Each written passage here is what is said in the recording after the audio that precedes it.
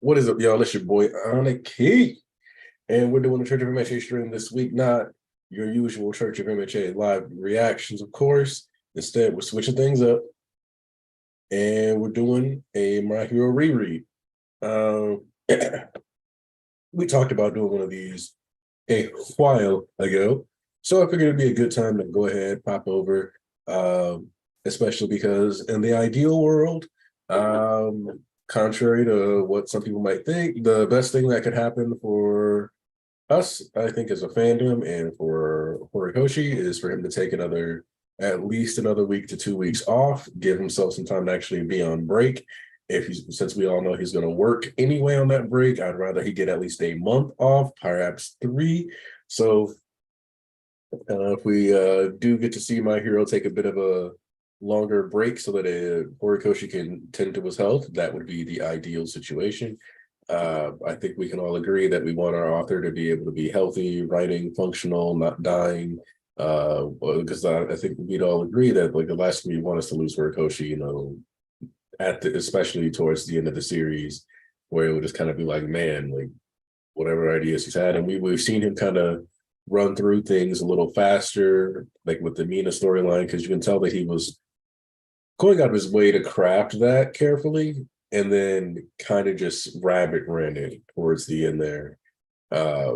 Easily could have been about 3 chapters, and instead it was all condensed into one. So, minimize the odds of stuff like that happening going forward. I think we can all agree the best suit in our best interest as viewers and readers. Let Horikoshi get himself a break and hopefully have some time to not only work and get maybe like a chapter lead, but just take care of his health. That's at least, maybe you disagree. Maybe you think, he needs to stick to that mangaka grind and just keep going.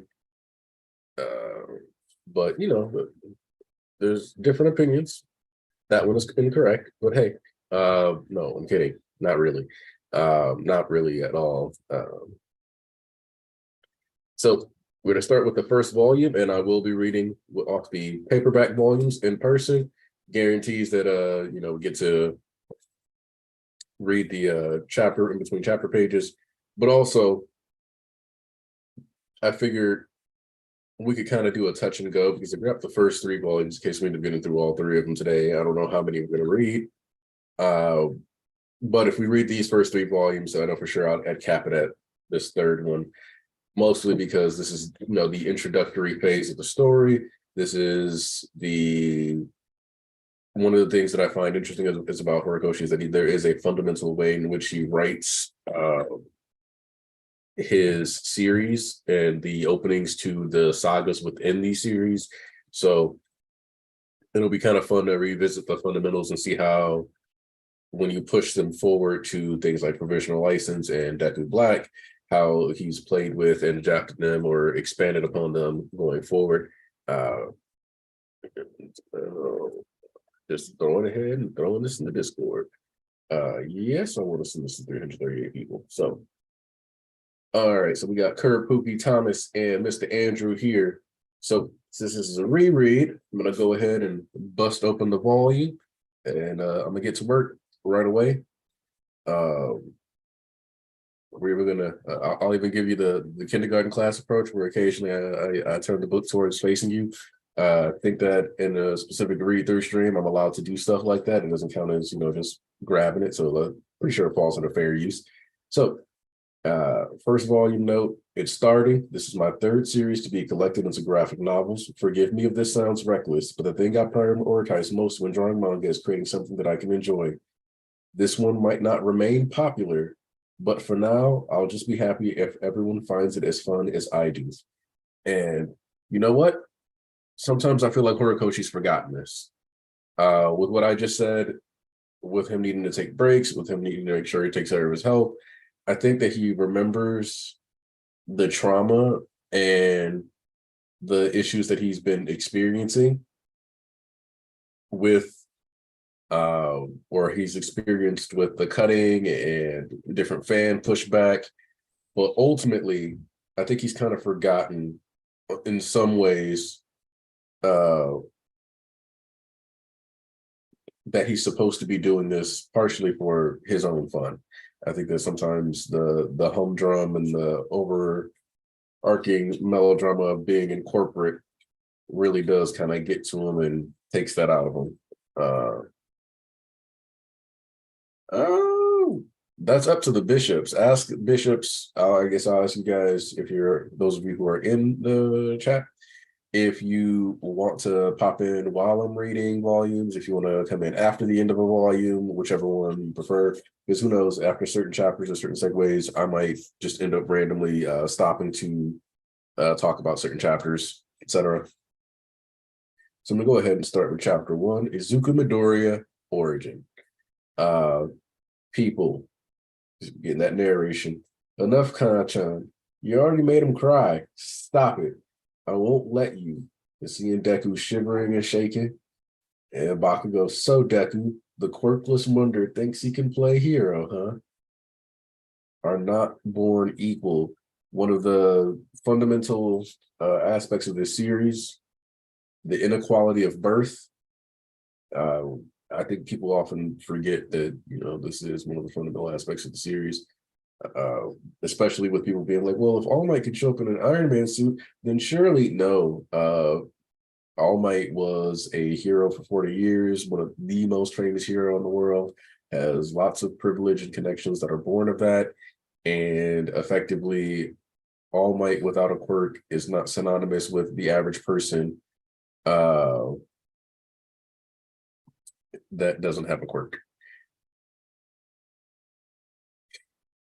And have we had an Izuku Midoriya Rising chapter? I do not believe we had.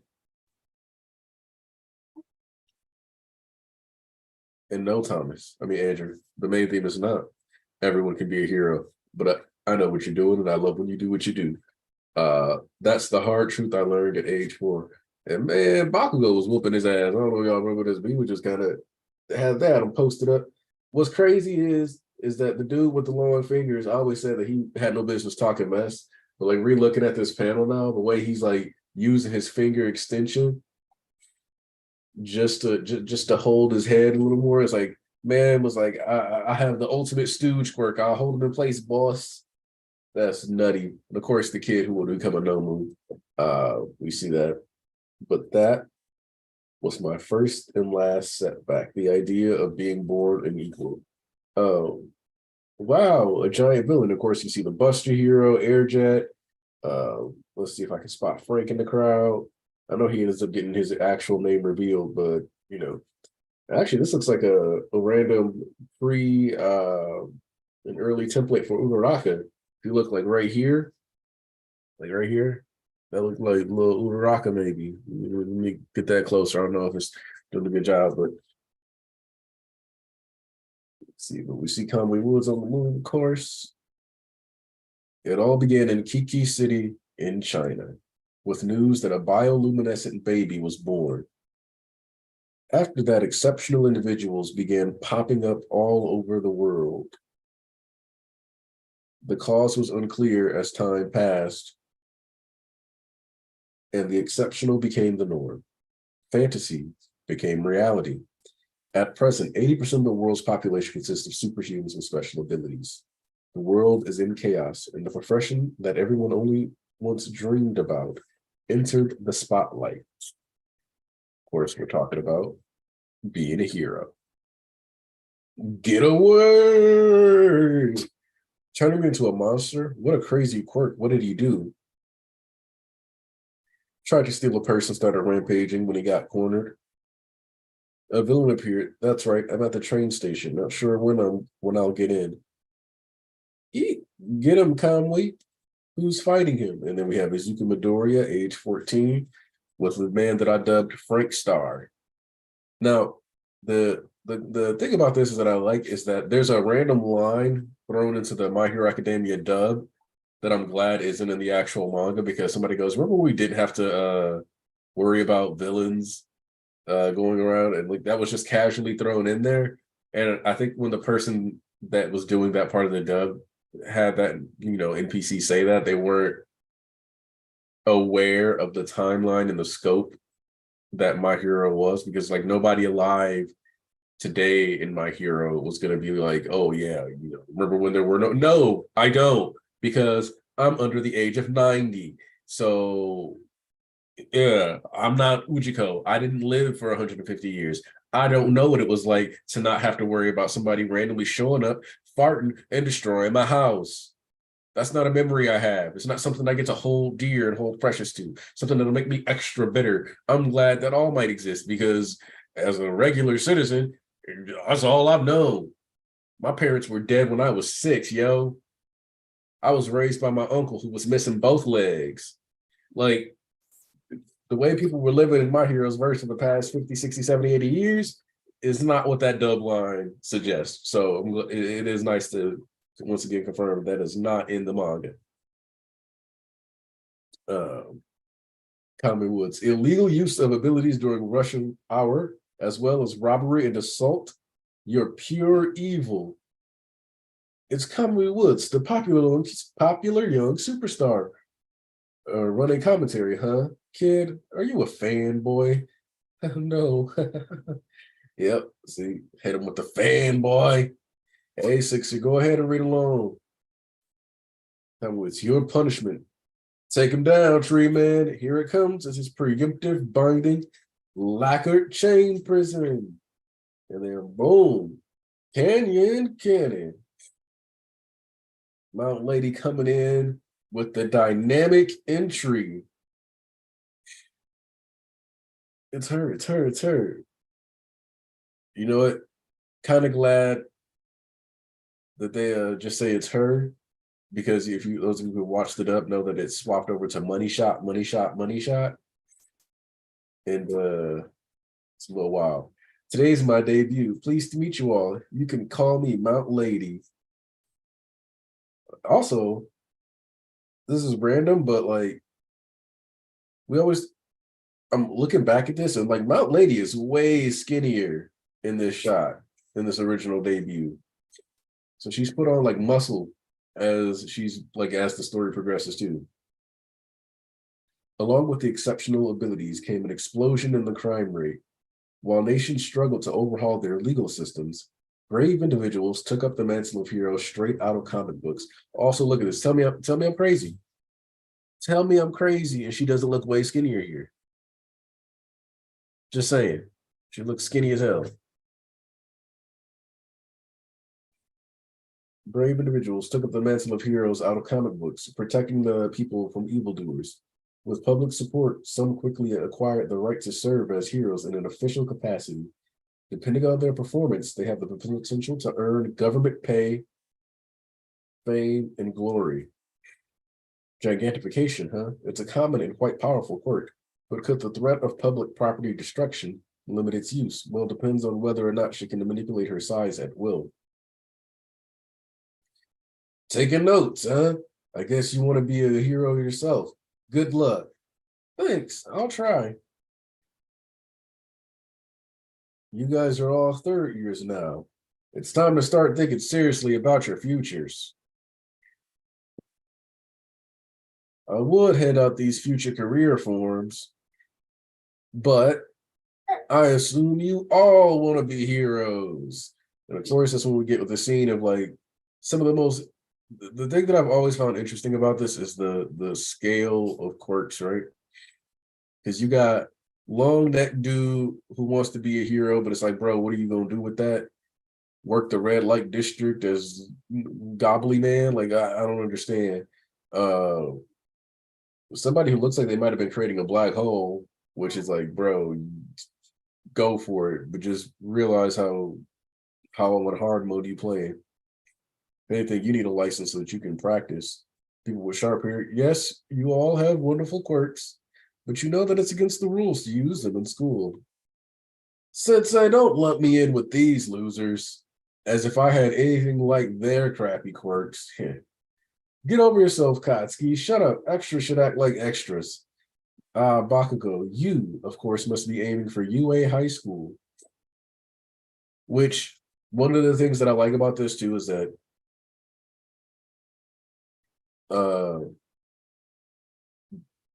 some of these folks that like were boldly raising their hand, like, yeah, I try to be a hero. Second UA's mentioned.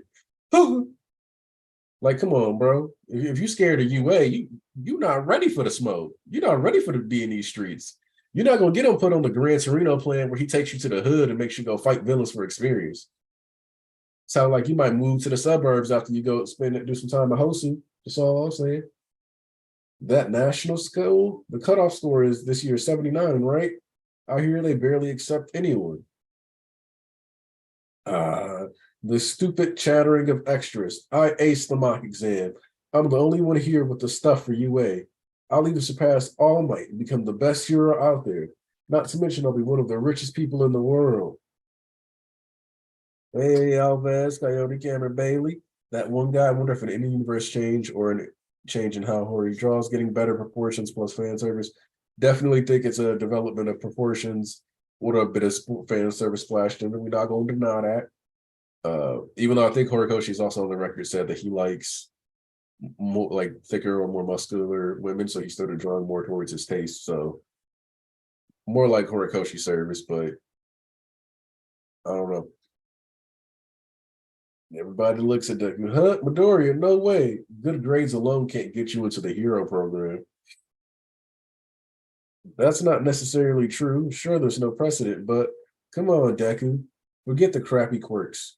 You're totally quirkless. And you think you can rub shoulders with me?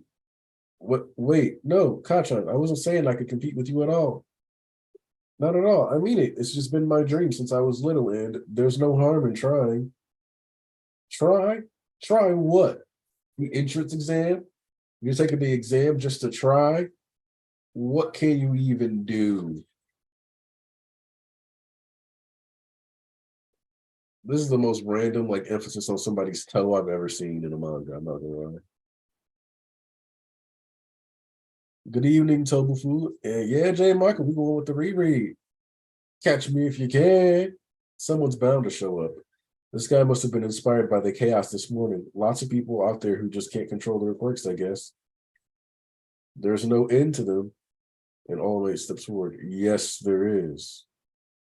Why, you ask? Because I am here. Let's go to karaoke. I can't today. The incident this morning is all over the net. I'd better get home and get my notes in order. We ain't done here, Deku. What's that, Koski? For my future? Seriously? This guy, Midoriya. Come on, give it back. And we get the classic notebook destruction. Why? The best heroes out there, well, they showed signs of greatness even as students. I'll be the first and only from this crappy public middle school, the first to win the honor of becoming a UA student. Guess I'm just a perfectionist. So vain. In other words, don't you dare get into UA, nerd. Geez, typical. Come on, say something. He can't say anything. He's so lame even as a third year. He still can't face reality. You want to be a hero so bad? I've got a time-saving idea for you. If you think you'll have a quirk in your next life, go take a swan dive off the roof. We'd have to see Proto Deku shoes before the iconic ones for real. I remember when I first started watching MHA and I called Bakugo by his first name Katsuki so bad. Yeah, what? Of course, the classic explosions into his fist. Idiot, if I really jumped, you'd be charged with bullying me into suicide. Think before you speak. This is also one of those things that I feel like the anime purposely like skirts around, both in English and Japanese, where the vinegar incident is never mentioned as a suicide attempt, even though it was a suicide attempt. And he directly states, like, you know, you would have been charged with bullying me into suicide here.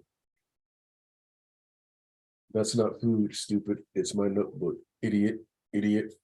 Mom, computer time. Again, Izuku, I think you're responsible for tens of thousands of this video's views. It's a little too scary for mommy to watch. It was an old clip. There was this big disaster a while back, but in the aftermath, are you seeing this? He's already saved 100 people. It's only been 10 minutes so far. A certain hero made his debut. And he's smiling. Fear not. Why, you ask? Because I am here. He's so cool. When I get a quirk, I want to be just like him. I'm afraid there's no hope for him. Yeah, even Dr. Garaki was skinnier back then. Like, look, this man, and we know now that based off the way his quirk works, he got to be a big boy. Yeah, even Dr. Garaki was skinny back in the day. Everybody was just skinnier. Oh, MK the wife would drop a sketch of Hori's first sketch of Mount Lady. Let's see that. Let's see.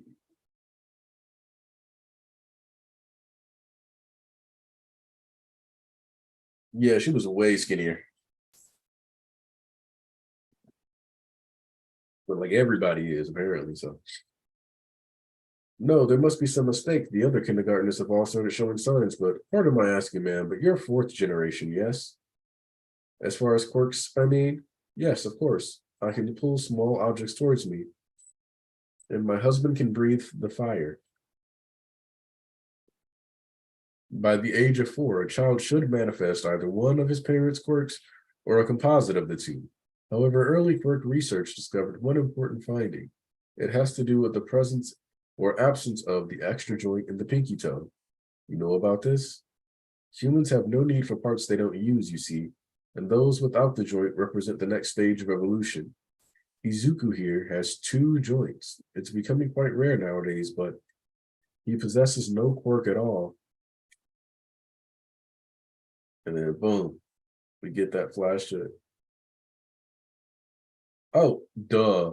That's what the emphasis on his toe, his shoe is in the first couple chapters, in the first couple pages. It's to tell you, oh yeah, we're going to emphasize his toes later uh, as a part of why he doesn't have a quirk. Duh. Uh,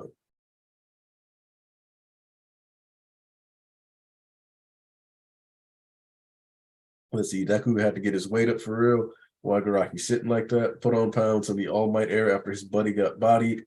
Hori really found his own heart. Yeah, that's what I think it really comes down to. It's like Hori getting to do more and more of his own art style.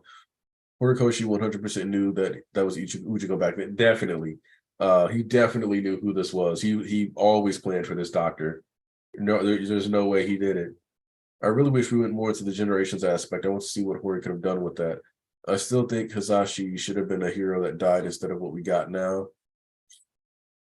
Also, in regards to the fourth generation comic, it's good to note that he does say like you're a fourth generation as far as quirk users, but I think he's referencing within the scope of his family, because a generation can be 15 years, it can be like 25 years, so generations are nebulously in between that time frame. So if we just say 20 years or so, then you kind of get like this, or 15 years, you kind of get a smooth 135, 150 years that quirks have been around, and that kind of makes more sense in line with what Ujiko's age seems to be, and all for one having been around since the first generation of One for All, etc. No matter what kind of trouble you're in, he'll save you with a smile. A superhero, a super cool hero like that, that's what I want to be. I'm sorry, Izuku. I'm sorry. No, no, Mom. Back then, what I wanted you to say was, that was when I decided. I decided not to care what anyone says, to keep my chin up and keep moving forward. A medium-sized body to hide in. Of course, the sludge villain appears. What? A villain? Don't worry, I'm just hijacking your body. Calm down. It'll only hurt for about 45 seconds. Then it'll all be over. I'm saved. You're a real hero. I never thought he'd show up in this town. No point in trying that. I'm fluid, you see. I can't breathe. My body's getting weak. I'm dying. I'm gonna die. Someone help. I'm dying. No. Fear not, kid. I am here. Smash. You see, he still got the cola on deck. Shockwave, huh? Oh, all Mike. Hey, hey, hey, thanks goodness. You're okay? Excellent. What apologies for getting you caught up in my villain hunt. Mistakes like that aren't my style, but this is a strange land to me. And besides, I'm off camera. But my success is here, all thanks to you. I've contained the villain. So one of the things that I like about this also is that it kind of implies that All Might either drank an entire 2 liter or poured out the 2 liter while Deku was unconscious and scooped the villain into it. Or he like squeezed it in, like let the fluid pressure like pull it back in so that it would, like we like, oh, I have a water bottle right here. So like, when you do that, you like get like this to pull the villain into the water bottle or a soda bottle.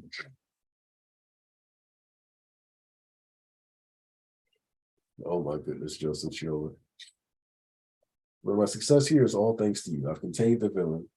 All Might, he's here. He's really here. Up close, I can really see. He's drawn in a totally different style. Oh, an autograph. Where's my notebook? He already did it. Wow, thank you so much. What a treasure. It'll be my family heirloom. Now I must bring this fellow to the authorities. You can catch me again on TV. Wait. Is that it? A pro battles, not only enemies, but also time. Hold on, I still need to ask you. Until next time. Thanks for your support.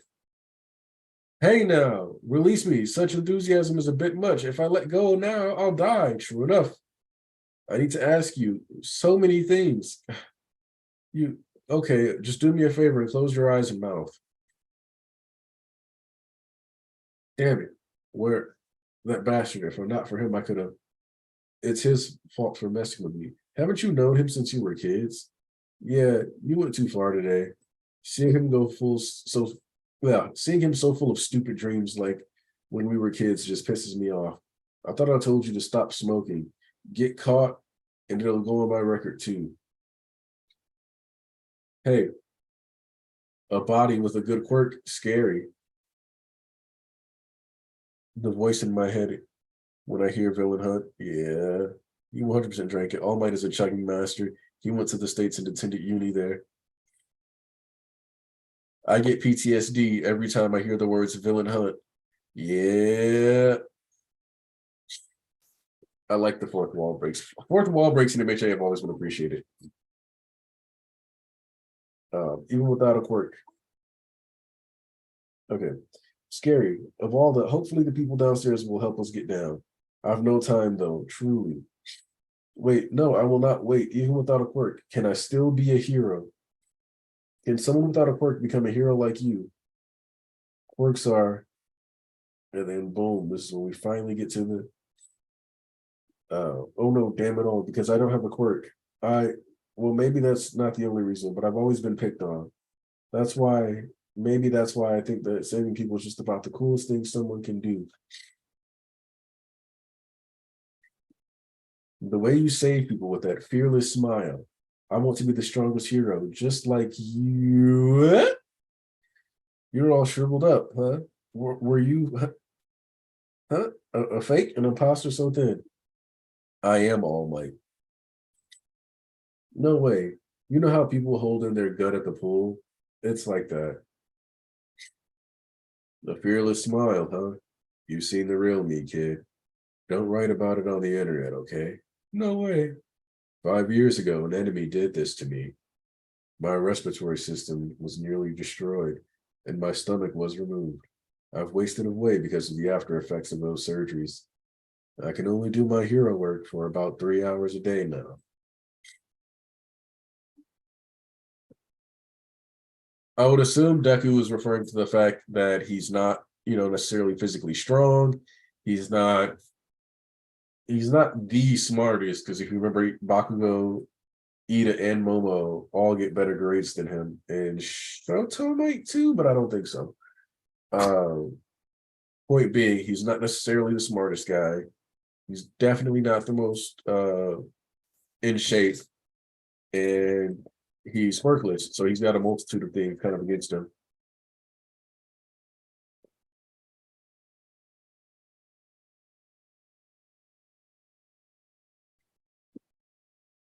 The first episode ending on All Might saving him almost creates like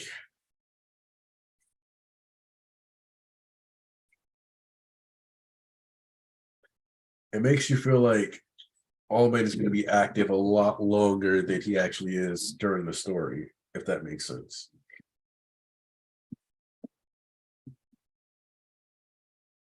All right. 5 years ago, was that when you fought Toxic Chainsaw? That low life, he could never do this to me. This was never made public. That is, I asked that it not be made public. A symbol of peace who always saves people with a smile must never be daunted by evil. The reason I smile is to stave off the overwhelming pressure and fear I feel. A pro should always be ready to risk his life. Without power, can one become a hero? No, I should think not. If you desire to help people, becoming a police officer is always an option. Those villain custody officers are often mocked, but that too is admirable work. It's not wrong to dream. However, you need to be realistic, kid. Which I actually really do like the heavy and dark realism of this conversation. You know, we talked about this on stream before, where within the scope of the universe, within the story, outside of making sure that an All Might level person cannot exist and is completely unnecessary and there's no threats on that level, you cannot make a fully quirkless Deku work. So I'm always glad that that's just not the case. And Horikoshi really was kind of cramming the panels back then. All Might asking it not to be made public can be seen as seeds for the commission. Hero Society would have been way different if everything was in the open. That is true. We don't really start exploring the Hero Safety Commission until provisional license arc, but that is a very valid take because of the fact that ultimately what we get introduced to at each juncture of these introductory phases is the governing and the approach to the political scene within Hero Society. And so each time we revisit it and we add another layer of detail in some form or fashion, and we expose a bit more of how the underpinnings of Hero Society government works.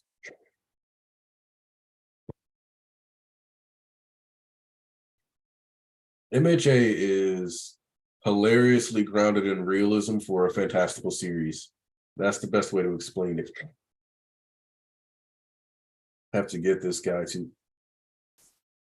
Oh no. And then boom, we get Bakugo being attacked by the sludge villain.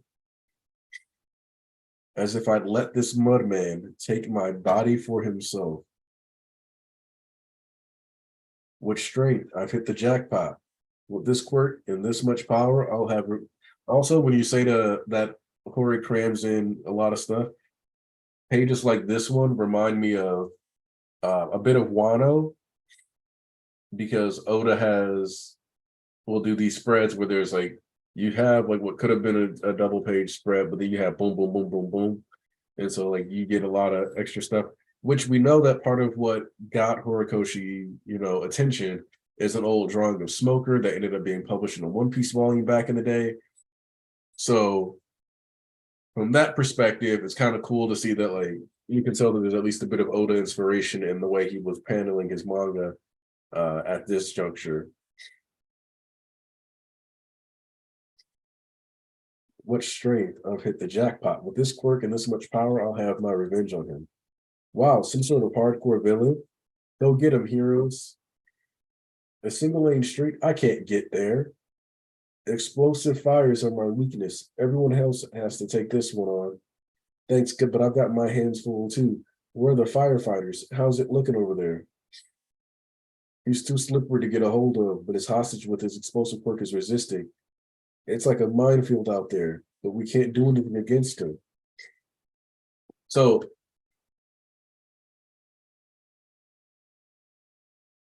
course, we got death arms here, sitting here, just not being real useful. Everything is just out of his hands. I didn't mean that in a bad way, as far as that Wano comment.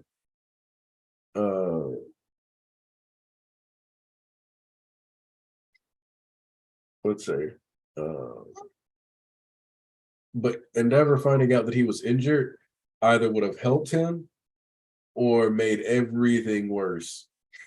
Because it would have been like, I can't beat an injured dude. Oh no, I'm sickened. He's too slippery to get a hold of. There's a minefield out there. No good. There's no one here who can stop him. Just got to wait for someone with the right quirk to show up. Until then, keep damage to a minimum. Someone will come. We need that kid to hold on just a bit longer. Shoot, if only I had the power to blow him away. That's when it happened. I lost track of time dealing with that fan led to this. Pathetic. Pathetic.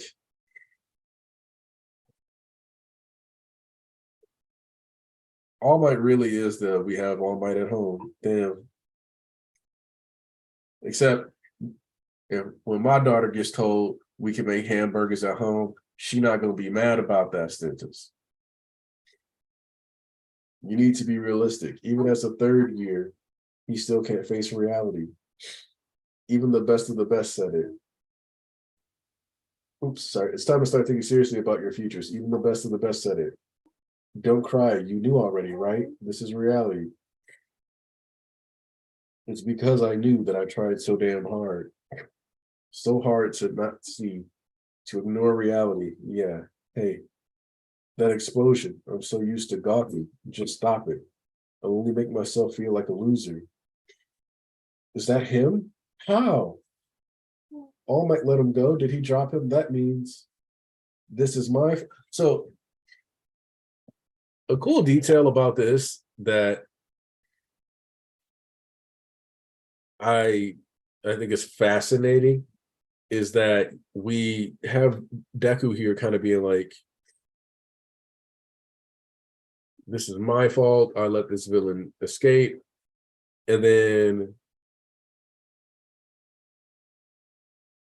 oh my goodness, this is Coyote. Coyote, I have a deep love for you.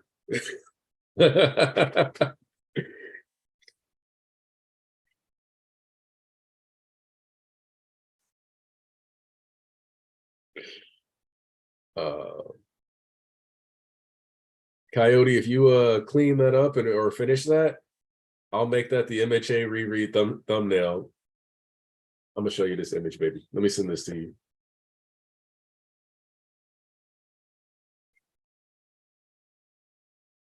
Copy image. Let me send that to my wife so she can see the glory.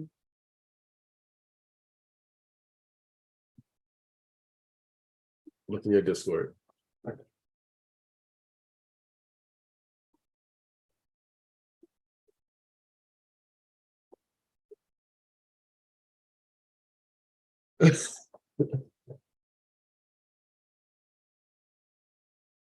That's another thing that people take out of context. When Midoriya says I trained so hard, people say you didn't train at all. So one of the things that I like about, and one of the best examples of this is modern sports.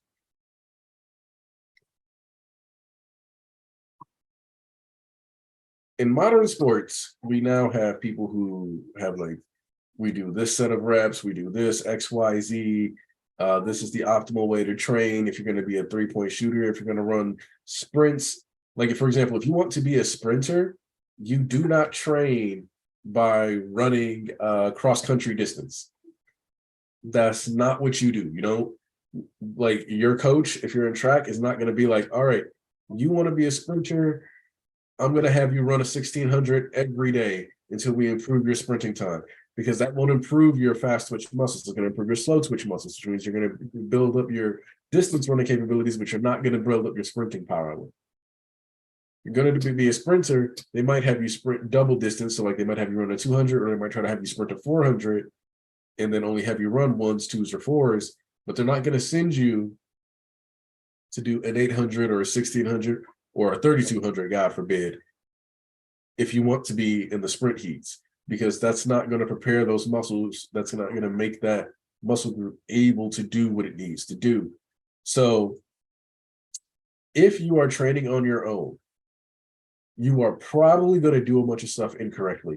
You have to have somebody, or like you have to have a bunch of research available. And when you're researching all these different quirks, all these quirk versus quirk matchups, how different quirks, basically, and I'm going to say this because my wife and I have started playing, my wife and I have been playing League of Legends together for like the past month. I used to play a lot of League, so she got decided to throw her hat in the ring and start playing League. So now we play League together sometimes. And in League, there's about 140 to like 150 characters. There are dozens upon dozens upon dozens upon hundreds of different matchups, team combinations, and ways that a game can go down, certain gold spikes, itemization choices, different item actives, ultimates, timings, dragons, buffs, just different things that can change the way a champion is scaling from minute to minute.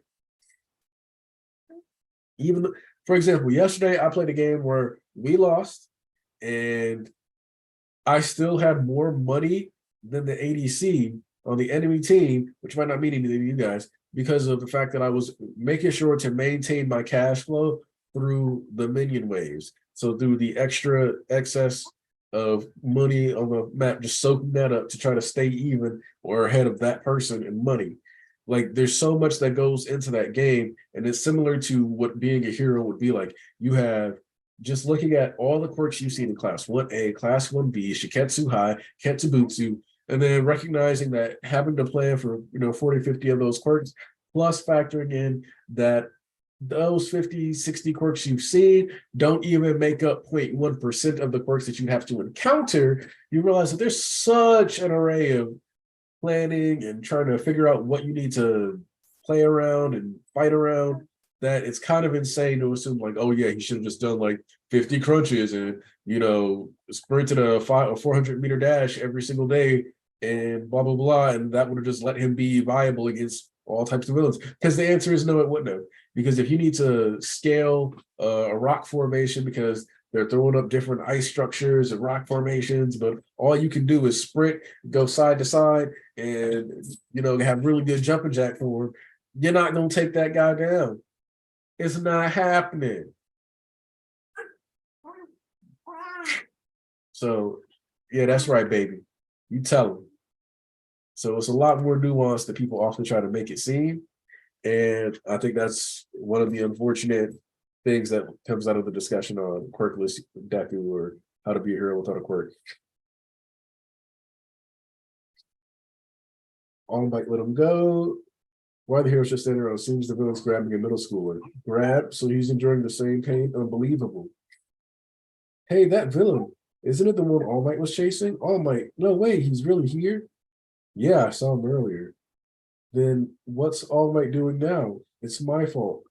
All Might can't do anything. This guy can't be caught. We have to wait for someone with the right quirk to show up. Hang in there. I'm sorry. I'm so sorry. Someone will come to save you soon. A hero's bound to come.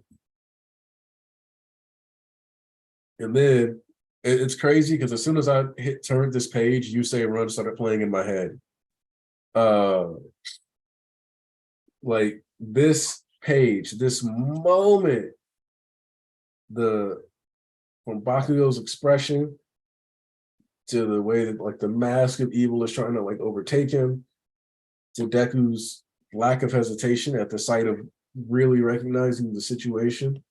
And these on the second adaptations, on one hand, it is personal because it's Bakugo. On the other hand, I think it's gotten to a point where now Deku was going to move to save anybody. But what I like about this on the fly adaptation is that this is the same recognizing and still reacting that we see when Deku is versus Nagant.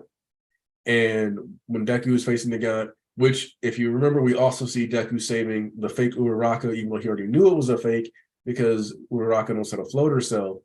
Instantly, he still goes to save her because he's like, that fall would have been dangerous. And of course, it ends up being Toga, but it doesn't matter.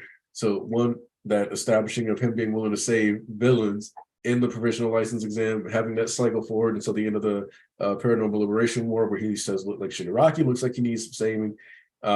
Which of course we had the in-between checkpoint with Gentle, and just something that helped him build up that villains can be saved to mindset, in contrast to Shigaraki's mindset that we explored and learned about, which was that villains are people who were not saved, is kind of the takeaway from what Shigaraki is saying. The bad people of society are villains who were not saved, or children who could have been heroes but weren't, and they have that same zeal. So then Deku runs in. Get back here, you fool. Stop. It's that kid. Deku? Why am I running? What am I doing? You're dead. What do I do? What do I do? At a time like this, page 25, Tommy Woods, throws that backpack full of stuff. Kachan! And it swipes away his face. My legs just started moving. Why? I don't know. There were any number of reasons. There's no hope. Thanks, I'll try. It's my fault. You think you can rub shoulders with me, Kachan? No harm in trying. My dream, a super cool hero. You need to be realistic, saving people with a smile. But at that moment, you look like you needed saving. Oh, I just have a lot of congestion because of my allergies. Right from the beginning, you see the problems with Hero Society. All these heroes being flashy are suddenly too scared to do the right thing, except Deku. And he ends up criticized for it too, just showing that they're too comfortable with All Might bailing them out every time. Yep, the hero is bound to come. Always. Always. Stop it, pathetic. Just a bit longer. So stop getting in my way. Does he have a death wish? He'll die for nothing. I'm also going to point out that the fire hose hero could have at least been spraying more water or something to help dilute the body, at least attempt to, but that might have also been counterintuitive towards Baku getting some explosions off, so we'll leave that alone. The lesson I left you with, I should practice what I preach. A pro should always be ready to risk his life. Detroit, and then we see the big old shock wave into a little mini tornado. Oh, snap. Ugh. He changed the weather with a single punch. Amazing. That's All Might. Afterwards, the heroes collected the villain's scattered body. Seems like the police managed to get him into custody. The heroes were really mad at me. There was absolutely no need for you to put yourself in danger. Tachan, on the other hand, got all the praise. You were real tough out there, and that quirk. Consider becoming my sidekick once you go pro. I wanted to apologize to All Might. I guess I'll just leave a message on his website when I get home. Hey, Deku, I never asked you to save me. As if you could. Well, I could have beaten him myself. How dare a failure, quirkless person like you pity me? Trying to win me over? Don't you dare mock me. Stupid nerd. What a tough guy. He's right, though. I couldn't do anything. I couldn't change anything. But still, I'm glad. Now I can finally focus on a more realistic future. I am here. All Might, why are you here? You were surrounded by reporters. Shaking them off is nothing new to me. After all, I'm All Might.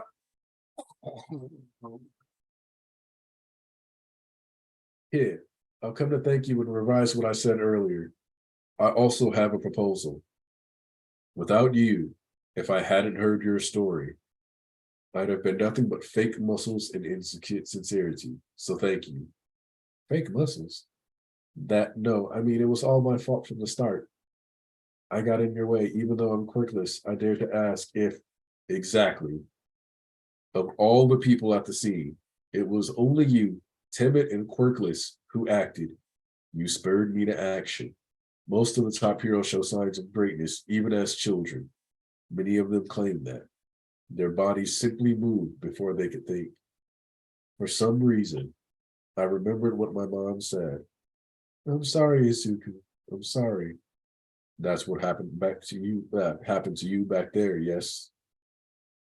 Yes. No, Mom. Back then, I wanted you to say, you can be a hero.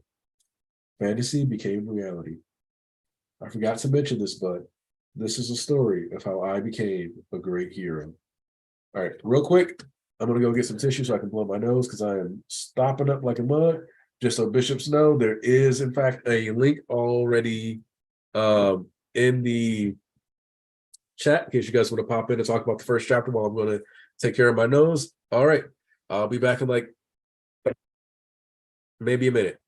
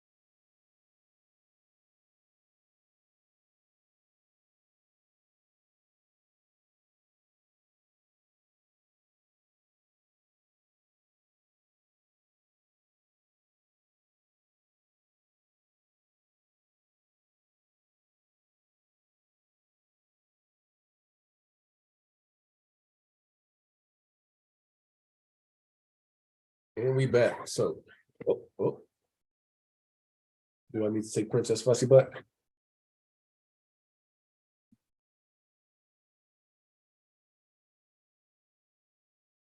Okay. Let's see. Signaling is evolution as slow as it was. Technically, Ernest right.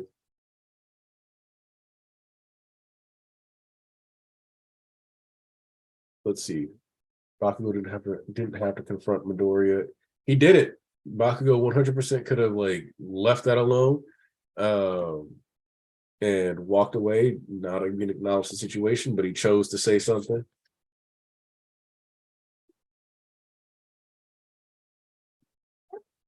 Deku had to earn his right to be in the story during the first chapter, and he did. Yep.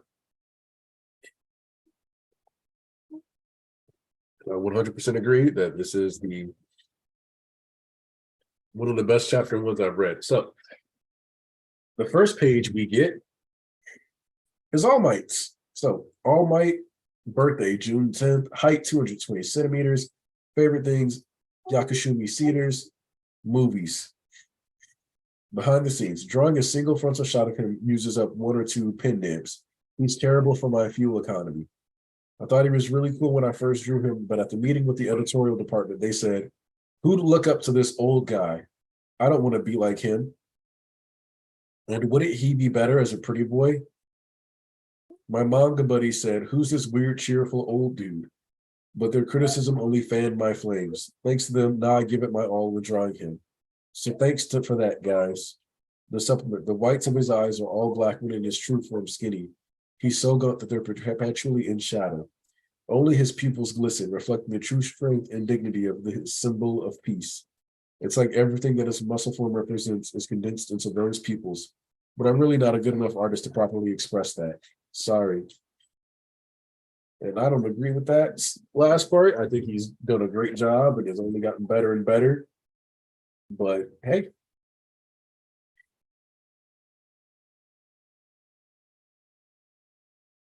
this is interesting to examine in the context of the first chapter for Koshi's previous series, Mirage. Deku had more agency. Things just sort of happened to Astro. No, life hit Astro like a ton of bricks. Like that boy got jumped by life. Jumped by life.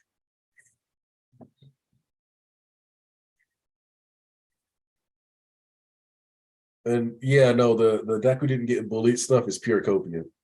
Like you can like a character and admit they do bad stuff. People do it every day for Endeavor. People do it when they say they like Griffith. People do it for far worse things than what Bakugo has done. So it's so weird to me. The number one hero, All Might, age unknown, quirk also unknown. Ever since he appeared on the hero scene, his strength has won him undisputed popularity. Every year that he's been active, he has seen a marked decrease in the appearance rate of villains. His existence alone is a deterrent to villainy. He's a man who lives up to his name as a symbol of peace. And that man said, "You can be a hero to me." Huh? Midoriya? No way. You're totally quirkless and you think you can rub shoulders with me? There's no hope for him. I'm sorry, Izuku. I'm sorry. Which I think it's interesting how many times we come back to that statement by his mom within the first two chapters. Oh, here we go with All Might with the genus neck. Yeah, you're 100% right. He just got way better proportions down the line. It's what I'd always wanted to hear from anyone. And my idol said it to me. Could I wish for anything more?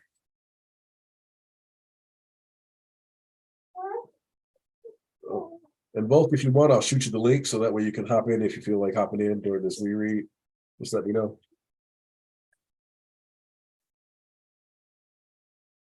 Anything more? I believe you're worthy of inheriting my power. Huh? What's that face for? It's proposal. The real work begins here. Listen, my boy. I'm asking you if you want to try accepting my power. Hold on one second. I got to get Princess Fussy Butt.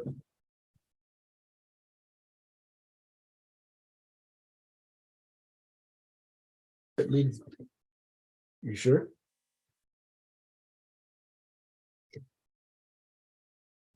All right. His power? What's All Might saying? This concerns my court kid. The tabloids like to guess that it's super strength or boost power. And I avoid the question in interviews by making jokes. Because All Might, the symbol of peace, has to come off as a natural born hero. But my quirk, it was passed down to me like the Olympic torch. Passed down to you? Hey, baby, I think she needs jacket time. All right, y'all, you're going to see a patented Anarchy Smash parenting technique. I'll be right back.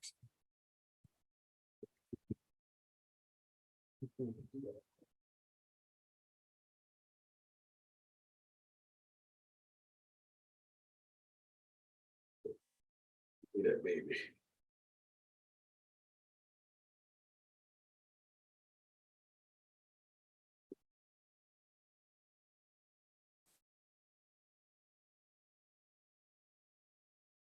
Yeah.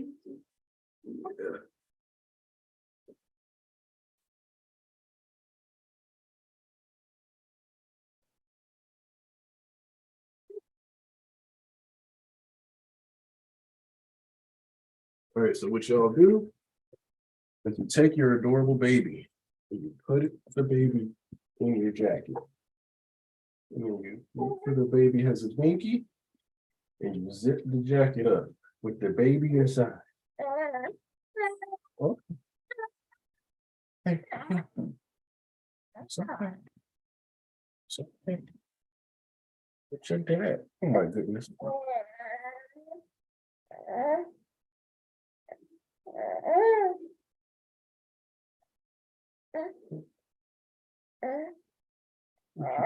Baby.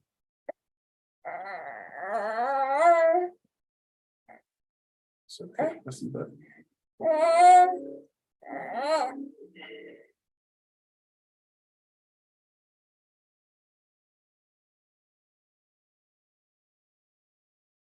And boom, you got a calmer baby.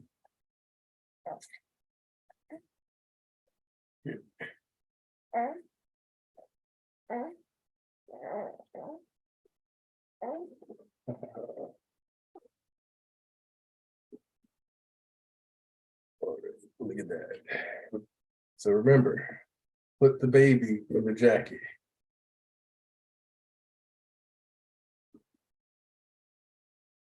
All right, so, but my quirk, it was passed down to me like the Olympic torch. Passed down to you? Yes. And now it may be your turn. So what I like about this is that there's actually an uncertainty in whether or not the quirk is going to get passed down here, and how All Might says that. You know, he says it may be your turn, which whether Horikoshi fully intended to consider exploring, because you know, at the end of the day, you have to weigh your options. And obviously, when you're trying not to get cut, you don't know for sure which story beats or which aspects of the world you'll be able to cover. But it does, this verbiage does give us the opening opportunity for other characters to come into play that may have been off-one candidates.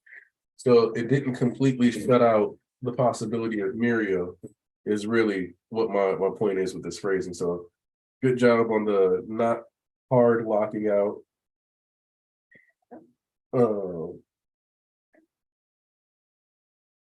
Yeah, yeah. Yeah. You don't need it right now? All right. You don't need it right now. Daddy's gonna read, okay? Let's see. Well, hold on a second. To be sure, All Might's quirk is one of the 7 great mysteries of the world. There's even endless debate over what it might be. There isn't a day that goes by without some new theory on the internet. But well, now he says it was passed down to him. Naturally, I have no idea what he means. But more than that, that's not even a theory that anyone's proposed before. That's mostly because we still don't know so little about the quirks really are in the first place. I mean, using from the quirk to begin with, each power characteristic is very, yeah. It's so very particular to a single person. Block, block, block, block, block. What you doing, little baby? You really doubt me that much? Nonsense. I have many secrets, but I never lie. I have the ability to transfer power. That's the quirk I inherited. It is called One for All. One for All? Oh, wow. Oh. Yeah, that's my baby. What you doing? You gonna throw up on my jacket again? Maybe? You telling me? Maybe? Yeah. Here, stop trying to eat your dad's jacket. Okay. No, you just want to eat jacket? Hmm. Hmm. He's all right. The first person cultivates the power and then passes it to another. The next refines it and passes it on again. In this way, those crying out to be saved and those with brave hearts, brave and true hearts link to form a crystalline network of power. Let me see something real quick. 1, 2, 3, 4, 5, 6, 7. All Might is the 8th. So okay, yep, that works. Hey you, what you doing? What you doing, little baby? Yeah, that's my baby. All right, but all this why me? I've been searching for a successor for a while now, and I believe that you are worthy. You may be quirkless, a mere hero admirer, but back there, you are more heroic than anyone else. But of course, it depends on what you do. What do you say? He's told me so much. He's divulged his greatest secrets to me. Do I have a reason not to accept? No, not at all. Yes, I accept. I have no reason to refuse. And then we see that All Might grin, a quick answer. I expected nothing less. 2 days later at 6 a.m. But receiving that power, let me make sure. Oh, What you doing, little baby? Oh, oh, oh. Mm, mm.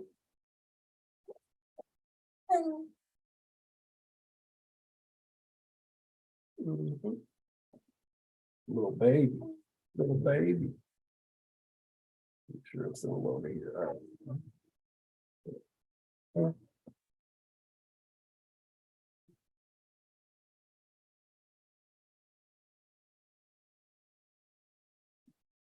Ain't all that easy. This fridge makes quite the comfy perch. A little movement would make it even nicer, though. Come on, All Might, you're 274 kilos alone. No, I've lost some weight. I'm just 255 kilos in this form anyway. Hey, why am I dragging this garbage across the beach anyway? Because you're an ill-suited vessel.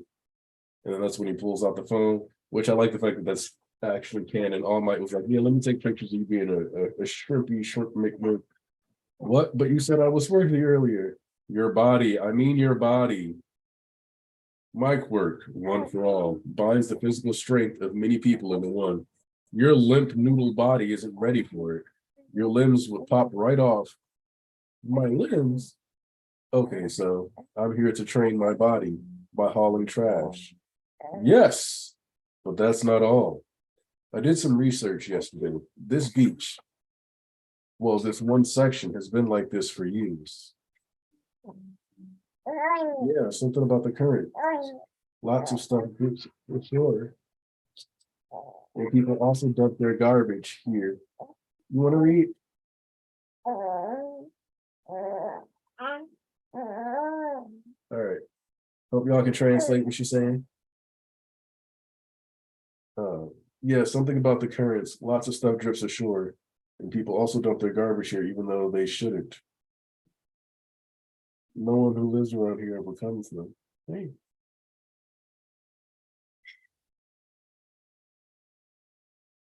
The young heroes today only want fame and glory. But being a hero is all about volunteer work. No matter how unglamorous, never forget that. Let's bring back this beautiful ocean view. This is the first step on your path to becoming a hero.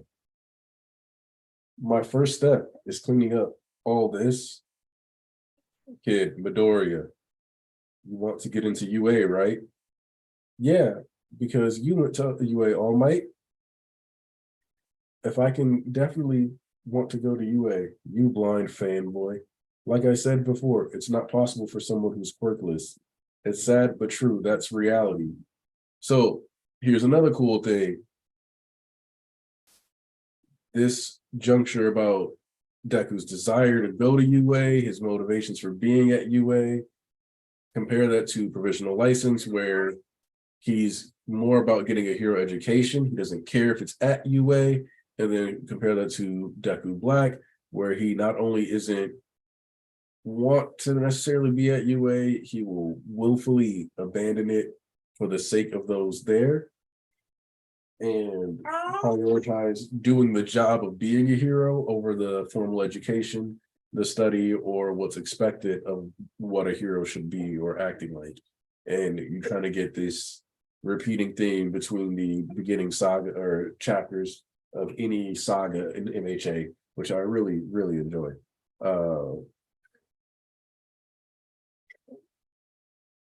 Let's see. But being a hero is all about volunteer work. No matter how unglamorous, never forget that. Let's bring back this beautiful ocean view. This is the first step on your path to becoming a hero. My first step is cleaning up all this. Kid Midoriya, you want to get into UA, right? Yeah. Yeah, because you went to UA all night. I can definitely go to UA, blind fanboy, like I said before.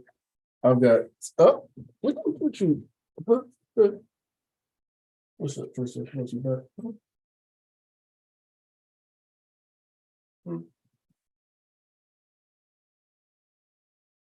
There's a spicy but yeah, there's a spicy but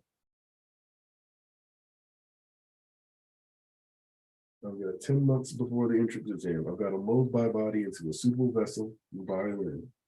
That's what this is for. My self-designed to pass the test American dream plan.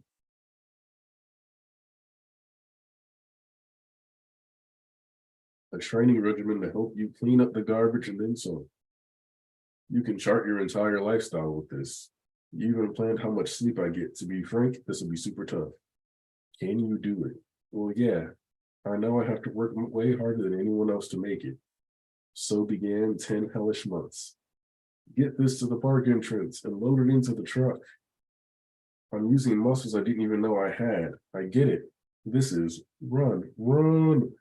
10 months is right around the corner. Let's pump you up. As architectural standards change to reflect the existence of those with superpowers, the Minister of Infrastructure, sheesh, 10 months of this, I'm in trouble if I can't finish at least a week before the exam. So there are 294 days of muscle recovery necessitates intervals with 2 days of rest, meaning even at my most efficient, I only have 98 days of actual training after work and 5 hours between morning and night, which makes for 490 hours total. Oh, you're not gonna believe this. Oh my God. Hurry, go show you're so funny. Oh my God. Oh my God. All right, so check this out. If you guys recall, I talked about how Deku having One for All on 24/7 during the Deku Black arc is basically him cramming an entire year's worth of training into a single fucking month. Now here we see Deku go out of his way to state 490 hours total. So we're gonna do some quick maths, my guys. So we go with 24 times 10, right? Because there's 30 days at least in a month that isn't February. So check this out. 24 times 10 is 240. So if we multiply that by 3, take 200, multiply that by 3, that's 600. Take 40, multiply that by 3, that's 120. That's 720 hours over the course of 30 days. If Deku had One for All on for 24 hours straight, if it was only for even 3 weeks, that is the 480 hour that he got out of 98 total days of training, out of the training days he got from Bloody All Might's clan. The same hour count condensed into a single month. Now, I forgot this page and this panel and this specific amount of time was calculated already in the manga when I gave you guys that math. I forgot about this specific page. But the math exists in the second chapter of the series to explain what was going on with Deku and his training of One for All. And what am I supposed to say? And one of the bishops sent both the link on Twitter while I'm reading. Got my hands a little full with the baby. I think she's starting to fall asleep though. Oh, wait a second. I think she is asleep. I can't tell for sure. Let me look at the camera and see if this baby's asleep. Yeah, she's asleep. Yes. Slumbering baby. Let me go copy invite link. Let me get this sent over to Volt. That's my boy. Let me get this over to Volt.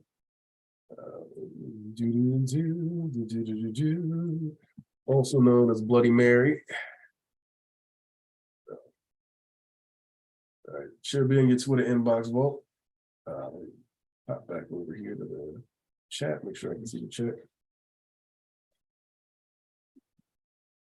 But yeah, so I just wanted to gush about this math real quick. That might make me a giant nerd, but either way, the math 100% tracks. You know, He did All Might's Great American Dream Plan, which, if you think about it, combines All Might's Great American Dream Plan with Gran Torino's Go Fight in the Hood plan, which really means that this is something that I didn't fully realize how thoroughly his training regiments were honored in the way that he executed what he was doing during the Deku Black arc. It's kind of phenomenal, really.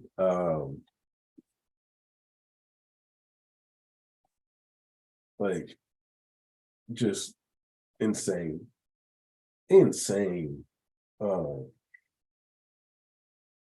me get past the math. All right. And I can't manage the garbage cleanup in time with just the usual strength training. My whole body needs to be solid for a job like that. It's all to train my body to adapt and deal with any situation, which is really a crash course in heroics. A crash course in heroics, you say? Like wandering the streets for a month straight, tracking down heinous villains. Interesting. And it's not like All Might will be supervising me at all hours. Oh, All Might's not going to supervise him at all hours or be there at all times. And thank you, nephew. So I'm glad to know that you appreciate the true glory that is this beautiful baby girl. I'll never pull it off without some effective self-training. First, I've got to figure out how to shave off some of my sleeping hours. Except that might have the opposite effect. So Deku's your average college student.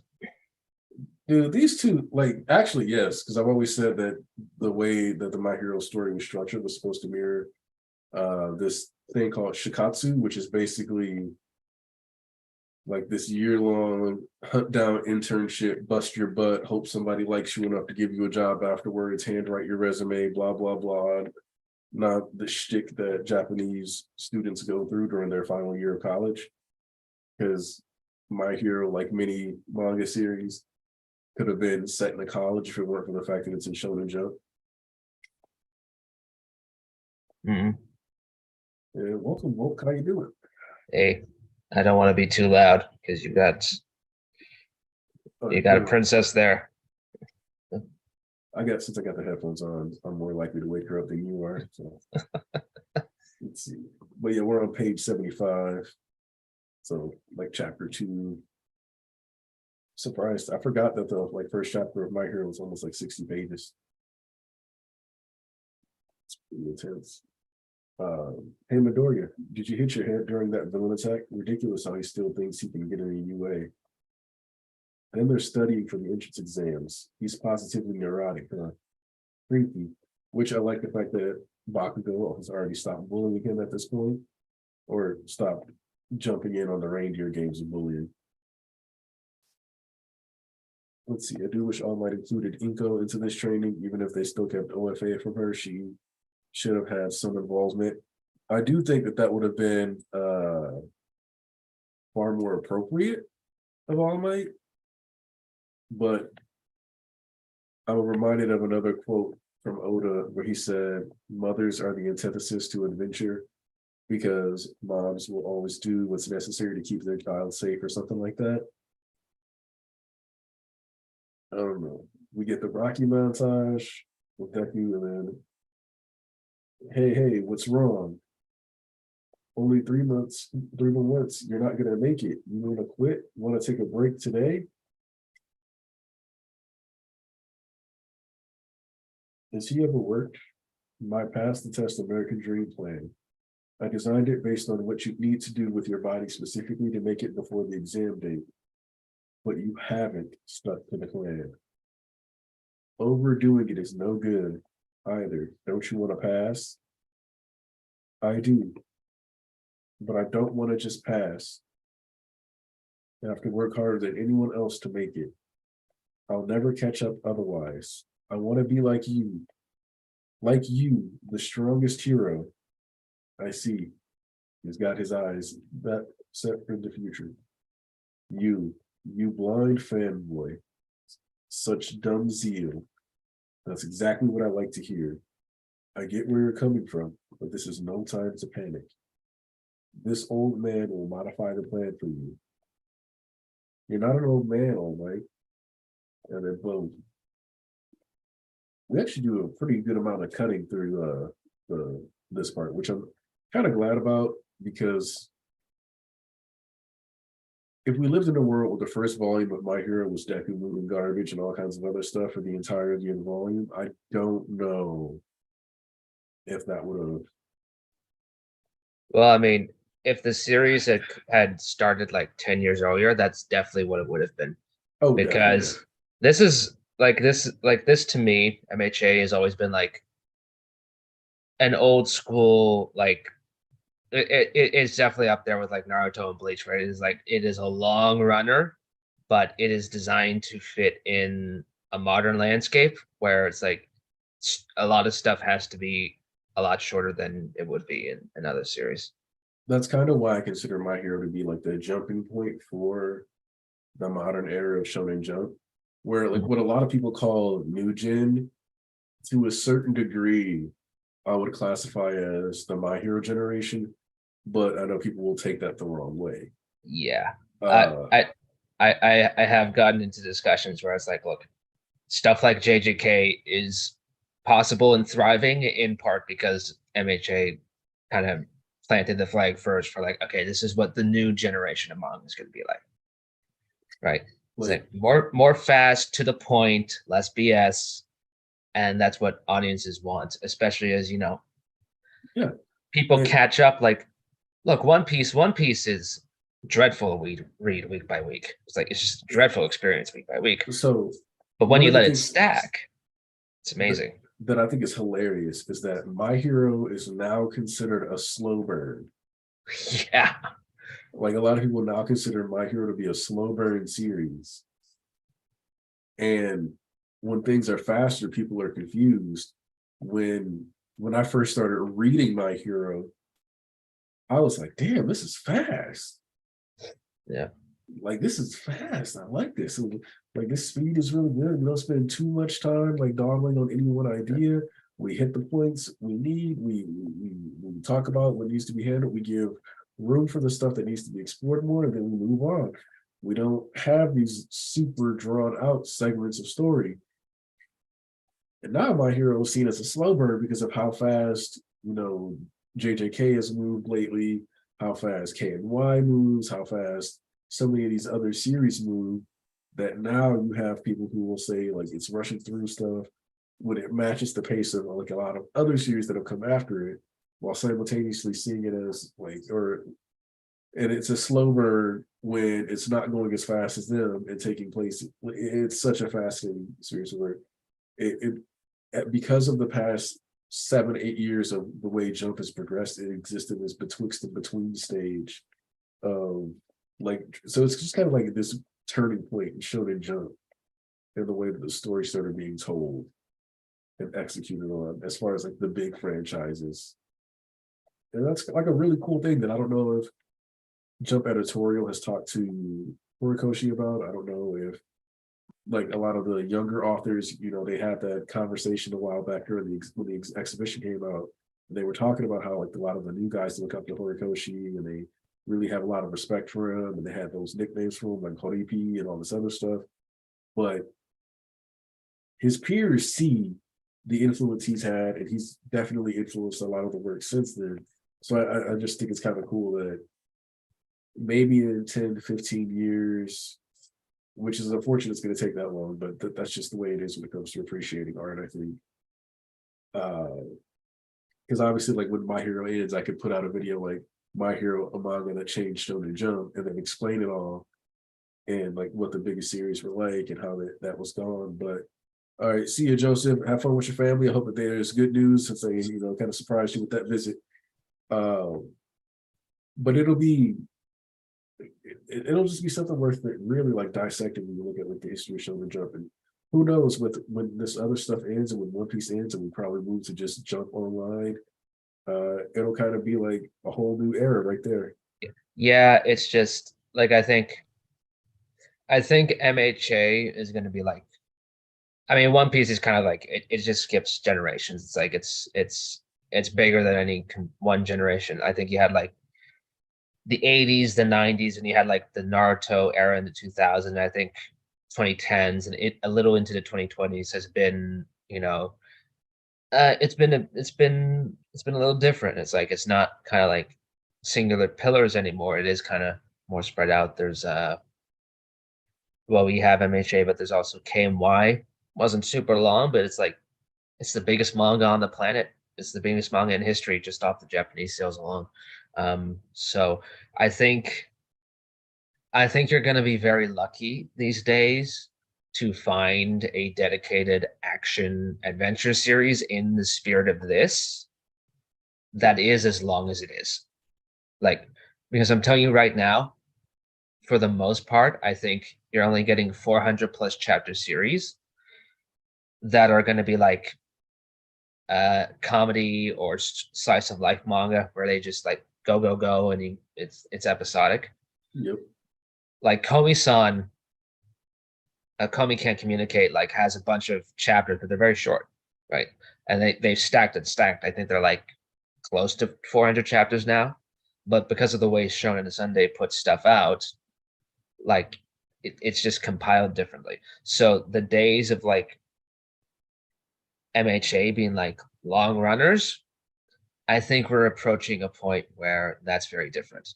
Like even Chainsaw Man, which is very recent, that's formatted itself very differently because basically Fujimoto terrorized the Jump editorial for like 2 years, and then he got out because he realized how far he wanted to push it. He needed to go back to Jump Online, at Jump Plus, and that's where part two has been kept. So if you see long runners, I think they might be in the vein of that, where they move onto the online scape. I think the print version of Jump, it's going to be undergoing some changes. You're probably not going to be seeing series that exceed past 250 chapters very often. It's like it's just. I think we either land with where you're saying, or what we end up with is a lot of the action authors. Like there'll still be a couple action series in Jump, Shonen Jump, but I think the JJKs, the My Heroes, that will be coming in the future are probably going to start shifting more towards Jump Plus. Because there's certain stories that these authors want to tell, and you're not going to get to tell that in Shonen Jump. Shonen Jump wants to stay as kid friendly as possible. That's part of why, like, while I tried to read Roboco and I just could not enjoy it, I thought it was I thought it was overly reliant on referential humor. Not enough like building up its own cast and stuff or a story. Like people whine about Roboco all the time. I whined about it for a while, but like it is for 5-year-olds. Like, it's literally for them to pick up a magazine, maybe read in the store if they don't want to spend like the $1.40 or whatever it is to buy it. And they go to the gag chapters, they're like, haha, that's stupid. And they go on about their day and they like do whatever, right? Like that's what it's designed for. So it's designed to be the classic, the funnies paper, you know. Mm-hmm. Let's see. All right. Oh, you sleepy baby. Okay. Let me get back in here. Getting all this help from you all night. I've been blessed. He's wrong. This is because of his own efforts. But you gotta quit being a crybaby. Anyway, time for the award ceremony, Zuka Midoriya. You know they say there's a difference between being born with that silver spoon and working your butt off to earn it. Take this to heart, kid. You've earned this power fair and square. It's like it's missed right out of a comic book within my reach. Eat this. Doesn't really matter what it is you eat, as long as you get my DNA. Now hurry. Not exactly how I thought this would go. The entrance exam begins in 3 hours. Okay. You know the latest chapter with Shoto coming in and there's like that stupid line of dialogue over the spread. Yeah. And like I get why people complained about that because like it is a very stupid line of dialogue, don't get me wrong. Mhm. But like that's just MHA style. Like it hits you with the cool stuff and then it just kind of brings you back to earth with like hitting you with something stupid. Whether it's like we've got five wieners on our side. Yeah. or Well, or that or that where or this chapter where it ends with like Deku's like he's on his way to be like the cool comic book hero that you always like, and then it's like he has to choke down a strand of hair. It's just like gross. It's just like it hits you with that little bit of stupid from time to time. So I well, don't think that ever really changed. so and that's one of the things too is that when MHA tries to make its funny moments as in character as possible, and then it tries to make those characters fit into the scenario how they can. So in the case of the five weenies comment, there's these kids, right? They're 5-year-olds, 5, 6 years old at most now. And they look at Shoto as five weenies guy because he didn't have a hero name. He said, I'm Shoto. Well, okay, Shoto, we don't that's not a real hero name, right? Like that's how they look at it. So these five weenies and those kids were in the pod needing to be saved. And the live stream footage showed them, five weenies on the way. So there's also what I like about that too is like not only does it work as like a kind of like this really like cheeky funny moment that's just like, oh my god, like really, but there's a certain level of innocence in them saying, five weenies is on the way. Like they're not saying, oh, Shoto's gonna kick his ass and kill him or anything like that. They're just like, our buddy, five weenies. Like our friend five weenies, he's gonna come save us. It's gonna be fine. And so like them getting to preserve that innocence, like that's what the heroes are fighting for, right? They're fighting for a 5-year-old to look at the situation and say, we're gonna be okay because five weenies is coming. Yeah. Not look at a situation to be like, I hope somebody kills that guy. Yeah. That's kind of like the main mantra of the series is like why All Might says I am here. It's not like, oh, you're here to punish the bad guys. It's like, no, you're here to save us. That's first and foremost. And it's funny that you mentioned about the live stream. I guess all of the main kids are gonna get like their big hero moments televised. So I already see like after Shoto like cuts down the blaze, I can see Toga like overcoming her like trepidations and like unlocking the full potential of her like copying abilities. And then Ochako has to step in and that's her hero moment. And then you're gonna cut over to Deku and Shigaraki at the end of all this, and that's gonna be Deku's hero moment. I'm wondering how Bakugo fits into all that, but then I remembered that they were filming him fighting Shigaraki, so they might release that afterwards. I So mean, they're getting a documentary. That much we can be certain of. mhm. Precious little human being. And then we get Deku's character page is one of the first ones we get. So Zuka Midoriya, behind the scenes, this guy started out in a one shot that didn't end up getting serialized, but I felt like using him again. So he's largely unchanged. He may look a little plain for a protagonist, but when I tried covering one eye with a lock of hair, all I could think was get a damn haircut. So I kept him plain. I honestly think that the plainer he looks, the better.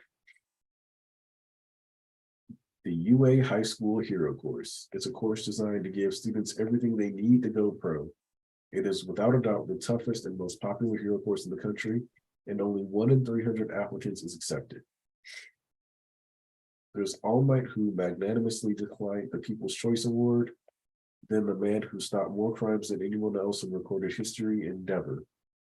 What's funny about this is that like Endeavor looks intimidating in this image, but he doesn't look like scary, right? Like Yeah, for what you would find out about him later, and like based on what you see here, I it's kind I of like, yeah, I think he was still tossing through some ideas like do I make Endeavor more of like a bumbling dad or do I commit to like making him an abusive father figure? And but we all saw what Horikoshi decided to do. Yeah. So yeah. And we know he was considering putting him at UA and then opted not to have him be a teacher because he said that the UA staff would have been too stacked if he that's basically what he says. Like UA staff would have been too stacked if I had this guy on their roster too. So which I kind of like the fact that none of the UA teachers are like top tiers based on what we've seen, or they at least at the very least are like semi-retired. Yeah, they're like I get this as like a couple of them are like just kind of waiting to live off the pension and just teaching to get some extra money. And also,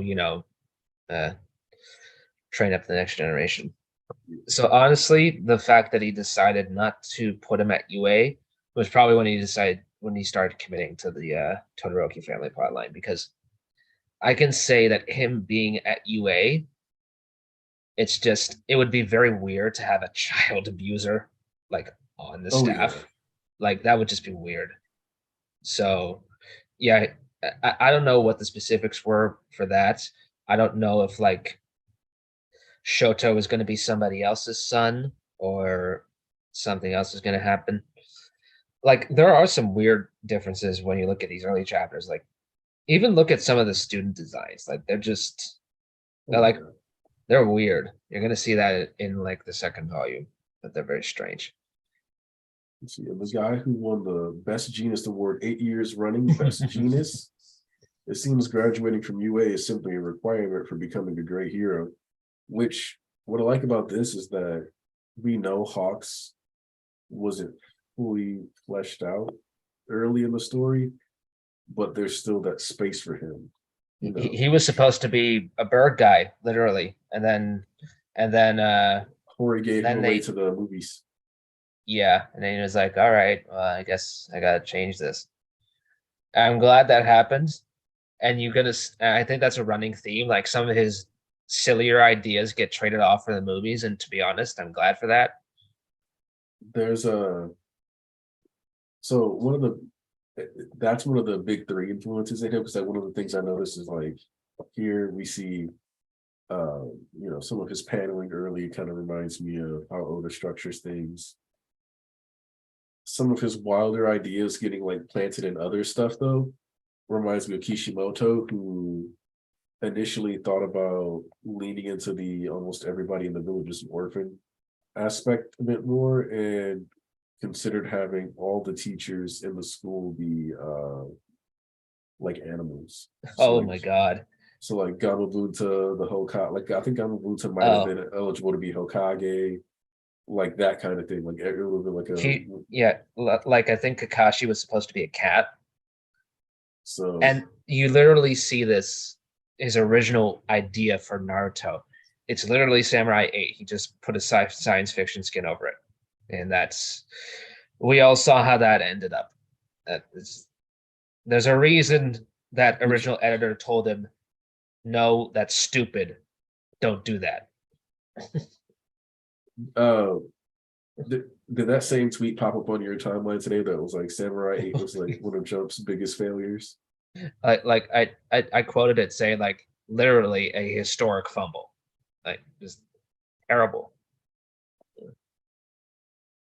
Boy, I finished my training with All Might. I don't even want to talk about Samurai 8. That's one that I'll save for another day. If we maybe have because I'm sure because I read the whole series.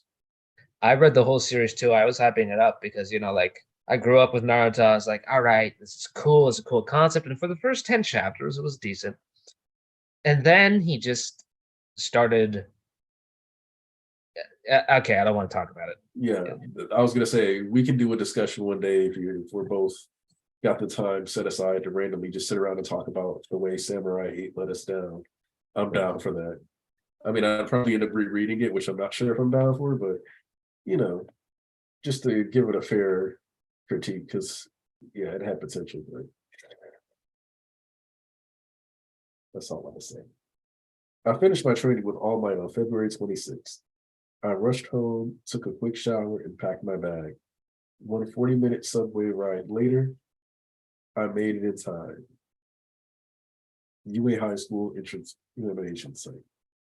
That day, I would take the practical portion of the general entrance exam for UA. There was no time to test out the power that All Might had given me. I ate that hair, but did it really do anything? Move aside, Deku. Kachan, get out of my way or you're dead. Katsuki Bakugo, age 15, which I do like it. I do like the fact that we get updates on their ages too throughout the early phases, like just to make sure we fully grasp. Yes, we've moved a year ahead. Morning, let's both do our best. Ever since that day, Kachan never tormented me again. Hey, isn't that Bakugo from the sled incident? Sure is. I gotta stop flinching instinctively. Yeah, but it's not like before. Just remember the past 10 months and move forward. My first step towards becoming a hero. This is it. So I do like the fact that they slid in, or I'll just die. And that was one of those things that I thought was kind of cool.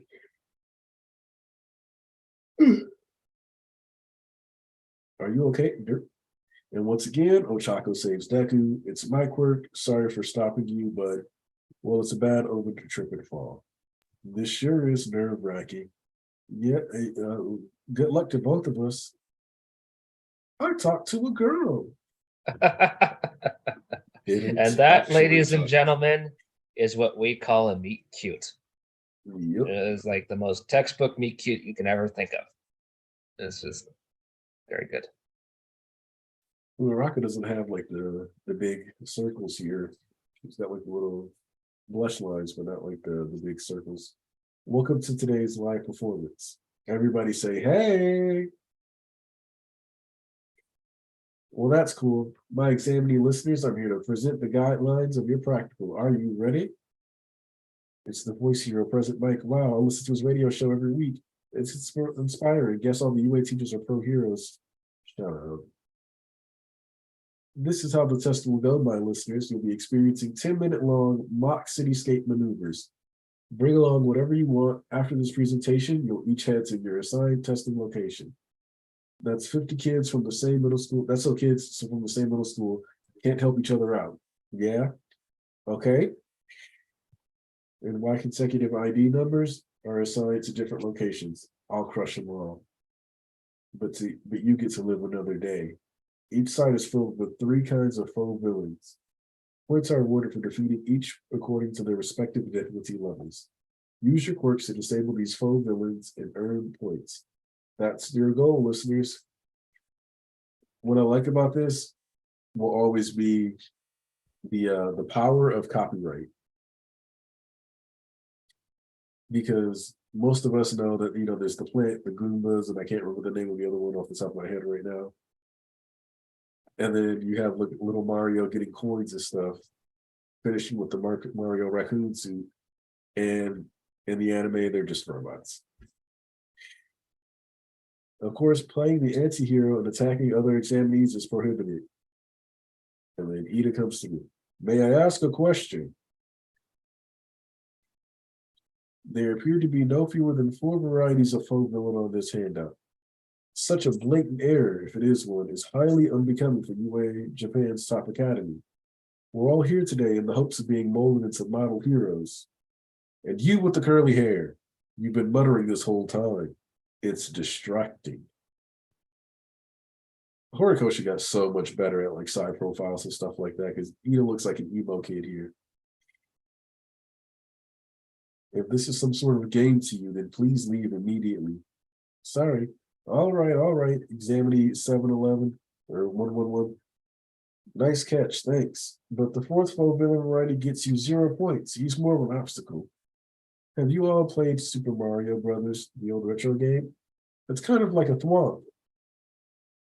Only one at each site, a gimmick that'll rampage around in close quarters. Got it, so it's like a stage gimmick to be avoided. Thank you, sir. I apologize for the interruption. Really is like a video game then. I like the fact that in this first phase, we get the video game reference, and then we cycle back to the video game reference of the original license with Mirio, and then being like, so your stuff is like a glitch in a video game. And then you circle back again to the main character syndrome and all the other stuff being called out in Act 3. That's all for me. I'll leave my listeners with our school's motto. The great hero Napoleon Bonaparte once said, true heroism consists of in being superior to the ills of life, plus ultra. Break a leg, everyone. Chainsaw Man replaced with a switchblade. Copyright is weird. Hello, yep. This is the best. No, they did Chainsaw Man dirty in the anime. They switched his head for a handsaw. So you just had the classic handsaw on his head, like a whole city, and they've got a bunch of these on the grounds. Why is everyone so confident? Aren't they nervous? They even got equipment to match their quirks, huh? And we already see Aoyama with his laser belt. It's her. We're at the same test site. I've got to thank her for earlier. That girl seems to be doing some kind of meditation.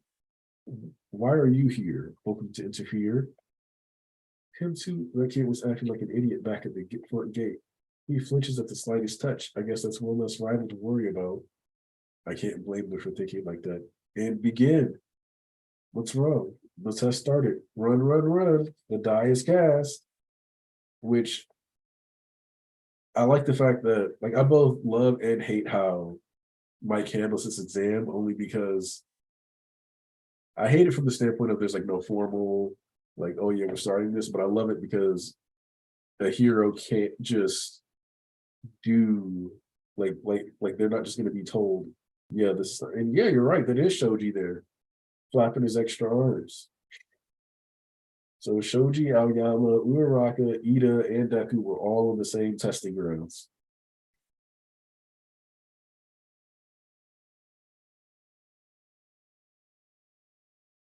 And then the design ends up reused but slightly modified. But one of the dudes that didn't like the hero course, the original design, it looks like, was him gunning for a hero. But it could just be the same hairstyle. It's a Pomodoro at the end of the day, just being recycled. Why are you behind? Calm down. It's fine. I'm fine. I can do this. I'm meant to do this. I'm meant to be a hero. All Might is backing me up. Okay, I ate the hair. I don't feel myself transforming. Of course not. You need time to digest. You start to feel something in a couple of hours. I'm so nervous. Gotta get home, take a shower, eat some breakfast. You may be a proper vessel now, but you were put together in a hurry. You've had no time to get used to your power. Prepare for some real kickback. No time for a detailed explanation, but know this. When you use one for all, clench up your butt and let your heart cry out, save. And then boom, smack. And then we see the robots pulling up on it, the one pointer. It's a one pointer. Target locked. Prepare for termination. One pointer is quick but fragile. Here it comes. Why can't I move? I'm just terrified on instinct. Idiot, why? I've got this. A laser? Merci, I appreciate the assist, but I doubt we'll meet again. Which, my question for you both, if you're still in here, is do you think that the traitor thing was already planned at this point? You two, Thomas?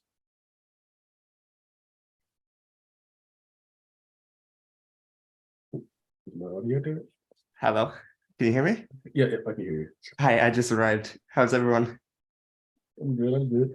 So I just thought about the fact that Aoyama goes, oh, I won't see you again. So do you feel like Horikoshi had already planned on Aoyama being the traitor at this introduction? I don't think he had Ayama as the traitor, per se, because obviously there's a lot that Hori did plan, but a lot that he didn't plan. I assume he just had Ayama as one of the few characters he created first.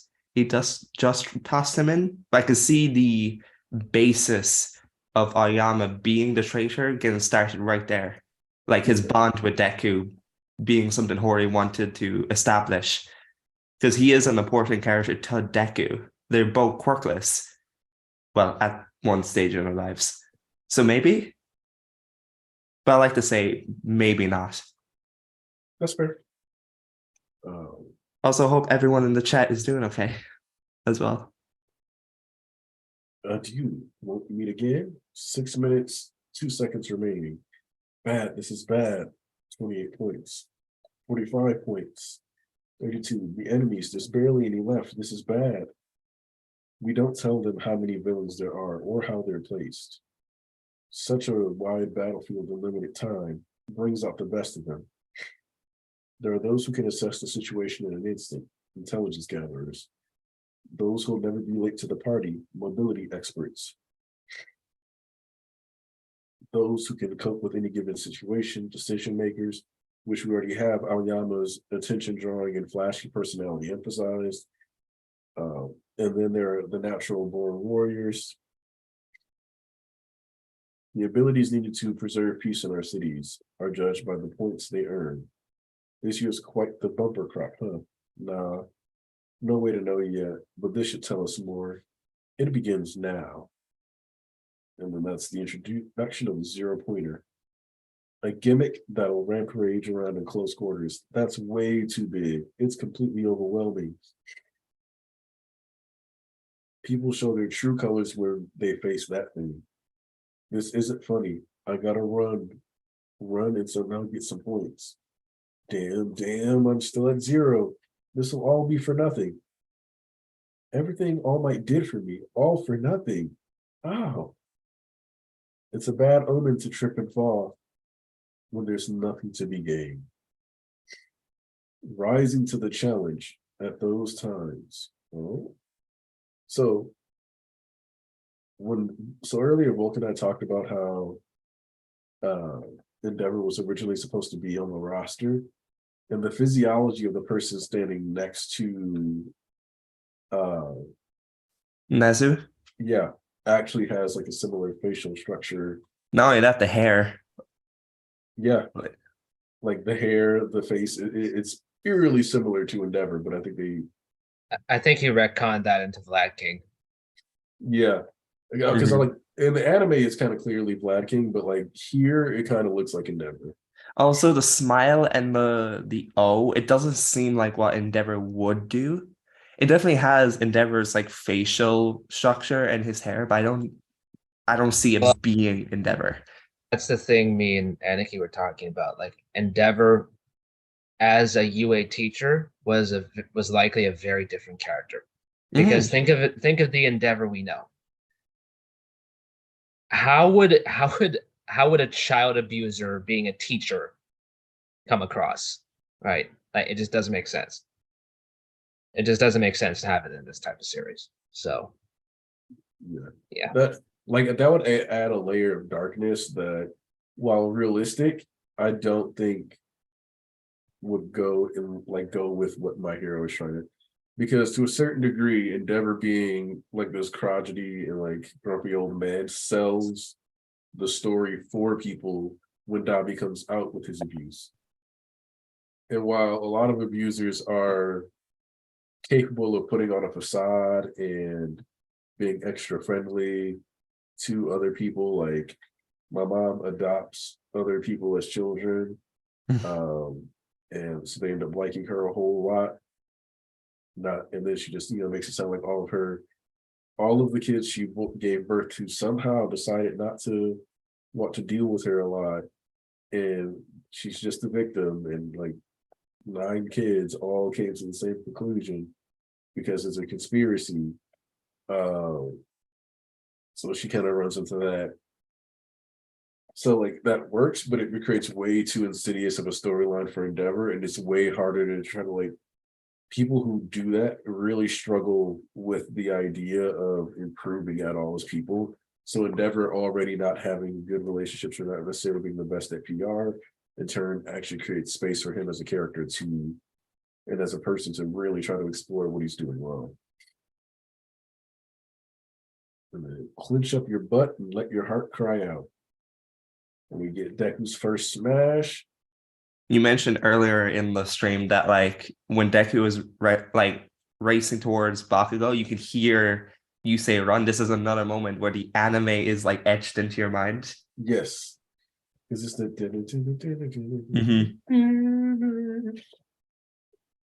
Oh, 1 minute, 5 seconds remaining. Oh, that self-sacrificing spirit. Izuku Midoriya's current score, 0. Hmm. And then we got Katsuki Bakugo's character page. This is one that I remember. It's one of my favorites. So I'm gonna go ahead and give you that reading. I love that little sketch of him as well. Birthday 420, y'all. Favorite things: all spicy food and mountain climbing. Behind the scenes, at first I made him a natural born genius who would inadvertently insult people. That got pretty boring. So I went the other route and turned him into a nasty guy with an explosive personality. I'm glad he came out so unlikable.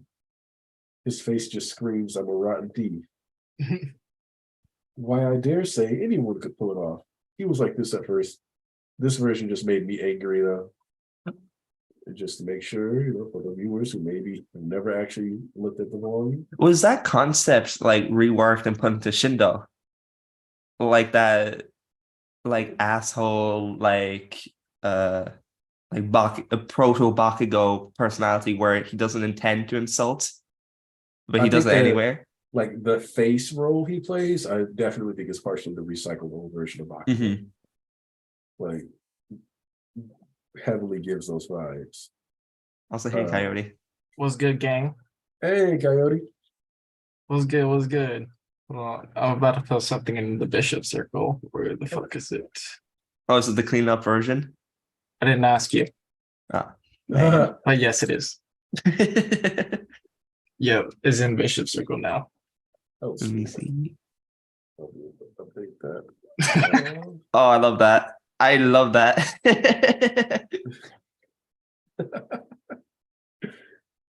Oh, that's such good usage of the Abbeys. Oh, made sure to remind Thomas that he's technically British. Oh, I didn't even notice that. Oh, damn you.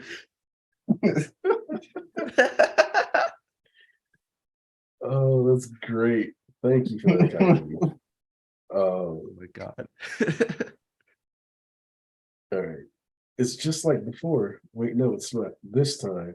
Oh, I'm falling. I'm falling. Wait, was that All Might's power? Is that how high I jump so high? Whatever. Wherever I land, I'm gonna splatter. Flat. Drop, splatter. Drop. Ow! Ooh, you may be a proper vessel now, but you were put together in a hurry. You've had no time to get used to your power. Prepare for some real kickback. This much, though? Well, duh, I'm an idiot. This is All Might's power we're talking about. It's only been 10 months. I can barely contain it. Only barely. This borrowed power, I got carried away in the moment. I've only been given a place at the starting line. That's all. Think, Okay, what do I so do? Oh, what's up? I don't mean to interrupt, but right here, like I think this is like the first time Deku refers to One for All as like borrowed and not really his. Yeah. Like, and this is a recurring issue for him throughout the story, and it's exactly what Gran Torino calls him out on. Is like, look, it's not so much that he thinks it's he doesn't really internalize for a long time that this is a power passed on through generations. He just sees it as All Might's busted OP quirk and nobody else's. Yeah, he does not. I don't. Even now, he doesn't really conceptualize it as his own. Because when you think about the what do you call it? The Fajin chain he made, he was like the fifth combined with the thirds. He doesn't look at it as this is mine that I'm, utilizing. He still looks at it as these other people's power that I happen to have access to. Yeah. And I think, with All For One likely getting to Shigaraki, and Shigaraki, I think he's going to get another power boost. I think Deku is finally going to have to like fully internalize and accept that this power is his own and acknowledge his own worth as a hero to then finally defeat the threat of All For One overall. Yeah. So that I don't think it's possible for him to beat All For One while still trying to conceptualize everything as somebody else's, especially because I think that we have an opening for, especially with how present the messages have been, for them to kind of give him that reality check, because when he did the chain link thing, the third and the fifth are like, bro, I can't do that. Only you can make the Black Whip chain. You're the only one for all user who's ever been able to do that. Like, we talked about how Yagi took the quirk and made it his own, but all Yagi did was take the raw power and throw that shit around. You're out here making actual quirk combos, doing shit that none of the initial users could do with the power. Yeah. And like on top of that, like he's fighting an opponent who has fully accepted himself and has fully claimed his own quirk as his own. Like Shigaraki, like that's how Shigaraki wrestled control of the quirk away from All for One. Is like he made that sneaky backup plan to catch his master off guard, and that's why he's back to being the main villain now. So I think Deku stepping into the role of as main hero again has to accept that One for All is his own, like as it exists. It's like, yes, it got to where it is off the sacrifices of a lot of other people, but he has done a lot to carry it to the finish line. So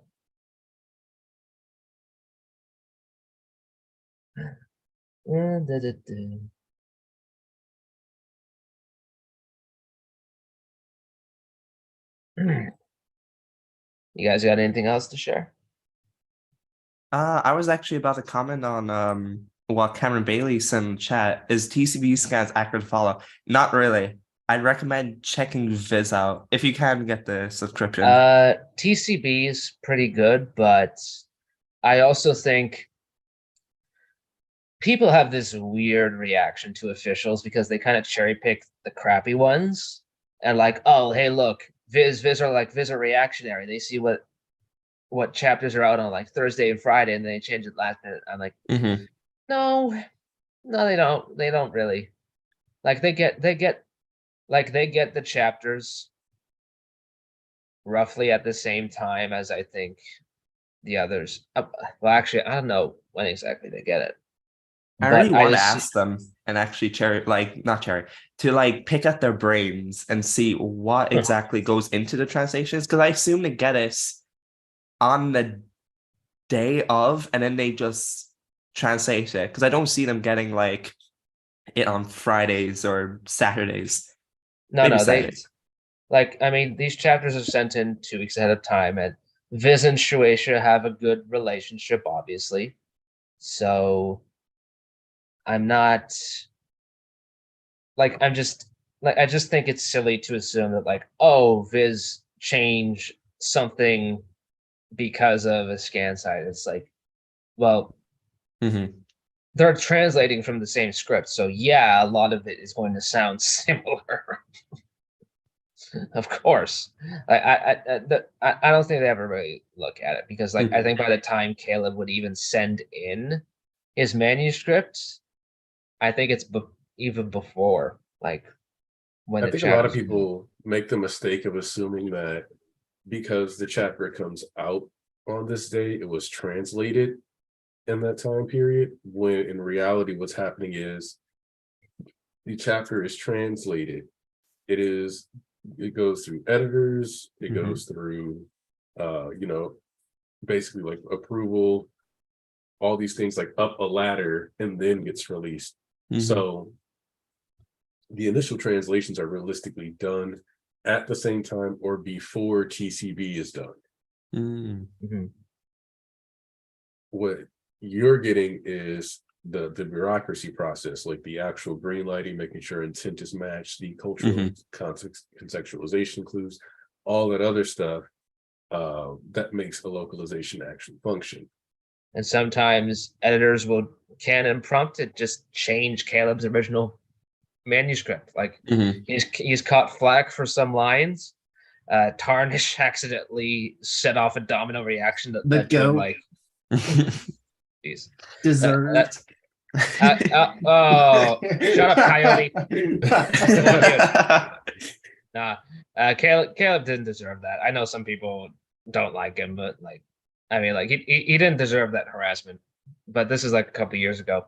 But anyway, the point still stands. There's a lot of people involved, and Caleb is just like the most visible face, but like he's literally just like step one of the process. And people have to realize that. Like, he's step one of the process. Yes, he gets his money, but it's a freelance job. It's not the most secure thing in the world. And so like he sends in his manuscripts, and what happens to them after, he really has no control of, because he's just a freelance employee. I will add on to like the Viz agenda, if you may. Like, aside from reading the volumes, the physical volumes, the Viz site or the other site that they advertise are probably the best places to check, because it maintains a good quality to these like pages. Because let's be honest, TCB scans and the new one that just popped up aren't the best when it comes to them. Well, It's yeah, they're grainy. scanning literal, like the Jump magazine is made out of toilet paper. Like, I'm not kidding. Like, it's the same texture and quality as toilet paper. So anyway, it comes down to a thing where a lot of people in the Viz media era, right? Like, if you live in the US, it used to be that like if you were pirating manga, it was largely because it wasn't accessible to you. And this is one of those things that you see people do to be disingenuous a lot. They'll be like, oh, so like pirating manga is bad. What about X, Y, and Z? And it's like, but are you X, Y, and Z? If you're not, then yeah, technically you refusing to pay $2 a month for manga is kind of you being kind of dorky. It's okay. Me. Like own it. Like, just own it. Like, just be like, no, I just refuse to be like financially supported. Like, you don't have to try to moralize what you're doing. Like, and that's where we've come to this position where people are like, they need to moralize what they're doing. Like, just be the villain you are. Like, just embrace it. Like, okay, well, embrace it. There's like way worse, like if your brand of villainy is you refuse to pay for comics, look, if that's the main evil thing you're doing in your day is like just not supporting like the artist that way, but you still, at least go see the movies and you still do X, Y, and Z that possibly sends money back to them, that's not the worst thing in the world. Like, you could be out here punching babies. You could be like All For One, but you're not. Like, so you're good. So it's okay. You're just not 100% perfect, and nobody is. We all have things that we don't do. Like, for example, just to minimize the odds of me getting spoiled on My Hero, I purposely engage with One Piece and even look at Agenda Piece Twitter, just so my Twitter algorithm is more heavily skewed away from My Hero. Oh, you poor soul. Yeah, he's suffering for us. That is, no one should ever read One Piece. So, that's why sometimes you see like quote tweeted like random power scaling tweets from One Piece, and I'm like, this is so stupid and bad. Like, but you have to put up for it. This is so dumb. You're so wrong. It's so painful that you're wrong. Why are you so wrong? Do you like being wrong? Do you wake up and just say, I want to drink a cup of wrong juice after getting out of the wrong side of my bed, putting my shoes on the wrong feet, and wearing mismatched socks? Like, what? It's not power scaling, but for like a year, One Piece fans have desperately trying to convince everybody that Year 5 has become more iconic than Super Saiyan. And I just keep looking at those tweets like, okay, is ever beating Super Saiyan? Truly, I could see Gear 5 becoming one of the things with the craziest amount of pushback that we've ever seen from an anime. And the reason why I say this is because, well, spoiler alerts. I got to keep it straight with you. Gear 5 is some Tom and Jerry shit. So if Wano decides to, if Toei decides to really honor that Tom and Jerry vibe, they should have gotten Warner Bros. It's good. Look, it's gonna look like Steamboat Willie popped up in. Do you know who Steamboat Willie is? Hold on, let me make sure the Steamboat Willie Patton isn't still going because Disney will be on my ass. Yeah, just describe him for everyone in the chat instead. Steamboat Willie will expire in 2024. We got 6 One more more months, year. baby. Yeah. And then we can show him on stream. Let's go. Let's see, water hose animation. Rubber hose animation. That's what it's called. Mhm. All right, Keep in so mind that every other version of Mickey Mouse has been kept under lock and key. Mhm. So just for anybody who's watched Popeye the Sailor Man, I don't know why it immediately like jingled into my brain like that. Because that is the most iconic part about it, apart from spinach. But like, if you type in rubber hose animation, and you go look at the Wikipedia page, there's actually a really nice little 5-minute clip that I'm looking at now that I don't want to risk getting copyright struck for. Let's see if Trolley Troubles is public domain. Trolley Troubles public domain. I'd still not take the chances just in As case. of January 1st, 2023, Oswald's early shorts, including his first appearance, the 1927 short Trolley Troubles, really? are in the public domain. Oh. All I'm gonna right, make a so horror story about him. okay, Winnie the Pooh, Blood and Honey. I Just still need as to a- watch it. That's insane. Just as a quick little share, let's see. Google Chrome share. Let's see, is it sharing? I can, I don't see it. But... Oh, there it's you are. screen sharing. So, like, this is the style of animation that has inspired One Piece. Like, I'm just kind of cutting through here. Mhm. Like, you see Like the way that. the wheels are moving? Yeah.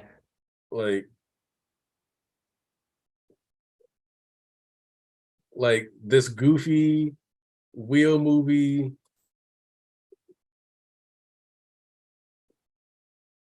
Like, this is the kind of stuff, like the way their arms are flailing about.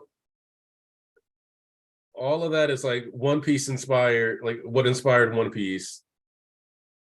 And like, look at that. Like, Mhm. so Wano has had all these flashy auras. It's had all this just really flashy stuff, but ultimately that's what Gear 5 is supposed to function like. Yeah. So you're supposed to drop that kind of style of animation interaction into the middle of everything we've gotten out of Wano.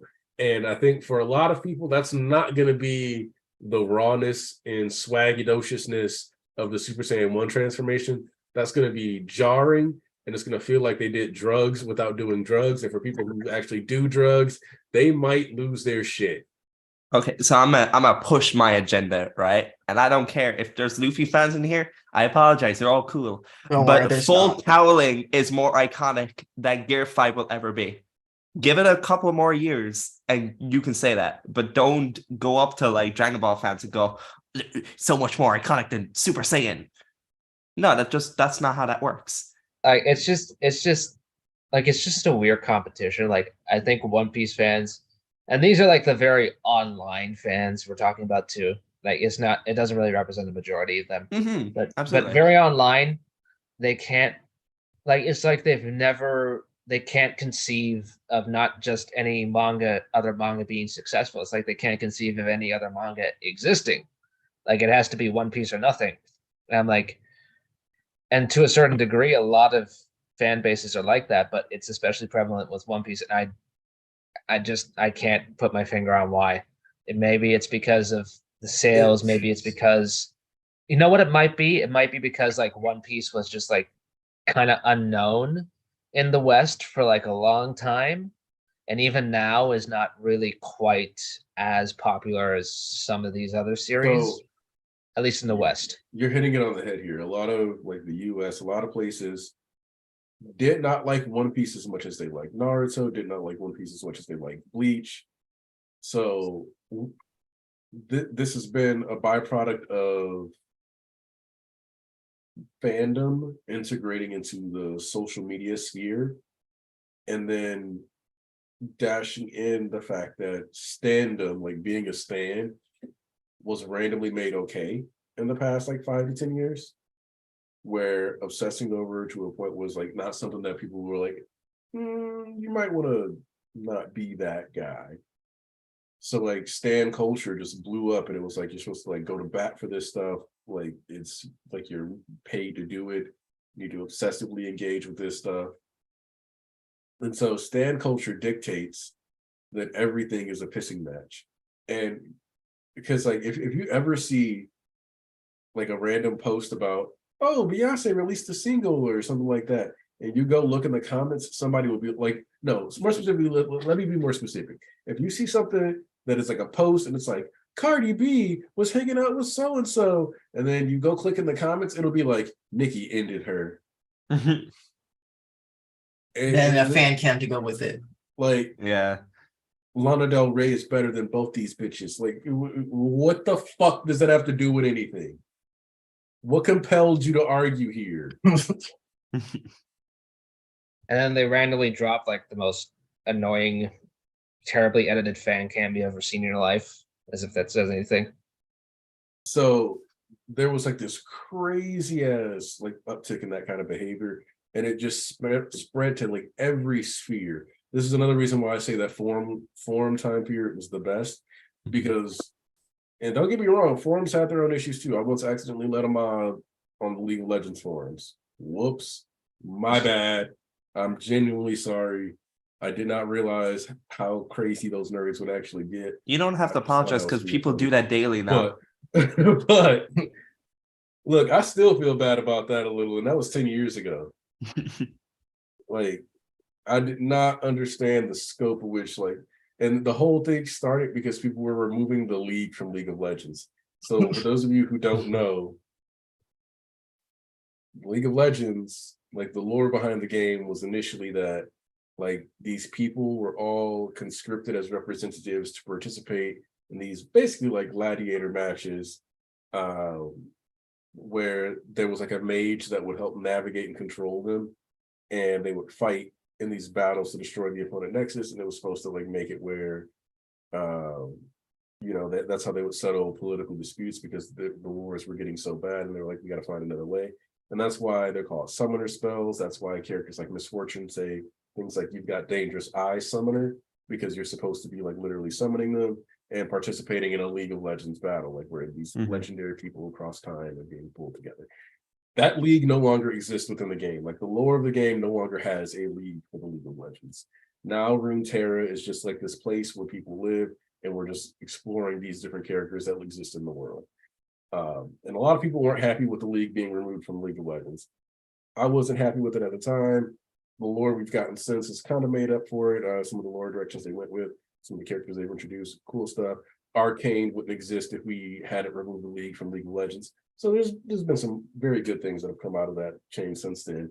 But at the time, it was just introduced as we're getting rid of the league from League of Legends, and not really a whole lot of lore to like, or really any lore for us to go, okay, so this is what we're doing now instead. So yeah, accidentally let a mob off of that. It's nerd stuff, man. Nerds, we got to do better. To conclude the One Piece talk, right? I'm just grateful they didn't go after the Bleach fans, because the Bankai versus Gear 5 war would be intense. It would have, man. Look, all I know is that because of this discussion with Gear 5, this is probably going to be like ZKK Part 2. Yep. Where people build this whole thing up, and then when it doesn't go down like they thought, it's Mayday, da-da-da-da. And the worst part about ZKK is that some of the people who pushed it do have legitimately good criticisms of One Piece at times, but because of the fact that they like so staunchly aligned themselves with ZKK, it's almost impossible to take them seriously now. Yeah, like, I mean, the problem with that theory is like there was literally nothing connecting Zoro to Wano except like Kawina's family having ancestry there, and that he's basically a samurai. Those like, these are very small things, like, and it just did not pay attention at all to how like the whole Luffy's rivalry with Kaido was set up. Like he kept getting it, he got his ass beat at the start, and he kept getting his ass beat at the climax until he finally got his back, right? So it's like that was bulk of the story. But anyways, this is a reread stream, so Yeah, we're gonna get back on topic. I want to get through at least one volume today. It's funny because I was like, maybe we'll get through like 2, 3. No, we're getting through one volume today. Let's see. You may be a proper vessel now, but you were put together in a hurry. You've had no time to get used to your power. First, some real kickback. This much though, well, I'm an idiot. This is All Might's power we're talking about. It's only been 10 months. I can barely contain it. Only barely this borrowed power. I got carried away in that moment. I've only been given a place at the starting line. That's all. Think, what do I do? What do I do? Detroit smash. But my legs and right arm are shot. It's gotta be the left arm. If I can aim at the ground, but timing is everything. Too early or too late and I'm dead. And even if I pull it off, I've still got no points. And with my left arm broken, I can't possibly pass.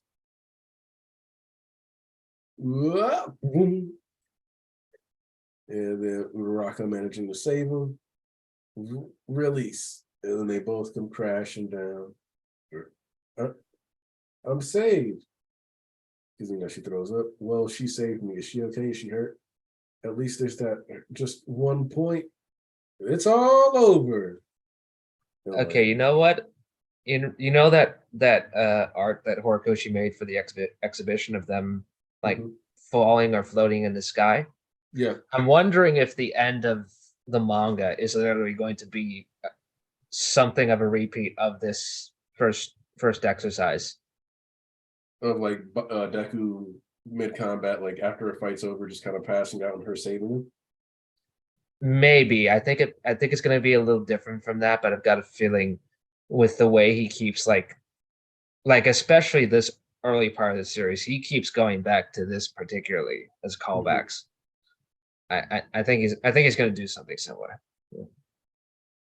Also, another random anatomy on Ida's neck. So Horikoshi just used to have issues with drawing necks, but Aoyama being emphasized again, and this time he's looking actually a little evil in the face. So I definitely lean more and more towards UA Trader might have been planned early. I always thought he would have to, because it isn't necessarily he had to have all the plot points thought out, but as long as you know, like as a writer, well, this is what I want to do with the character is I want to make him the traitor, but I don't have the journey out yet, but I still have it in mind, so I'm just gonna set little sprinkles. So I always thought the traitor plot line was always there. And going back, and like I was talking about like early designs. Going back, look at Tokoyami and look how different Dark Shadow is. It's in the previous chapter.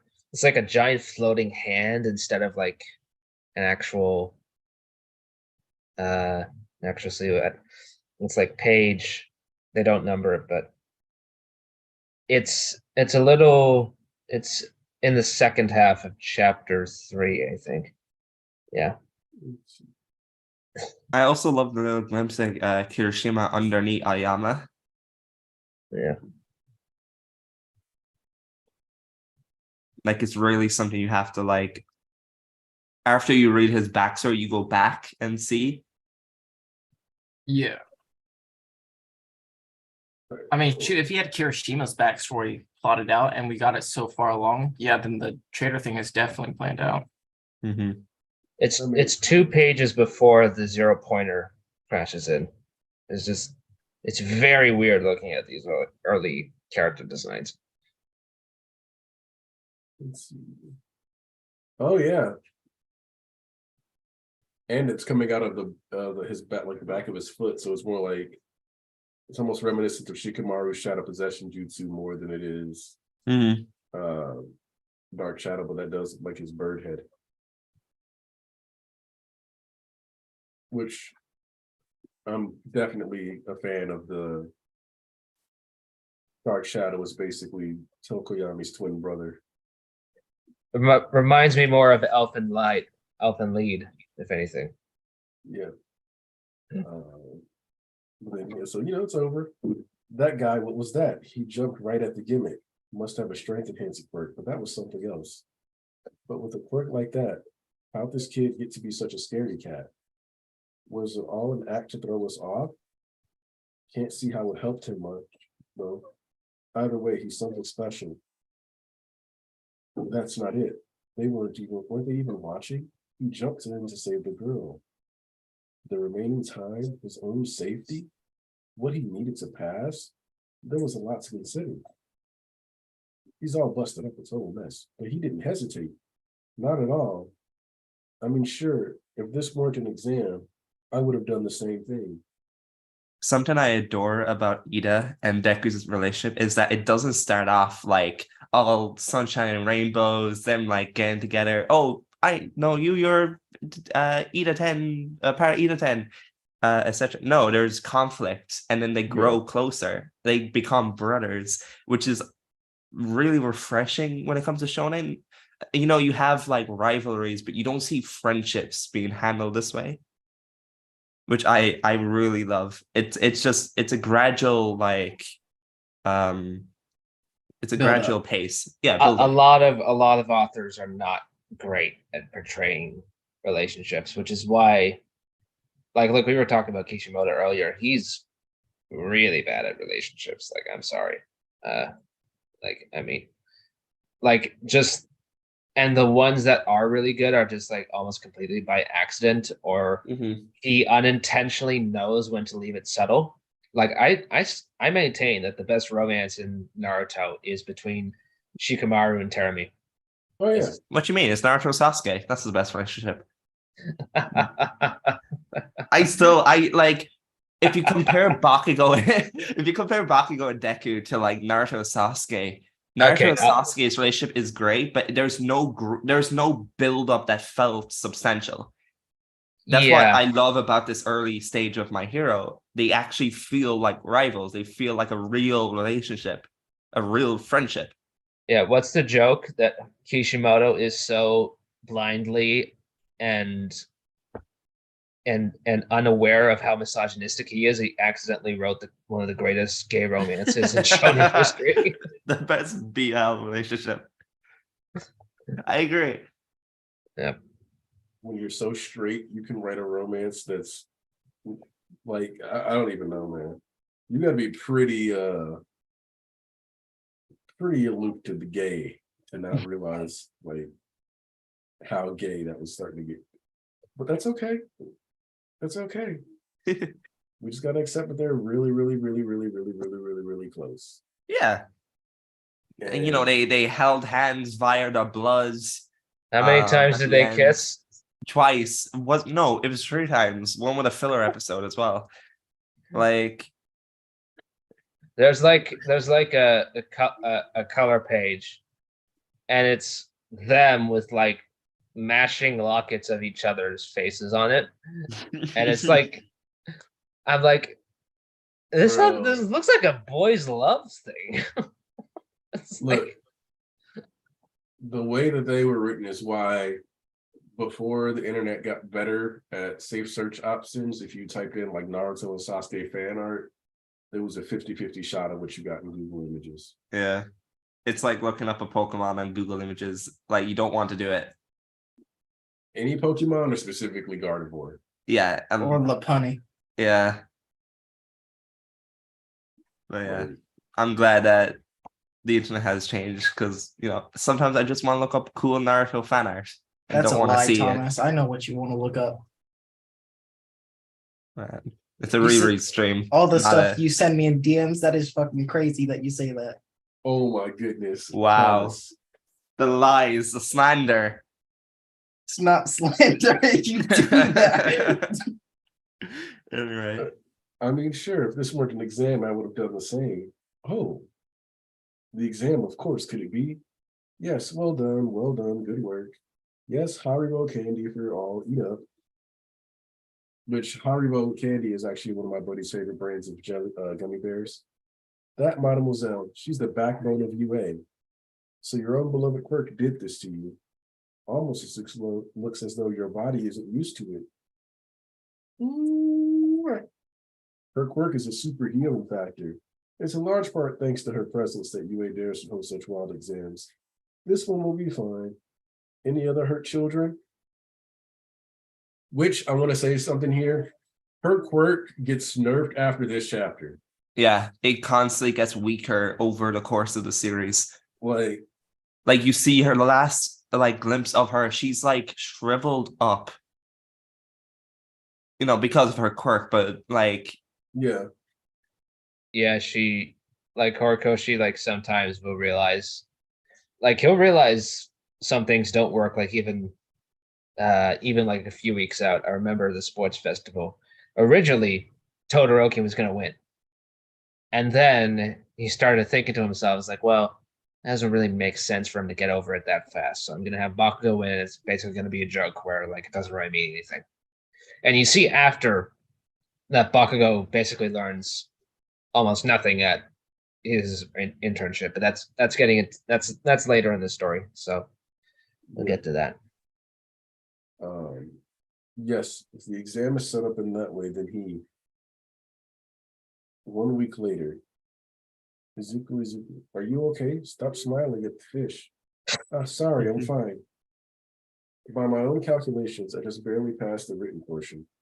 But my imperial goose egg score on the practical makes it all pointless. And since the day of the test, All Might hasn't contacted me. The letter, it should come today or tomorrow, right? Mm-hmm. Oh, your dear old mom thinks it's wonderful that you even tried. Mm-hmm. I never told Mom about All Might. That's a secret I have to keep so he can keep on going and being the symbol of peace. I don't even think it'd be right to tell my family. All Might, I don't know what you saw in me. I'm sorry. But I did what I thought was right. All Might. I did what I thought you wanted. Izuku! It's here! The letter! It's really here! And of course, the classic fidgeting back and forth scene as a parent.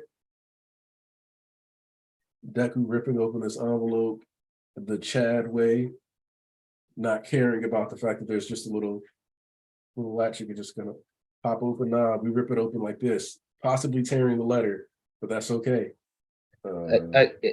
Actually, you see like the actual letter of acceptance in there. Yep. And so yeah, I get the video captures his attention, but like if he just read it, he would have seen that he was accepted and not be worried at all.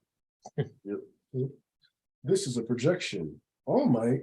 Huh? I thought this was from UA, huh? It's been a while. There's been much to deliberate on. Apologies. I'm in town for one reason only. I've come to teach at UA. At UA, All Might. What's that you say? Get to the point. Whatever I want to say to him, what can be said later? Fine, got it. Even if you pass the written portion, getting 0 points on the practical naturally results in failure. I knew it, but I'm pathetic. But that's not the end of the story. Let me entertain you. Please watch the screen. Excuse me, that nice girl. She came to see us right after the test. Why, you ask? Stay tuned. That curly-haired boy with the freckles, you know the one. He's really plain looking. She means me. Can you give him some of the points I earned? At the end, he was saying, just 1 point. I heard him. That means he didn't get any points, right? What can you even do?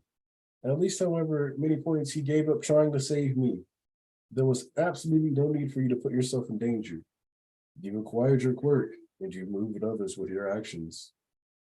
That boy, he saved my life. This exam, you see. We weren't just watching for villain-based points. I'm afraid we can't give him your points, but there shouldn't be a need for it, my little listener. A hero course that rejects those who do the right thing is no hero course at all. Think this is all for the cameras? Think what you want. In this job, you risk your life and put your money where your mouth is. Rescue points were also a factor here. Another fundamental way for UA to evaluate you. 60 points for Izuku Midoriya. And while we're at it, 45 for Ochako Uraraka. I never thought you're in. Come now, Midoriya. This will be your hero academy. All the help I got, it's changed my life. Yeah. So began the high school career I dreamed of. So real quick, I brought this up. One of the things, oh, let's see, Mr. Andrew coming through with the super chat saying, wish we got more moments before Deku and All Might to build their relationship up more. It feels like after All Might retired, we barely saw him. All Might definitely takes a backseat to the story. Thematically and narratively, it makes sense. To a certain degree, one of the pain points for All Might that I think contributed to his depression is that at provisional license, when he's like really forced to sit there and look at Deku developing his shoot style, Deku was really starting to grow more and more past the actual need for All. Like there was some like tips and tricks here and there, but once joint training comes, especially, All Might stops having really a lot of use for him outside of like the emotional support, dad role here. And the reason why I say that is because what can All Might really teach him about Black Whip? All he can really do is try to fly blind and come up with an idea of something to maybe make it less likely that a power pops out. But now he's charting blind, and like a lot of the information that we end up getting isn't necessarily necessary, right? Like we technically don't need to know how the One for All users died. That's a bit of lore that most of us just really, really appreciate. But ultimately, our conclusion is still the same. They all got murked by All for One. And with their consciousness existing within One for All, any tutoring that he gets on their quirks can now just come from them. So All Might was kind of, in a lot of ways, what All for One said about him missing his chance to die is still true. Like he was still outdated, but like he's a human. He gets to live, he gets to have life. That doesn't mean he should die per se. It just means what he can bring to Deku's table is greatly diminished. Yeah. Because of the I mean, territory and progress where Deku is. Yeah, I also have a bit of a theory about this, and I wrote a thread like last week about the way the story is structured. And when you really look at how things are laid out on Deku's end, each act of the story seems to really go in depth on a particular relationship Deku has. Mhm. And for Act 1, it's all about All Might, because that's his start as a hero. That's how he's even able to be where he's at right now, and that's explored. And then when you move into the second act, that's where you'll notice that's where things start becoming slowly patched up with Bakugo, and then that culminates in Bakugo sacrificing himself, and so that relationship is explored. And that's also why when you move into Act 3, I said that the main relationship being examined in that act of the story on Deku's end was actually him and Ochako. Because you'll notice Ochako is very much in the background for all of these key events for Deku, right? Like Overhaul, Bakugo, Todoroki aren't there. Yes, there's Kirishima and Tsuyu, but who's there with them? Ochako. So really the most constant presence in this story has in a lot of ways been Ochako and like on the more emotional side of things. So I think that's why certain things have played out how they have. Like All Might just kind of, like he's not as present in Act 2. That person's right. But Act 3 as well, it's been pretty weird until you sort of start to think about that theory I thought up of Bakugo is basically spending most of the final stretch of the story like just not participating in it, which is very weird to think about until you start to consider how the story is actually structured. So yeah, that's just my way of interpreting things. Maybe people have a different approach to that, but that's my read on the situation. So no, because I do think there's a cool thing that's genuinely interesting is how throughout that short run of exams, there are multiple times where we get the emphasis of Deku, Bakugo, Ida, Aoyama, Uraraka. Aoyama is emphasized like 3 to 4 times just in the course of that entrance exam. And Bakugo being somebody who's a bit of a rival to him, Ida being somebody who he saw as like this new challenger, a new wall to overcome, and in reality ends up being one of his better friends. Uraraka obviously being someone who, upon initial glancing, like as you said, that's, you know, it's a meet cute, but there's also the fact that Uraraka, at even if, you know, Deku saves her, she immediately returns that favor, and their score count by the time the entrance exams is over is 2-1. Her stopping him from busting his shit and falling outside at the start of the exam, and then stopping him from falling and just dying during the exam. And not only that, then her turning around and fighting for him, and you know, this part here where she's trying to make sure that he gets to go to UA, which when you cycle back all the way to where we are now, you know, she fought with the UA, you know, refugees, if you will, telling them, hey, let him in. He deserves a place to rest his head. He deserves a place to be safe and at peace and calm too. So I really like the fact that Uraraka has stuck up for Deku and fought for him every stretch of the way. And it's worth noting that during provisional license, we don't get a scene of her necessarily like fighting to have Deku in somewhere or something like that. But instead, what she's doing is having those feelings for Deku. And then because she's fighting against those feelings, we're not getting a chance to like explore her like wanting him around and why she fights for him. Instead, we get her trying to grow outside of him through that second stage of the story, and their relationship is how they both grow to a certain degree, how they both grow apart, which is why Act 3 kind of, that Deku Black Art brings them back together, and it's more about them growing together, acknowledging each other, and that's part of what's great about that moment, which I think I've seen you tweet about a couple times, Volk, where they have that conversation about, you know, wanting to save the villains, and then, you know, following it up with that amusement park correct thing, where it's very clear that the things that could draw them together are being laid out. And it's not about whether or not you ship them or you accept that ship, or you secretly, you're openly or secretly Baku deck or total deck, whatever. It's about the fact that that's what these things are kind of here for. And ultimately, it was Uraraka fighting for Deku that helped compel, you know, Kota and Ippon Jose to step up a bit more and try to reach out to him and drive home that point that this is where Deku belongs.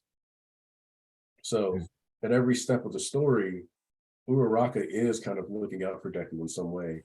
And even when, you know, the Toga disguises Deku pops up, she kind of immediately is like, yo, that's Deku, we need to go over there and help him out. And then they see, you know, the real Deku is down below, and she goes to help out Night Eye, of course. But the idea is that she's always going to try to protect him and acknowledge him, and she has to figure out what she's going to do with that. Just like even an encounter, you know, she's ready to basically scrap with Shigaraki, even though by all rights, like, let's be real, she was not ready for him at that point in the story. And of course, all this talk about Ochako, and boom, it's her character page next. So, Ochako Uraraka, age 15, birthday, December 27th. You know her birthday and Christmas are combined. You know they are. Oh yeah, I mean, she's too poor to afford otherwise. Mm-hmm. Favorite things: starry skies and Japanese food. Behind the scenes, I'd planned to have her appear with Izuku a lot, so she needed to be cheery enough to drive their conversation. She's unexpectedly brazen and frank, proof that there is no hidden side to her if you catch my drift. Early on, Mount Lady, who appeared in Chapter 1, was going to be the heroine. But when it comes to a girl whose only power is taking that to its logical conclusions just brought about all sorts of problems. And the character started getting pretty dark, so I changed her. The moment when I came up with her name was the first time in my manga career when I thought myself a true genius. It's such a nuanced name. Editor's name, her name literally means Tea Girl Pretty Day, with her last name being a homophone with one way to say beautiful. Scores for the practical are out. So this is actually one of my favorite little panels in the whole series. Because you actually get a good amount of scores here. So first off, in first place is Bakugo with the 77 villain points. But the cool thing here is that Eijiro Kirishima got 39 villain points. So we know he took out a good number of robots. At minimum, he took out 13 3-pointers, but at maximum, he took probably like something like 20 to 30. Probably a lot of like body image issues, insecurity, sexualization because she's like, you know, a big girl and all that other stuff. Just a lot of stuff that wouldn't have been fun. Ochako got that 28-45, obviously with a big substantial point of rescuing Deku. Ibara Shiozaki, which comes into play in class 1B, is one of the things that I think a lot of people do. And it's not I think people do. People definitively do this, is they decide that the B meant beta, it meant second, it meant not as good, when the whole reason people were obsessed over class 1A was more to do with the fact that they were targeted by terrorists than the fact that being in class 1A inherently makes you better. It was never that. Like, No. Yeah. Tenya Ito, 52. Itsuka was number 5 shown in the anime. Yeah. And then Midoriya with the 60 rescue points, Tetsu already being somewhat planned out here with the 49 and 10. Tokoyami being 47 and 10. Obviously, it was daytime, so Tokoyami being a little further down the list makes sense, right? Like, it's daytime Tokoyami, he's not firing off on all cylinders like he should be or would be in his most powerful state. So this is still a pretty good performance. Obviously, with how we looked at his quirk previously, it doesn't necessarily look the same, so you could argue, well, it wasn't fully shaped out, but So in first place with 0 rescue points is the 1 and 2-pointer foe villains were just itching to capture him. In the second half, when the other examinees were slowing down, this guy just kept going at it. He's one tough cookie. And on the other end of the spectrum, in 7th place with 0 villain points, yes, others have stood against the gimmick in the past, but it's been a while since we've seen someone actually take it down. Kid just makes me want to go, yeah. But he was considerably damaged by his own attack, like a child getting a first glimpse of his power. A strange one for sure. He looks like a typical failure in every other way. Who cares about the details? I like him. Kid makes me go, yeah. Geez, what a racket. Night after receiving the acceptance letter, 8 p.m. All Might, I was told to come to the beach. Who's that? All Might, no way, where? Repeat after me, just my eyes playing tricks on me. Just my eyes playing tricks on me. Who did it? Which, this is another case of what would, I guess, kind of be a running gag for most of the series. Who did it? Tacoma Beach Park, mysteriously cleaned up and beach now perfect for dates. Okay, so I want there to be a festival at this beach at the end of My Hero. Absolutely, because when you look at when you look at one of the endings for My Hero, you see all of them on the beach, Deku and All Might looking out into the ocean. It'd be perfect just to end the series. Oh no, I don't need All Might there. Yeah, Thomas, no, putting your agenda no. in there, Thomas. That's a little No. agenda we don't need. It's the way I feel about All Might isn't. I'll save that for a future stream. But You like, don't need to lie to just me, Thomas. seeing them in that like ending together, like the beach is the perfect place for the ending to take place. But I was saying that for maybe have a Ferris wheel there, a crepe stand. Mm-hmm. Yeah. I mean, like, and people refer to the beach being mysteriously clean throughout the series too. And it's like, it pops up here and there. It's like, oh, well, this used to be littered with trash. Now it's a popular date spot. That's all because of Deku. I wish someone stole Deku's credit so bad. Well, I mean, he needs the credit. He deserves it. The fact that he's talking about this means that he's dishing out on like all the things that were kept like secret or hush hush. Mm-hmm. So like they all know what he did. So congrats on passing. You should know that I haven't told the school about our relationship, and I wasn't a judge. You seem like the type who'd worry about favoritism. I appreciate that. So you're a teacher at UA, all Mike? That was just shocking. That's why we're meeting here. I get it. Even though your office is located in Tokyo's Minato Ward, Roppongi 612, stop it. Deku docs All Might towards for the readers. If you're Okay. ever in Japan, go right there. I couldn't tell anyone until the school made it public knowledge. I figured I could take the job at UA while searching for my successor. I've been searching for a successor for a while now. Right. He was going to choose from amongst the students with their amazing quirks and raw talent. One for all, my body is broken after a single punch or kick. I just can't wield it. That's just how it is. If someone suddenly grew a tail, it's not like they'd be able to do tricks with it right off the bat. So you knew this would happen? Well, there wasn't enough time, but everything worked out all right.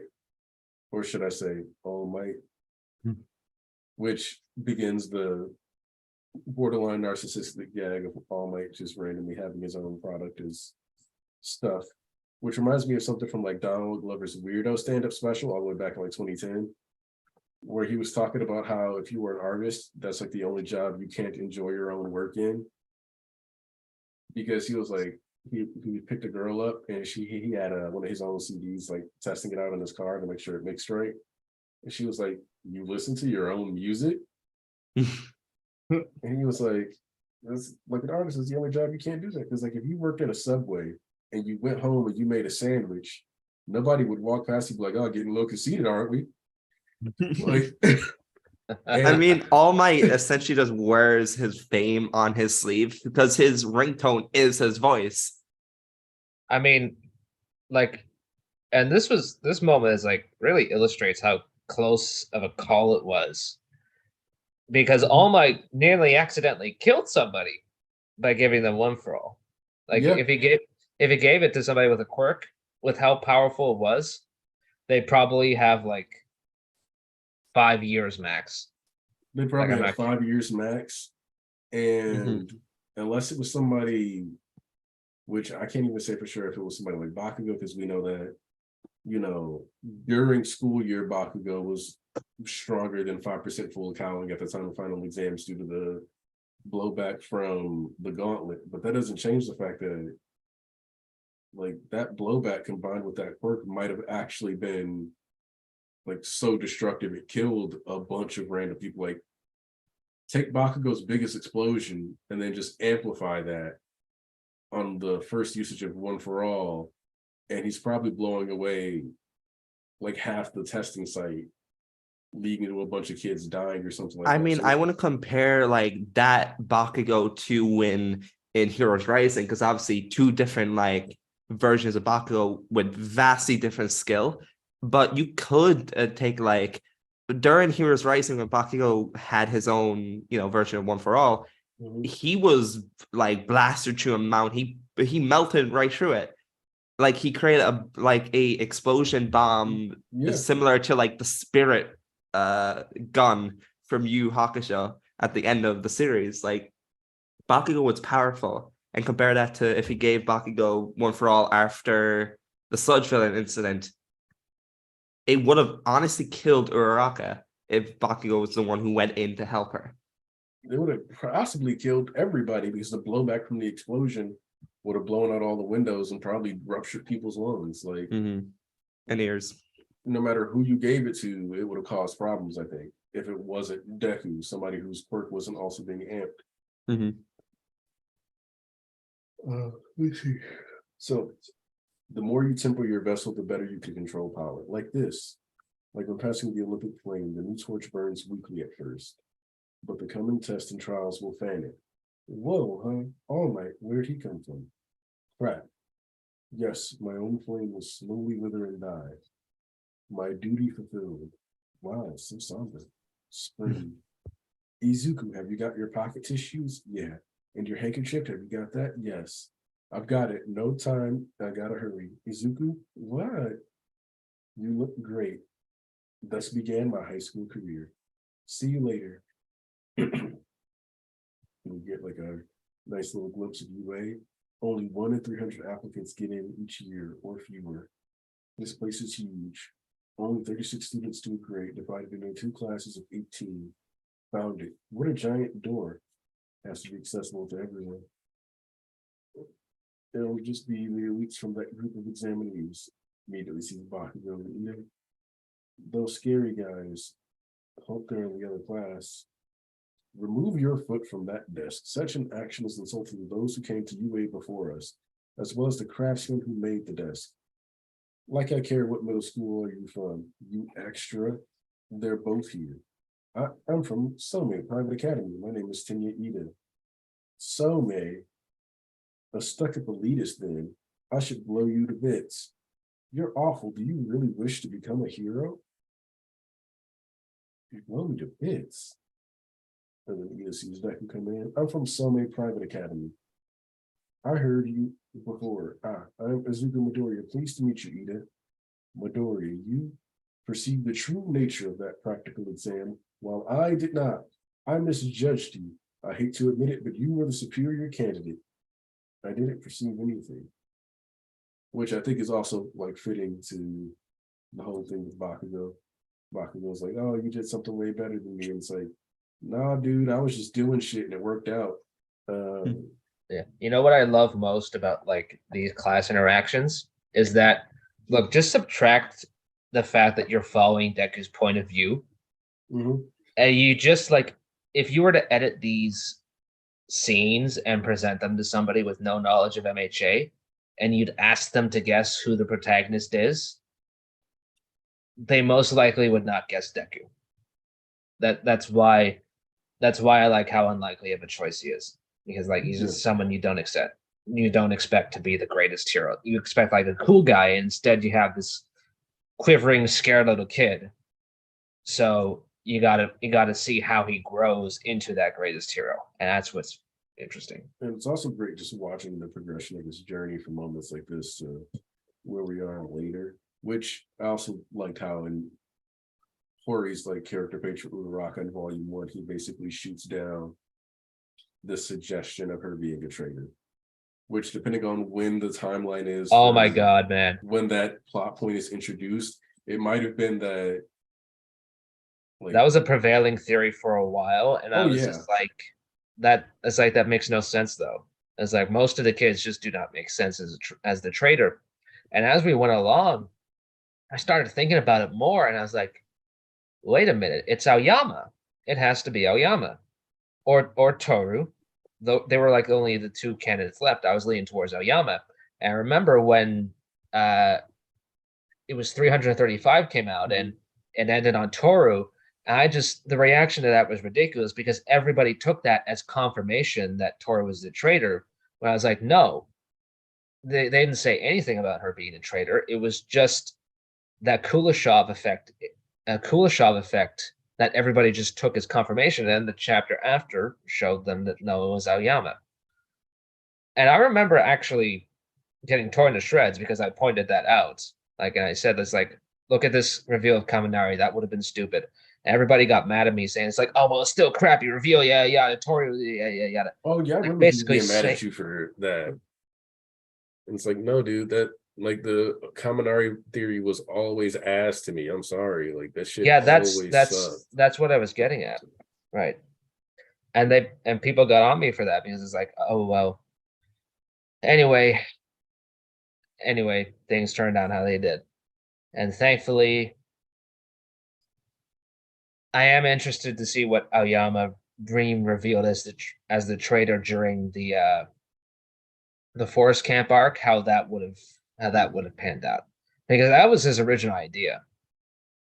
I'm just true. That was originally what he wanted. I'm glad that that's not what had happened, because I think that we don't get, we obviously don't get the cheese chapter or any of that other stuff then. And I think it creates a better viewing experience or reading experience with it happening now instead of back then. But I also get why. I feel like if it was back then, it would have rushed a lot more the current plot points we have now. Yeah. So it would have fast forwarded the story way more than what we have right now. I So, think what Real me quick, personally, I want to, because like Cameron Bailey said that Kaminari theory wasn't that bad. At least some people put effort behind it with the positive and negative thing. So, and this might sound harsh, but that positive and negative thing is exactly why I considered it to be low effort. positive, Like, negative. I've never heard that from the So commentary.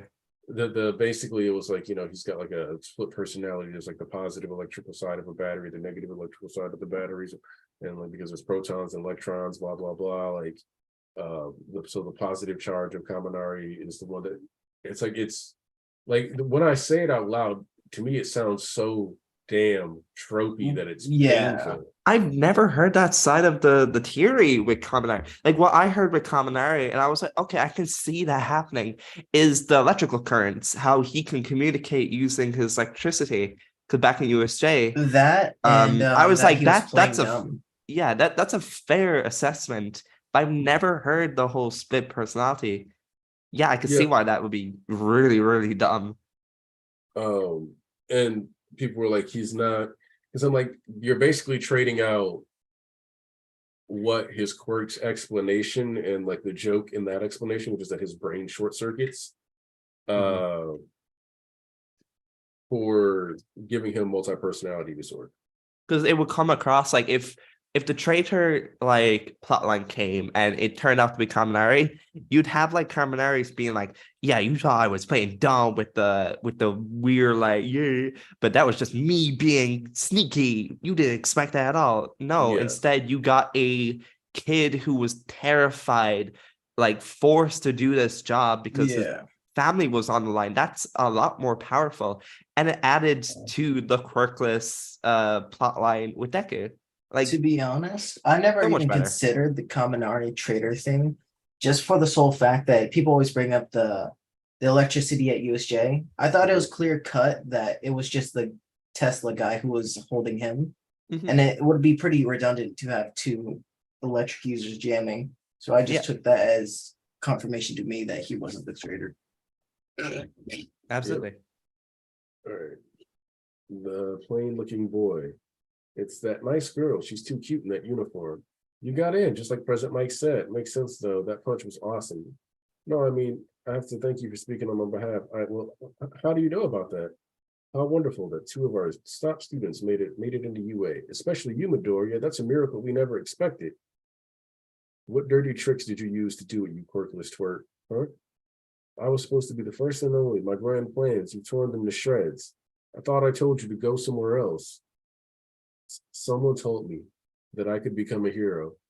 Kachan, I earned this. That's why I'm gonna be here no matter what. Here's the Yes. thing. You also see that Bakugo is actually threatened by Deku because he knows Deku has no quirk. So logically, there should be Yep. zero chance of him besting him. But he's Yep. got that little feeling inside him, that little bit of insecurity. He just does not like to be reminded that on the inside, Deku is stronger than him for trying, even disadvantaged as he is. And it's worth noting that Bakugo's advice isn't, in this moment, completely give up on being a hero. It's go somewhere else. Don't be Yep. near me. So it's like, I don't want to be around you. I don't want to go to school with you anymore. I don't want to be close to you. But He he doesn't- is still acknowledging his Mhm. potential as a hero. Yeah. He doesn't like he doesn't he knows that he's always going to be outshined by Deku, which is why, when Shigefo has him by the throat, he's like, you're just a minnow falling one for all's wake. And it's just like it just gets to the root of his insecurity. I mean, to speak on you said outshined by Deku. I mean, at the entrance, he literally got outshone when Deku did that big thing to save Uraraka. That literally outshone all his points, even though wasn't he number one? Yeah. Well, that's because he only had villain points, so he was just sitting there. Yeah, he was smashing blowing bottom up. left and right. Yeah, he Yeah. didn't get any rescue points, and not to mention, like you see Bakugo like threatened by Deku's like him standing up to him. A lot of times when bullies pick on what they perceive as the weak, they get terrified when they fight back. like look at Bakugo's face when he says someone told me.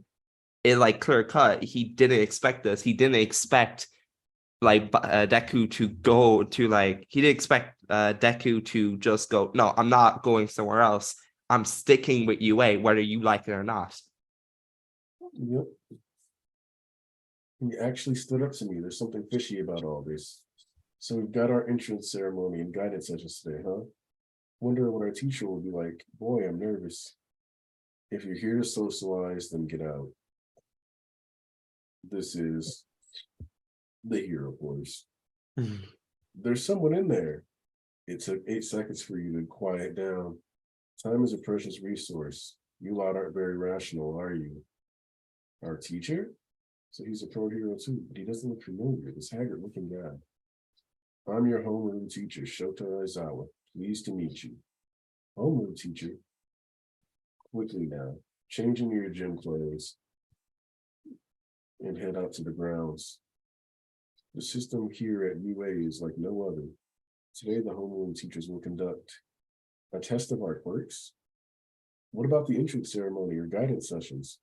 No time to waste on that stuff if you want to become heroes. UA is known for its freestyle educational system. That applies to us teachers as well. Softball throwing, the standing long jump, the 50-meter dash, endurance running, grip strength, side-to-side stepping, upper body straining, seated toe touch. You did all these in middle school, yes? Your standard no quirks allowed gym test. This country still insists on prohibiting quirks when calculating the averages of those records. It's not rational. The Department of Education is just procrastinating. Yes, you all have wonderful quirks, but you know, yep, that flashback, the legal use of abilities, which I think is fascinating that, and of course, Vigilantes does a good job of expounding upon this aspect of Aizawa's character. But when you get to the Meta Liberation Army ideals, Aizawa, when you look at what he's saying here, sounds like somebody who you could see in the Meta Liberation Army. Like, does that sound far-fetched to you guys when I put it No, like I don't that? think it's far-fetched. Like I don't think he'd agree with their religious fervor towards the Destro bloodline. I don't think he would, necessarily be down with that whole cult mindset and all that other stuff. But like the idea that people need to learn how to use their quirks as soon as possible and have better control over them is, in my opinion, the more rational approach. Like, Yeah, I can see that. because like sometimes people want to do the 2-way comparison, and I'm like, well, the difference here is that we aren't born like contrary to popular belief, Americans are not born with a pistol in hand. Like when my daughter was They don't come born, out of the womb with a gun? No like, way. My baby wasn't born like and they just Yeah. reached in and pulled out. She wasn't ready to G-check everyone. Like she didn't pull out an AK-47 instead of the placenta after her. It was all normal stuff. That's strange because when Irish babies like come into world, we have like a bottle of gin in our I hands. know you get a bottle of gin and a potato that you immediately get rid of because you're tired of potatoes. Mm-hmm. I don't know why you're bringing up Irish, Thomas. You're fucking British. Oh my god! Oh my lord! Anyway, I do agree, Aniki, because like the way he's approaching this, the way that the Meta Liberation Army approaches it, if they had another approach aside from their actions, Aizawa's whole idea, like his take on kids dying, suffering because they're being put into these dangerous situations, it will not happen.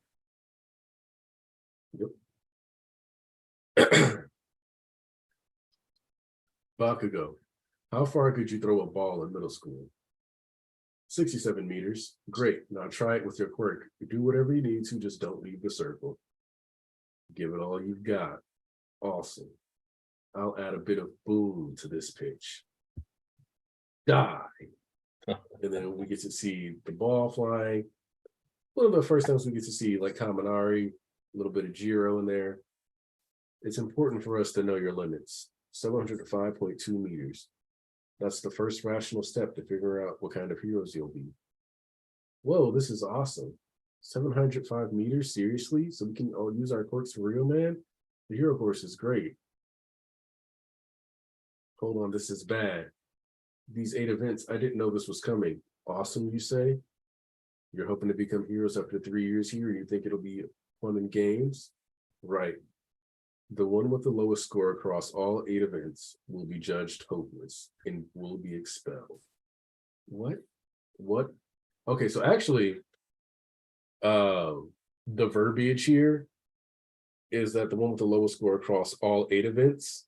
So Deku being able to get a super high score in the softball test, technically already kind of, he doesn't even say average here. Just if you were like that bad and you were that bad in all categories. So it doesn't even contradict what he says later. But Aizawa, huh? He's gonna be nothing but trouble. Shota Aizawa, codename Eraser Hero. Eraserhead has expelled 154 students, 1A homeroom teacher. All or nothing. I can't regulate my power yet. Your fates are in our hands. Welcome. This is the hero course at UA High. And then we see Shoji, Aoyama again. Suyu being emphasized a little bit. The trials of the first day, and then of course, Ochako and Ida. What do I do? And then we got Tenya Ida, the civilian clothes. Favorite thing, studying and beef stew. Behind the scenes, a character created near the end of the serialization meeting. I was more surprised than anyone that when he started heading in a completely different direction than anticipated. I think he's the character I enjoy drawing most. Ida's quirk originally belonged to a pro hero in early drafts, but after a bit of consideration, I gave it to him. Go Ida. And then UA File 01, class number 18, Izuku Midoriya, One for All, a crystalline power network containing the strength of many others. Also, a unbelievable burst of strength, but only for an instant. But Midoriya, well, it's still too much for the kid to bear. So using 100% of the power will break him in two. He's got to work on regulating it. Good luck, kid. And then, of course, break down on the outfits, all that other stuff. The lowest score will be expelled. It's only the first day. I mean, even if it weren't, that's totally unfair. Natural disasters, highway pileups, rampaging villains. Calamity is always right around the corner. I'd say Japan is full of unfair things. Heroes are the ones who correct all that unfairness. So, another cool thing about this particular phrase is that heroes are the ones who correct all that unfairness, is that everything Shigaraki mentions, the stuff that Dabi complains about, the mistreatment of Toga, the things that Twice experienced, the way he was thrown away about society, those are all things that are inherently unfair. And if heroes were about saving people beyond just whooping a nigga's ass, things they would also be fighting to fix, which kind of also suggests that the people who fight political unrest or people who fight for and create a better society politically are also heroes in their own way. Mm-hmm. If you were hoping to spend your evenings hanging out at McDonald's, I'm sorry to tell you that for the next 3 years, UA will run you through the ringer. That's plus ultra. Use your strength to overcome all in all. So bring it. Trial by fire, I suppose. This is what it's like at the top. We've got no choice. That was nothing. The demonstration is over. Now it's for real. Event 1, 50-meter dash. Ida is 3.04 seconds. Tenya Ida, quirk engine. It had to be third gear for the 50-meter. Pretty straightforward, she's quick. Like a fish in water, we'll see how he does in the other events. Suyu Asui, 5.58 seconds. Ribbit. I'll just make my shoes lighter, my clothes too. Oshako Uraraka, quirk zero gravity, faster than in middle school at least. Anything she touches will be unaffected by gravity. However, using her power too much makes her queasy. Yama steps up. So unimaginative, all of you. If we can use our quirks, no better way than this. He uses his laser beam, 5.51 seconds. We've all seen the classic him shoot, fall, shoot. If I'd fired in an instant early, my stomach would have exploded. I'm surprised that he said 5.51 seconds. Like, I didn't know that was the speed of light. Also, I'm going to say that the small thing that's crazy about this is that even here, the compatibility of his body with his quirk is kind of quietly being emphasized because you have the part where 5.51 seconds, if I'd fired an instant earlier, my stomach would have exploded. The exact same stuff that we talk about with Deku, with One for All, the potential of exploding your body. Because you It's don't just see amazing. that being brought up with anyone else. It's just Aoyama and Deku. Exactly. He shoots Like a laser Ida from doesn't his say vagina. if I reach third gear, my legs explode. If Yeah. if like Mina didn't even say Mhm. anything there, like, oh, if I use too much acid, my skin peels off. No, it's just Aoyama and Deku. This is inevitably linked to how creatively they use their abilities. Sorry, they're pushing their quirks to the limits. By seeing how much they've improved, I can guess what they're capable of and what they're not. Explosive speed, student 17 and 18. Turbo, 4.13 seconds. Gatsuki Bakugo, quick explosion. Using both hands distributes the force. What about Deku? And we see 5.58 in middle school to 4.13 in high school. 7.49 in middle school to 7.02. 7 more events. Everyone's using their course to produce some incredible records. Well, if I use mine even once, that power will wreck my body. Regulate, regulate. I can picture what I had to do, but it's easier said than done. There's two things to point out on this page. Number one, Deku's like from middle school to now, like just because he physically amped his body with the training doesn't mean that he is able to be on Usain Bolt level. His gradual like body strength it's slow, and it progresses throughout the manga. The second thing also is instead of Bakugo, like his inner monologue being like, shitty Deku, what's he doing? It's quiet. He's observing Deku as well, which I Also, enjoy. I want to point out something really cool about this is that they're doing a 50-meter dash here. And Bakugo was able to get like a 5.58 second run time in a 50-meter dash. So if you just extrapolate that to double time, that's 11.16, I believe, for a 100-meter dash. So I'm going to real quick pull it up. Men's Olympic record or 100-meter dash. So Usain Bolt's Olympic meter, like 100-meter dash record is 9.63 seconds. So while he's not like a full-blown adult Olympic athlete, like let's see, college 100-meter dash record. Let's see if I can find one. Collegiate track field best times. Men's 100 meters, 9.93 seconds is one of the highest ones. So basically, Bakugo is like 1 second below of our like a college level athlete, just in physicality in middle school. Yeah. I'll say, hey, Tarish. The Sounds goat. like a regular high schooler anime.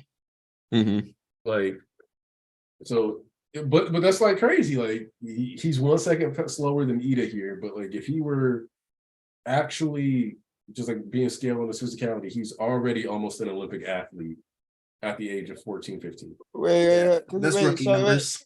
Show me exactly where you are so I could go grab my volume 1. He's on where Deku and Bakugo do the dash. Yeah, right there. Oh, yo, that dash was hilarious in the anime. I love it. In the anime, it makes him look like Iron Man. The Aoyama sequence is probably my favorite one in the anime, though. The quick like seeing black.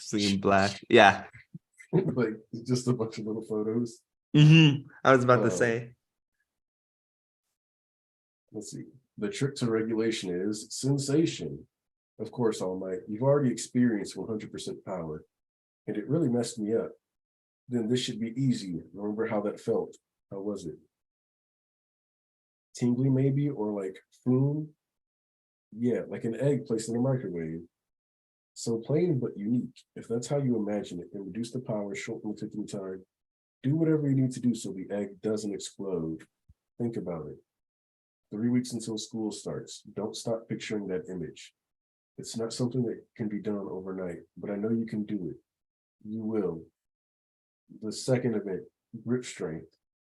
So the egg doesn't explode. Shatter. Beep, beep. 40 kilograms. In middle school, 56 kilograms. Now, wow, 540 kilograms. Are you a gorilla or an octopus? 46 kilograms in middle school to 540 kilograms.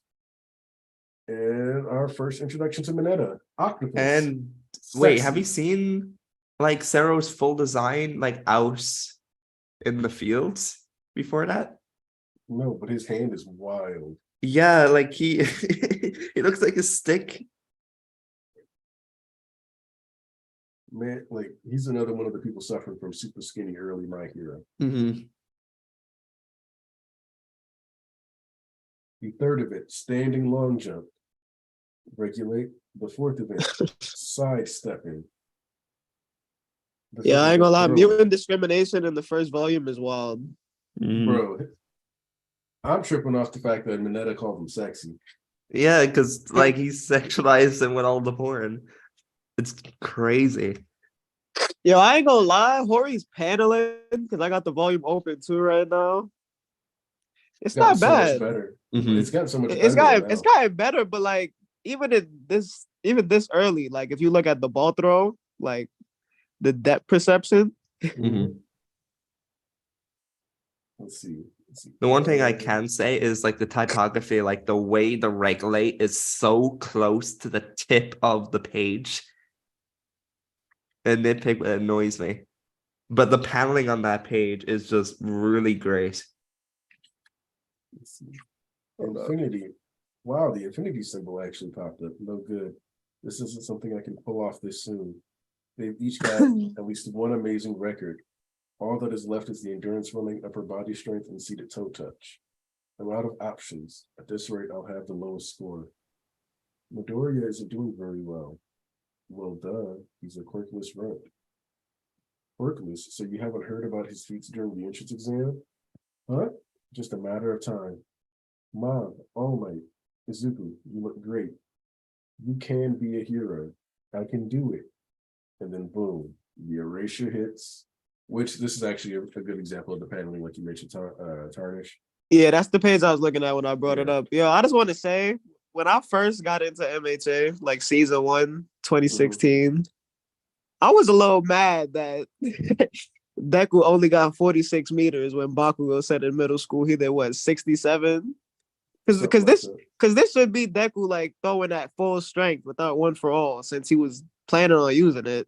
So I'm like, damn, he's still physically below Bakugo like in middle school. I think just the fast change, like him swapping off the quirk kind of affected the show. I do agree, it should have been longer. But also has I like the know his comedic. quirk is erased, but I was thinking like, so if he was trying to use it, he should have been like going all out, like, you know what I'm saying? I Physically. mean, to I me, think at least, I'm even like, though yeah. like you gotta consider he's just now training. So, Mhm. so Bakugo's been like at this point most of his life. Whereas if you're just starting, you still start out weak, even and you're gradually going to it. So Deku technically still could be weaker than Bakugo at this point because he And hasn't been Bakugo- trained to 100. Mhm. Like Also, and- Bakugo's like physical strength, like it helps the fact that he has to brace a lot. He has to train his shoulders, his Yeah, you see his those forearms shoulders. to handle the blowback of his quirk. So it's just a whole smattering of reasons why, like we just said, Bakugo is already damn near a college athlete. Like he's at least probably getting on a varsity track team if you want to do a track team. It's Yeah, like, that's look, cool. I know we rag on him all the time, but if there was no one for all, no all for one, Bakugo probably would have become the number one hero. Like even I'm saying that even over Todoroki. Like I think he's shown the drive and the power for it. Actually, more likely it would have been him and Shoto like going back and forth on different years. Like 1 year Bakugo's number one, the next year Shoto's number one. It probably would have been like that. I doubt that still because a lot of even then No, I mean, like, they may he's be pretty- he's powerful, pretty but strong. it still that doesn't take into the fact that it's still popularity. Bakugo wouldn't be that popular Well- with that attitude. Well, I mean, Endeavor isn't the friendliest guy. He's still ranked 5th in popularity, and he got to number 1 purely off the number of cases he got without All Might, with All Might being retired.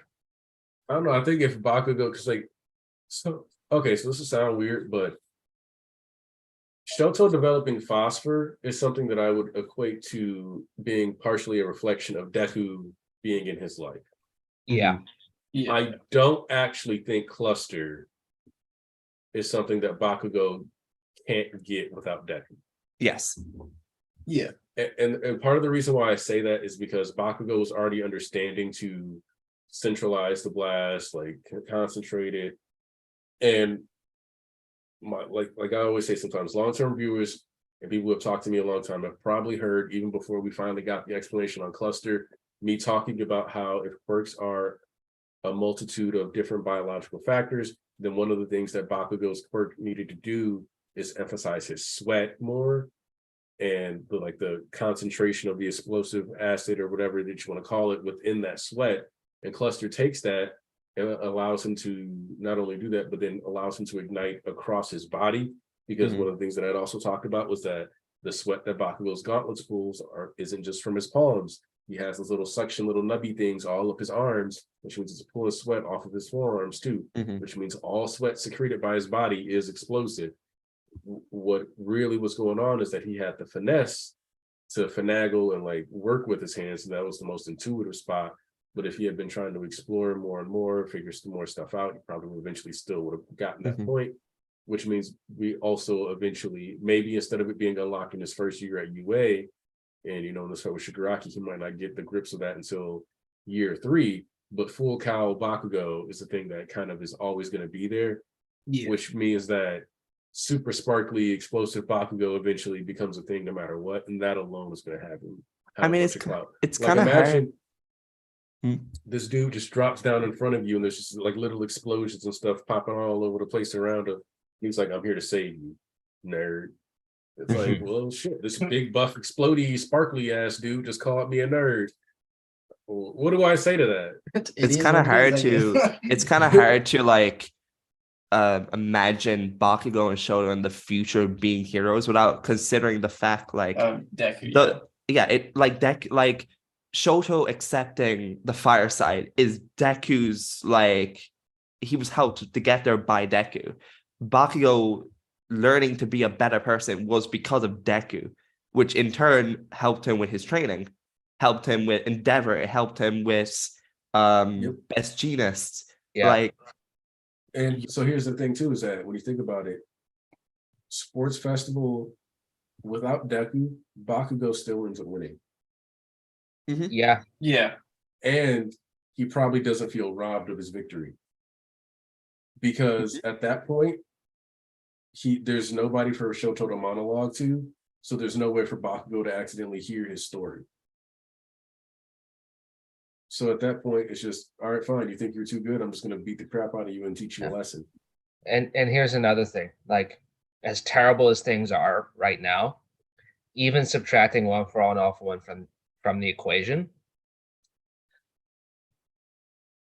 Bakugo and Todoroki's generation might have been where things really started to crack and they would not be able to handle it. In the long term, it likely would have been even worse because that central issue of villains, just being continuously persecuted and beaten down. Tartarus is this world's version of Arkham. And in Batman comics, it is discussed how inhumane the treatment at Arkham is. Right. And they bring up well, what if some of these people are the way they are because of the circumstances they put themselves in? Now, Batman goes in and out on that. MHA is very much all in on exploring that. It's why Twice is the character he is. He's a good guy. He's still a villain, but he's a good guy. And that whole thing with Hawks that people keep arguing about is well, that was the exact point being illustrated by that conflict, is that Twice should never have been in that position. where Hawks would have to kill him to save a bunch of people. It's just like that's fundamentally wrong. So, like if there wasn't a Shigaraki or All for One, trust me, there would have been their equivalents at some point. And if it wasn't Bakugo and Todoroki's generation, it would have happened at some other point, and they would not be prepared for it. So Deku being in this series at all really, like he really changed things for the better. Like, just think about this. No Deku, Mirio gets one for all. He dies. He dies. Perfect. That's what I want. He dies. No real one for all to protect anybody. Yeah, he would die 20 years in too. Not only definitely. that, but no Deku, no Endeavor being a better person. Like Deku, like kind of snapped something inside of Endeavor back in Sports Festival. He kind of just gave him a reality check that he needed. Yeah, but him and Deku's relationship is, I think, a very underrated part of this series, because when you really look at it, I agree with that. those two click on a very professional level. Like, yes, like Deku takes after All Might, like that he's his inspiration as a hero. But when you see how he operates, like as an actual hero, him and Endeavor are like on the exact same wavelength. Like they're the same type, get shit done no matter what, right? And No pat on the back. Job well done. No, just you either get shit done or you don't do shit at all, right? And that was Deku's whole MO during Deku Black, right? Like, it's like, okay, it doesn't matter what people think of me. There are some serious problems that need to be dealt with right fucking now, and I'm not gonna wait around and just wait for that to happen. I need to get onto it now, right? And that really separates them, I think, from the rest. Like, you even see it in that little arc between MVA and PLW, when like Deku is like going into another of his like muttering sprees, and Bakugo and Shoto are off to the side. It's just like, Jesus Christ again. But Endeavor gets it immediately because he's the same type of hero. So yeah. And before we move on, Cameron Bailey wants us, or was asking us, to back up what does Bakugo have on his arms. Oh, Annika, you mentioned like with Bakugo sweat glands, he had also like nubbin or something. There's like, I'm sure, let's see, I'd have to find a picture of when his gauntlets are broken, but basically you can see like all these like little circles that are around like the gray on that wrist bracer.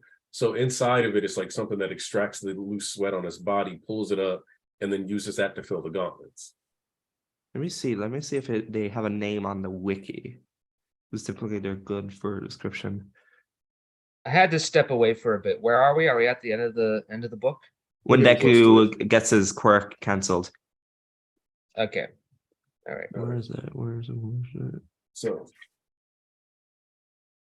while you look for that, I'm gonna keep reading. We can circle back because I don't think there's an official name for him. So I don't see any. So yeah. I erased your quirk. That ridiculous entrance exam, completely irrational when you consider someone like you got in. Erased those goggles, of course. This quirk nullifies others' quirks just by looking at them. He's the erasure hero, Eraserhead. Eraser. I've never heard of him. I think I've heard his name before. He's an angler type hero. He hates media appearances and says it interferes with his work. That's right, Midoriya. Me and this guy, we hardly see eye to eye. I saw it, how you can't control your quirk. You just be incapacitated again. Were you hoping someone would step in to help afterwards? No, it's not like that. Whatever you were planning, it would have inconvenienced those around you.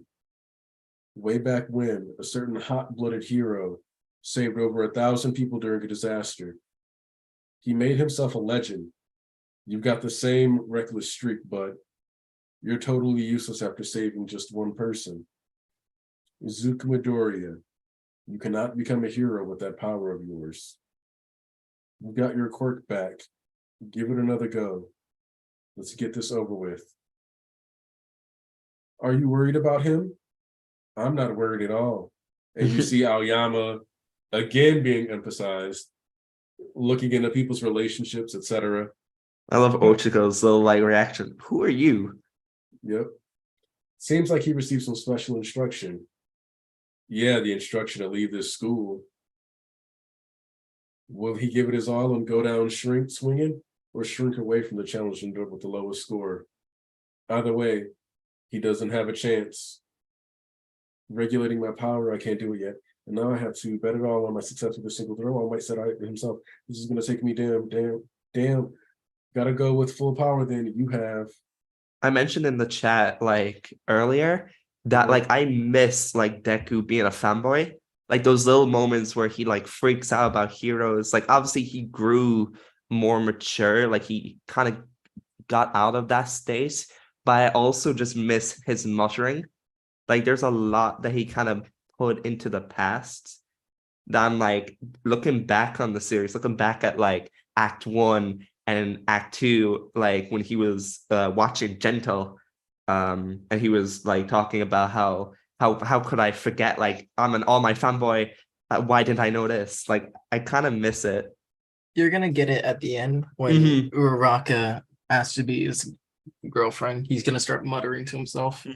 He's gonna be like, me, why? I don't deserve this. Yeah. Yeah, I agree. I was about to say at the little festival at the beach. Oh yeah, the I festival mean, at the beach. he was kinda muttering during his All for One fight when he was in Shiggy's body. He was just muttering the quirks though. He was like, for I'm gonna sure. use the 5th and the 6th and the 7th and the 8th. Well, not the 8th. I meant more but- so just the like those little downtime moments. Nah, I know what you mean, but like that's Horikoshi keeping the muttering is him like doing Yeah. stuff like that. I agree.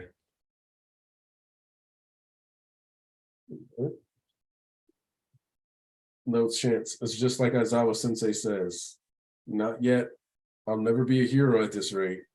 Not yet. Not yet, because I have to work way harder than anyone else if I want to make it. Come on now. I'll give it my all in the smallest way with full power. Wow. Now, this is what I can do for now. This pain. It's nothing like before. He didn't utilize his full power. He just concentrated into his fingertip. You just be incapacitated again. Were you hoping someone would step in to help? Sensei, I can still move this kid. All right, street clothes, Shoto Aizawa. Birthday, November 8th, height 183 centimeters. Favorite thing is cats. Behind the scenes, a man who lives by the rule of rationality.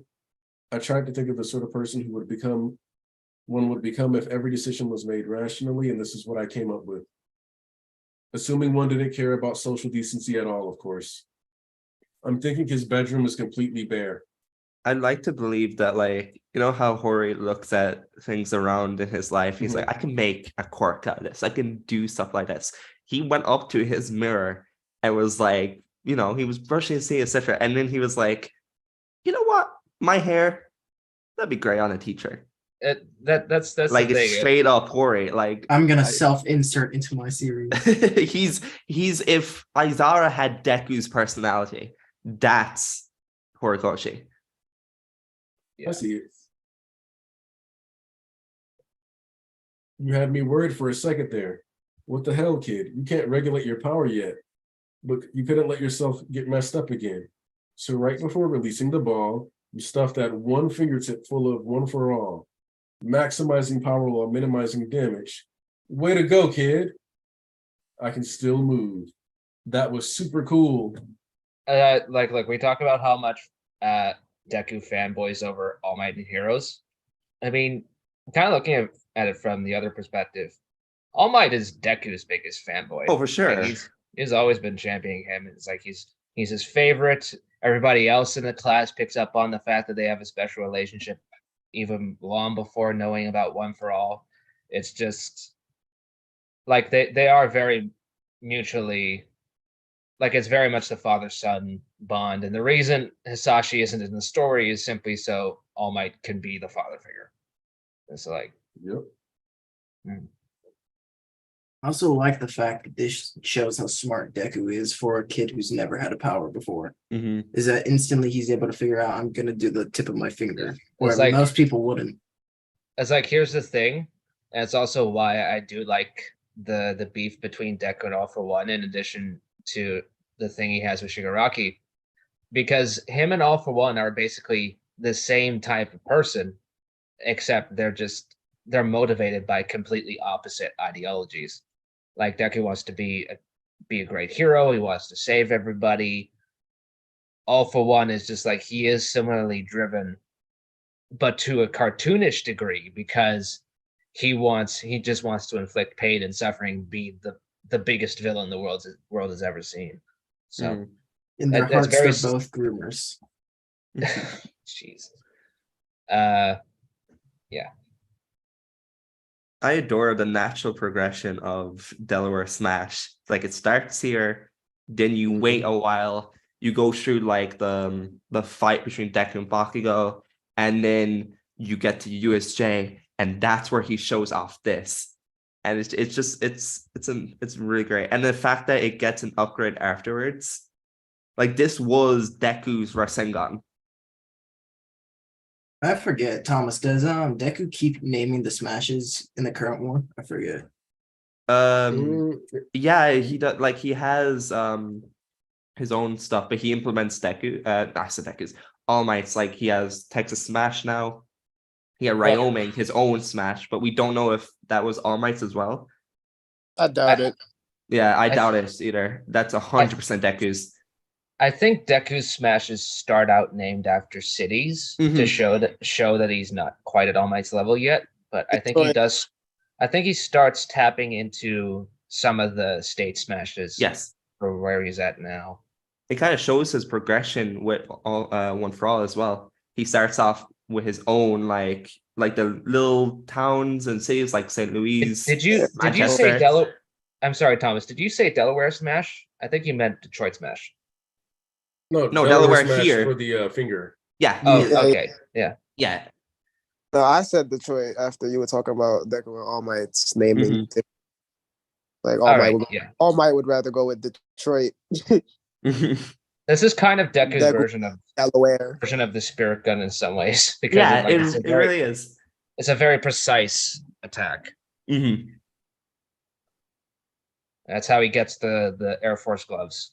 Yo, I'm mad, Thomas. I'm so mad that you just said that Delaware Smash was Deku's Rasengan, because I was really thinking recently, like, I miss Delaware Smash, bro. Oh, absolutely. Oh, I miss when those used to be like I feel like that should have been Deku's thing, more often. Like just Air Force in general, because even in the third movie, when he did an Air Force kick to a helicopter, oh my god! Like, or when he came up to save Rhodey with that Air Force smash, it's cool. Deku using wind to his advantage is probably one of the coolest things he's ever done. Yeah, I like air pressure, yo. When he does air pressure stuff, it always is so cool. Well, All Might did air pressure too in the first movie, like you see it in the flashback, but he also did it in Final Exams. It's weird though, because I know it's kind of a moot point when you're talking about anime, but like All Might, if we were following real world physics even loosely, All Might should not have been able to create that wind pressure just by flapping his arms around. He'd need ground to stand on instead of falling in the air. But that's nerd stuff. Nerd stuff. All Might so strong it doesn't make sense. Yeah. Technically, to be able to, I think somebody once did the calculations for like how hard you'd have to hit to be able to do like the One Piece skywalk, and we're talking like nuke level force out of a human leg to nuke level force. Like you got to be able to. You basically need to be an explosive bomb to. I mean, nuke level force is United States of Smash, and that you saw that in the anime.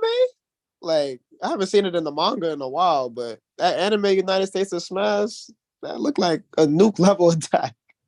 Let's see. All right, let me get through this last chapter, and I'm gonna close up the first volume because we're almost at. We might be at 3 or 4 hours. I did not remember that fan assistance page. They stopped doing that. Woohoo! Now that's a hero-like record if I ever saw one. His finger appears to be swollen. Take it back to the entrance exam. What a strange quirk. Stylishly done. Once again, emphasizing Aoyama. Aoyama is like so randomly sprinkled throughout the early volume. Like the first volume, it's nuts. What the quirks never manifest past age 4. It's impossible, but it really happened. But he said, I earned. Okay, so one of the things that I like about this is that rereading this, even if Deku had it told on himself after the combat training with Bakugo and been like, I inherited this power, it was given to me, blah, blah, blah. Horikoshi clearly intended for Bakugo to figure it out. Yeah. And he didn't need it to be knocked over his head. Like, Bakugo would have put 2 and 2 together because of All for One. It might have taken a little longer, but he would have gotten to that place anyway. And honestly, you don't even have to change it. Like, you don't even have to change the timeline. Because people in the class point something out, and it might, I think we'll see when we get to that point in the volume the next time we do one of these. But I'm pretty sure somebody on the bus to the USJ says, oh yeah, your power's like All Might. Except All Might doesn't hurt himself. Yes, that's Suyu, I think. And like Bakugo kind of like looks over at them like, it is kind of like All Might's. And then just like looks back out the window or something. So really, you could still have him figuring it out by provisional license exam, and nothing has to be changed. Yeah, like the early parts of this series are kind of like a mystery when you see it from Bakugo's perspective, because it's like, imagine you didn't get Deku's perspective at all, you were following Bakugo, and it would just be something weird, but as you're going through it, you have no reason to think that quirks can be passed from one person to another, so you're just like, you don't really think anything of it. It's like, okay, it's just weird.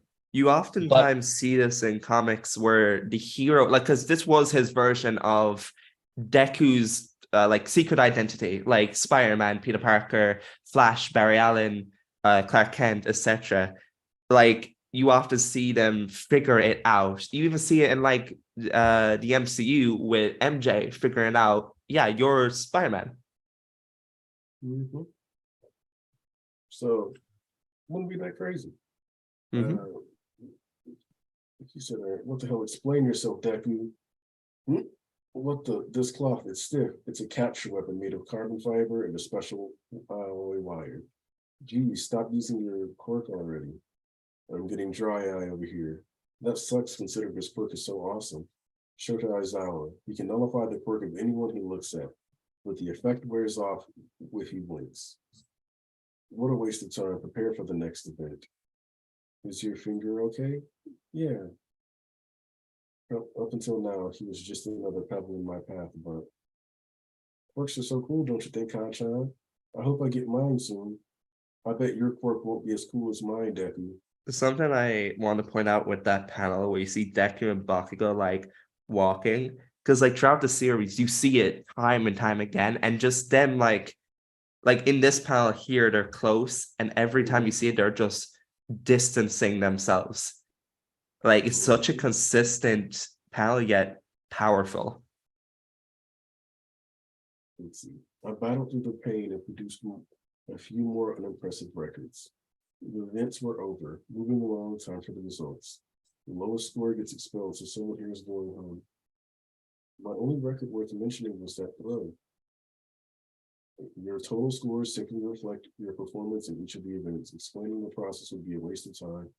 So all of you get are the final rankings. But I sucked at everything else, especially the endurance running, because the pain was so bad. I'm done for it. Also, I was lying about expelling someone. That was a rational deception meant to bring up the best in all of you.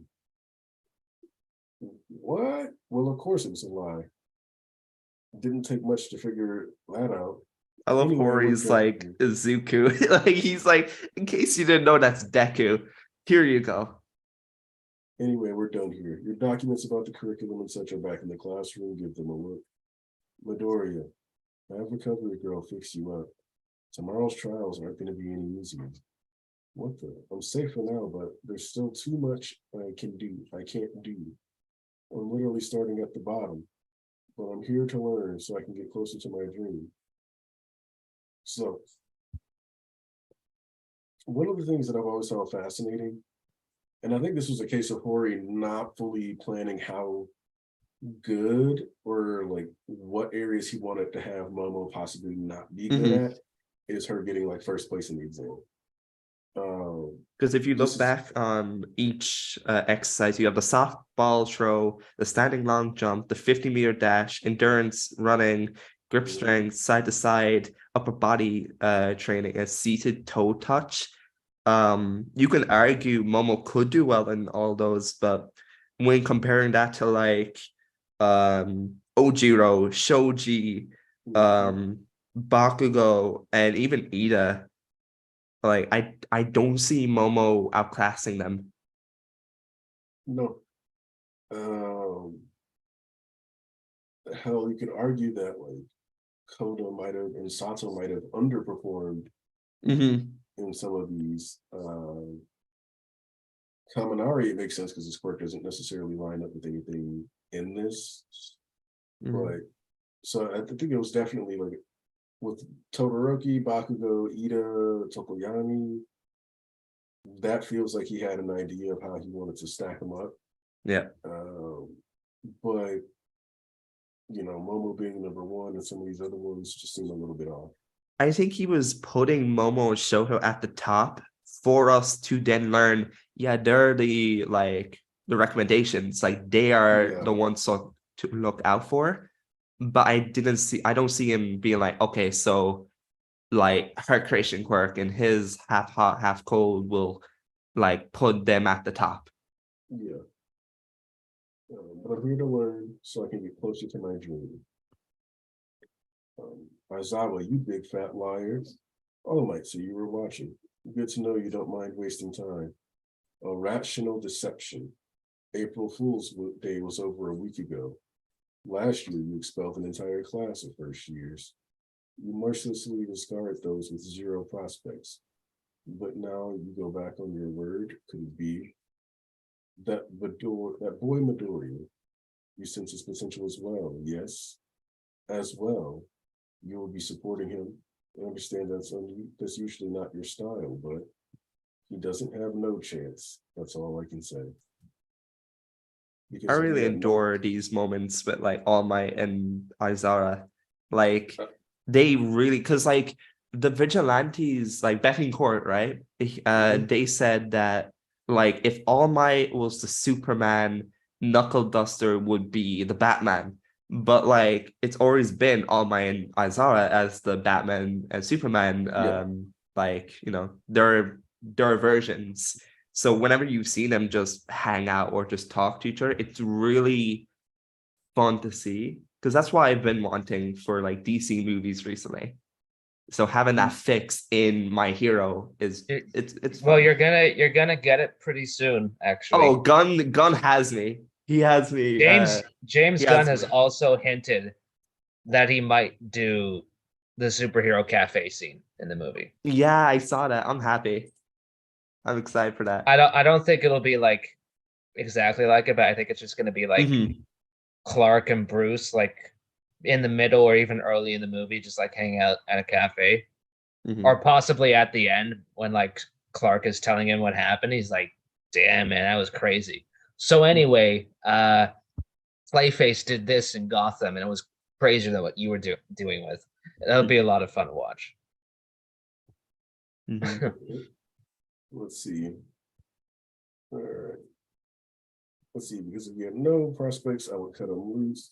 There's nothing crueler than letting someone chase their half-baked dreams. So this is you being kind then, Aizawa, but right. Let's agree to disagree. Hey, isn't that All Might? Wow. Going home after the first day, I'm pooped. How's your finger? Edith's fine, thanks to the recovery girl. Well, it's all better, but suddenly I'm so tired. Which I also like the fact that Horikoshi is obviously already retconning this, but he throws in an excuse of like, Deku's basically passed out last time, so he doesn't know. Ezekiel doesn't remember the last time because he was unconscious. My quirk boosts your own healing factors, but recovery requires stamina. Keep on getting hurt like this, and you'll eventually run out of stamina and die. I'll die? I can't keep going on like this. I need to figure out how to regulate my power and fast. But Aizawa Sensei sure fooled us. He made me think this is how it is at the top, but our own instructor deceived us like that. I thought Ida was scary, but he's actually just super serious. Hey, you two headed to the station? Wait up. It's Uraraka. Ah, Infinity Girl. Infinity Girl? I'm Ochako Uraraka. You're Tenya Ida and Midoriya Deku, right? During the test, that Baku guy said, damn you, Deku, right? My real name is Izuku. Deku was just caught on being a bully. A derogatory pet name then. Oh, gotcha, sorry. But Deku, well, it just screams do your best. I kind of like it, the way it sounds. Deku's fine. Midoriya. Shit. There's a lot I still can't do, but I'll do my best. Show a bit of backbone. It's an insult, isn't it? It's like the Copernican revolution. Copernic who? But All Might. Midoriya, even just making some friends is more than I could have asked for. No time to rest on your laurels, kid. Tomorrow the real test begins. I think I'll join the Kendo Club. Who can find the mistake in the following English sentence? All right, everybody, hands up, show me some spirit. So normal, so boring, dull, ordinary, yawn. Come on. In the morning, we have normal classes like English. Bored out of my skull. The relative conjunction is in the wrong place. Choice 4. I love that. Like everyone's like, this is boring. I don't want to be a hero. And just Deku's like, I like this. English class. Oh boy. Woo! Let's go. At lunchtime, we eat top-notch food for dirt cheap in the cafeteria. The white rice is comforting, so I go with that. And then it's time for our afternoon class finally. Hero basic training. He's here. Come to the door like normal. It's All Might. Incredible. He's really going to teach us. That's his Silver Age costume. He's drawn so differently than the rest of us. It gives me goosebumps. Hero basic training. That class that'll put you through all sorts of special training to mold you into superheroes. It also gives a ton of credits. No time to dally. Today's activity is this. Battle. Battle training. Battle training. And for that, you need these. And then we finally get that first evening. In accordance with the quirk registry and the special request forms you filled out before being admitted, costumes, costumes after you change come out in ranking order to ground beta. Looking good is very important, ladies and gentlemen. Look alive now, because from today on, you're all heroes. And what I like about this is that, again, Bakugo, Ochako, Ida, Shoji, Aoyama, Tsuyu, Mineta, all characters who have had big moments in the final sections of the story. God, Mineta doesn't look flattering there. He looks like an early Simpsons character. He does. You're not wrong. Like the character designs for some of these characters has been good and just gotten better. But some of these folks are really suffering from like super skinny character, random background, like One Piece body proportion type vibes. There was one panel back, like before they started their training, when Aizawa sent all of them outside. There's like Mineta's like face is very boxy. Like it showed that like Hori didn't have a good grasp on how he wanted Mineta to look. No, until he decided, okay, the circles is the approach I'm gonna go. There's some characters that you can tell he would really like had clear ideas. Like outside of that weird neck shot, Ida, Bakugo, Aoyama, Ochako, these characters pretty consistent in how they're drawn. There's a little bit of deviation, but they're pretty on the dot. It's people like Mineta and some of these other more, tertiary, secondary characters that we see these more often random proportions and stuff like that. And then we're at the afterword. Thank you for reading volume 1. This is a story I've been waiting to do for a while, so I'm really glad it got serialized. The next volume is going to see an explosion of new characters, and I'll keep racking my brain and abusing my right hand at full throttle to make it a fun experience for everyone. With one of the assistants OCs on the second page of this, it's a little pause horror. Oh, you mean the 10 tons? Yes. Yeah. I think she's in team up missions too. On the page to your left, you can find all the manga drawing assistant heroes. They're often underappreciated and ignored, but they're really great guys and gals. This I love that. wouldn't be possible without them. You can see like one of them probably contributed to the final design of Dobby, but you know, nice little assistants. You can see why I say, you know, one of these assistants was on Demon Time. But yeah. Okay, so correct me if I'm wrong. This is the only volume where they have their own custom ones. Yeah, well, yeah. Well, actually, there have been some volumes without villains. Now that I think about it, so it's very curious that the first volume of the series is all about establishing the protagonists, and there's not really a single mainstay bad guy. Although Shigaraki does get introduced a little over halfway into volume 2. Well, volume 2, I'm just like taking a quick peek-see at it, and All Might arrives at the USJ at the end of volume 2. Yeah. So there's a good amount of. It's also rather curious. Like normally Shonen will throw a lot of villains at you right at the start. Yeah. But they're normally they don't stick around. They're like the appetizers until they get to the main bad guys later. MHA is pretty notable. Like it introduces its main antagonist really early. Oh yeah. And you know, like I know there's a lot of fights in the fandom about like, oh, deuteragonist, antagonist, like all these silly arguments. But from my perspective, what's so cool about Shigaraki is if you just flip the story a little from the perspective of the heroes to the perspective of the villains, who is the protagonist? And it's Shigaraki, right? Like he's the protagonist of his own side of the story.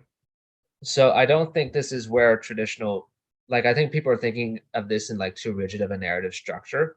I think MHA has multiple secondary protagonists, but ultimately it comes down to Deku and Shigaraki as the focal points of either side.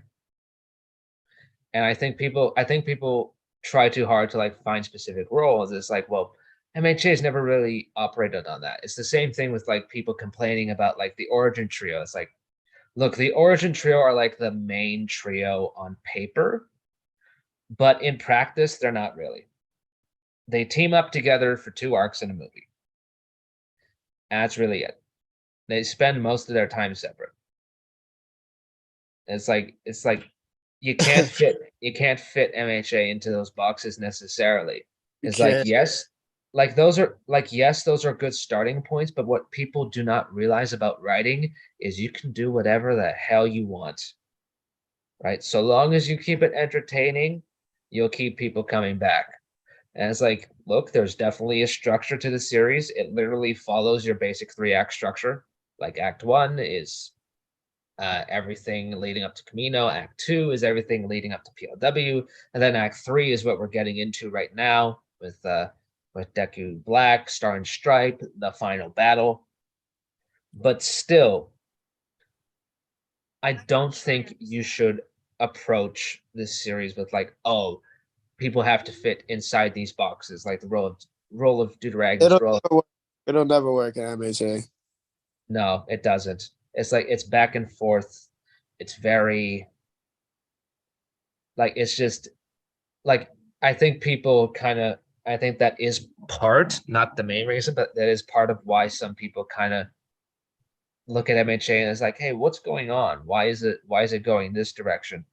Because I think people subconsciously they want to be surprised, but they also don't want to be surprised. They want to have their expectations affirmed.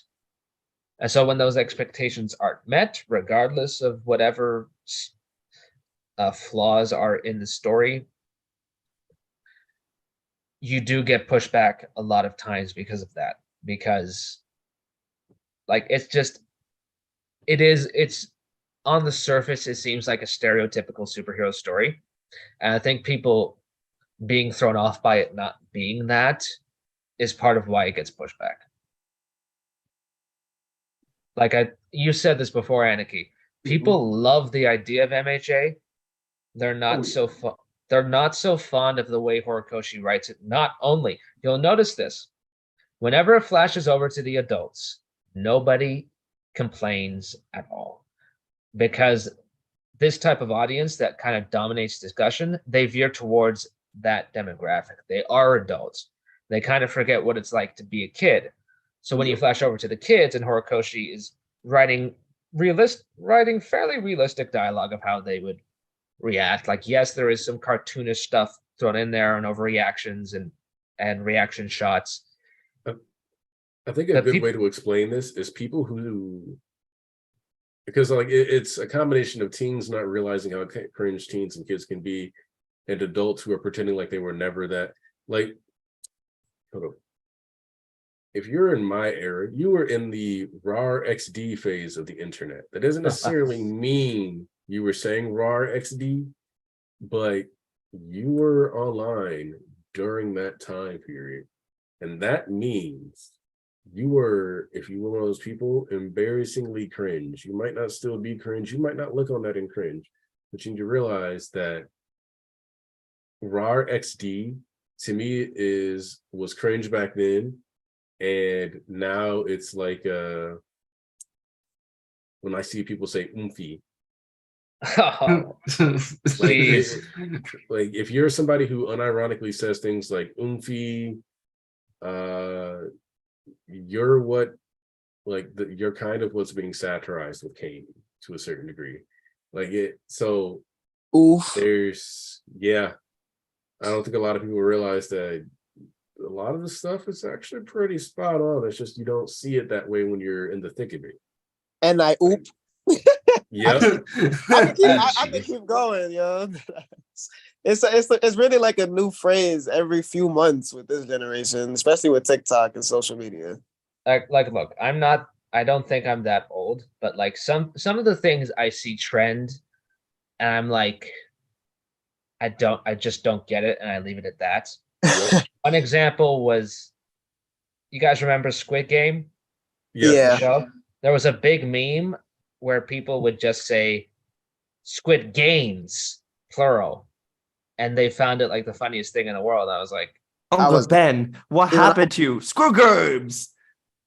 That's all I saw on my timeline. I was like, okay. Yo, I purposely tried to avoid stuff like that. Like when something is popping, if everybody is fucking with it, I really will not fuck with it. Like Squid Games, it took me a minute to watch that, and I actually think it's good, but I just didn't want to be a part of all of those antics. The hype train. Like me for real. I think I have to consider, with MHA, a lot of the people who have stuck with it, this shit started in like 2014. And you would, like, a lot of people caught up in like 2016, 2017, 2018. You don't really think of it because you still think of it as a new series because it's still ongoing, but it's not a new series. This is almost 9 years old now. So like, maybe at a time where you did find it appealing, as you grow up, you find you're not as into it anymore. And I think it's less so the way things have been written now as it is a lot of the people who have been sticking with it a long time are finding that they're not really into that stuff anymore. And that's fine. That's cool. But yeah, because I think people also I don't think people consider the taste change, right? Yeah. Because one of the things that I've said before is that My Hero got me back into shonen. Like Naruto was wrapping up, Bleach was done, and like I would kind of like watch One Piece sometimes because it started coming on Toonami randomly. Similar story with me, man. I was like in a Naruto. I was kind of distancing myself from that stuff. I was starting to look more into like Western comics. I was kind of like hitting my watch lots of documentaries phase. Light novel And- days. Oh no, I was always a reader, so like I've got a box of books in there that I just haven't touched in a while, but I was always big into like reading books and stuff. So like I was just kind of falling out of love with like anime and not really being all that interested in like seeing it. And then I started watching My Hero again. I was like, I started watching My Hero, made it, and it's funny because it actually took me multiple attempts to watch My Hero because I wasn't that sold on Deku for like the first episode or two. So I had to like come back to it. And then I got to the end of the USJ stuff and I was like, boom, All Might's my guy. I'll see what happens with him. I'll see if I like where Deku's going, because he was willing to like kind of move. So let's see what happens there. And then I went, you know what? I'm gonna read this shit. And I got caught up before Deku vs. Kachan 2 happened, or right at the start of it, one of the two. And I was like, yep, I'm here for the long ride. Let's do it. And that got me to really start dabbling more again. But I was starting to just watch documentaries all the time. I remember my buddy I was roommates with, he would like see me always watching like the History Channel and like Science Network and all this other stuff. And he's like, come on, man, we want to watch like South Park or something? And I'm like, nah, not really. Like I wasn't watching stand-up or I wasn't watching like any of that stuff. I was primarily like in a documentaries and all this other stuff, like just informational based. And I still love documentaries, like my favorite in docudramas and parodies of the stuff. So like, for example, I don't know if you guys watch American Horror Story, but my wife got me into watching. Oh, I remember seeing that. Yeah. My favorite season is one of the least popular ones because my favorite season is Roanoke. Because Roanoke is like the first 5 episodes is supposed to be like a docudrama retelling of an event that happened within the show, with the next like 4 to 5 episodes after that being post-show reunion special where they do like a night in the house again with the cast that played the people in the docudrama plus the actual people who experienced what they were retelling in the docudrama within the story. Wild, right? Like that's some shit it's eating its own ass. And I'm like, you know what? This is some interesting art. I'll watch this. I love this. But yeah. Yeah, So- it's a similar story with me, man. Like I was just burned out on anime and manga. Like, look, people forget. There was like a dry spell there where there was just like not a lot that was going to captivate like your main casual audiences. There was always a bunch of great shows, like especially in that like 2012 to 2015 stretch. But I don't think there was really like there was nothing that was really pulling me back except for AOT, and like AOT is a very different kind of series. Yep. It's like so, and like even people who don't watch anime watch Attack on Titan, right?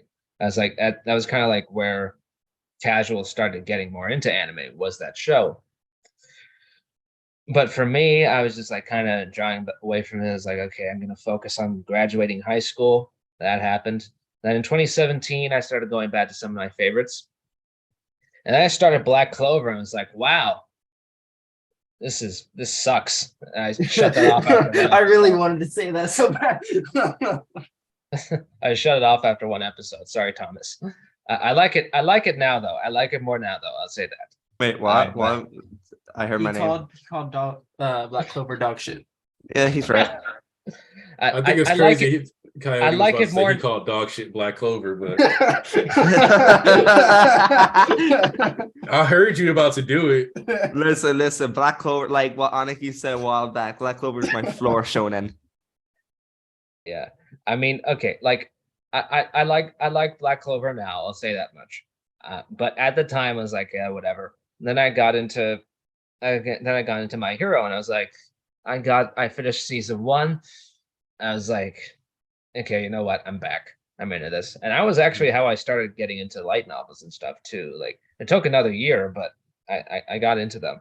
So yeah, my love for anime and manga is tied to MHA, a lot of it. So yeah, it's just sometimes a second win is better than the way you grow up, I find.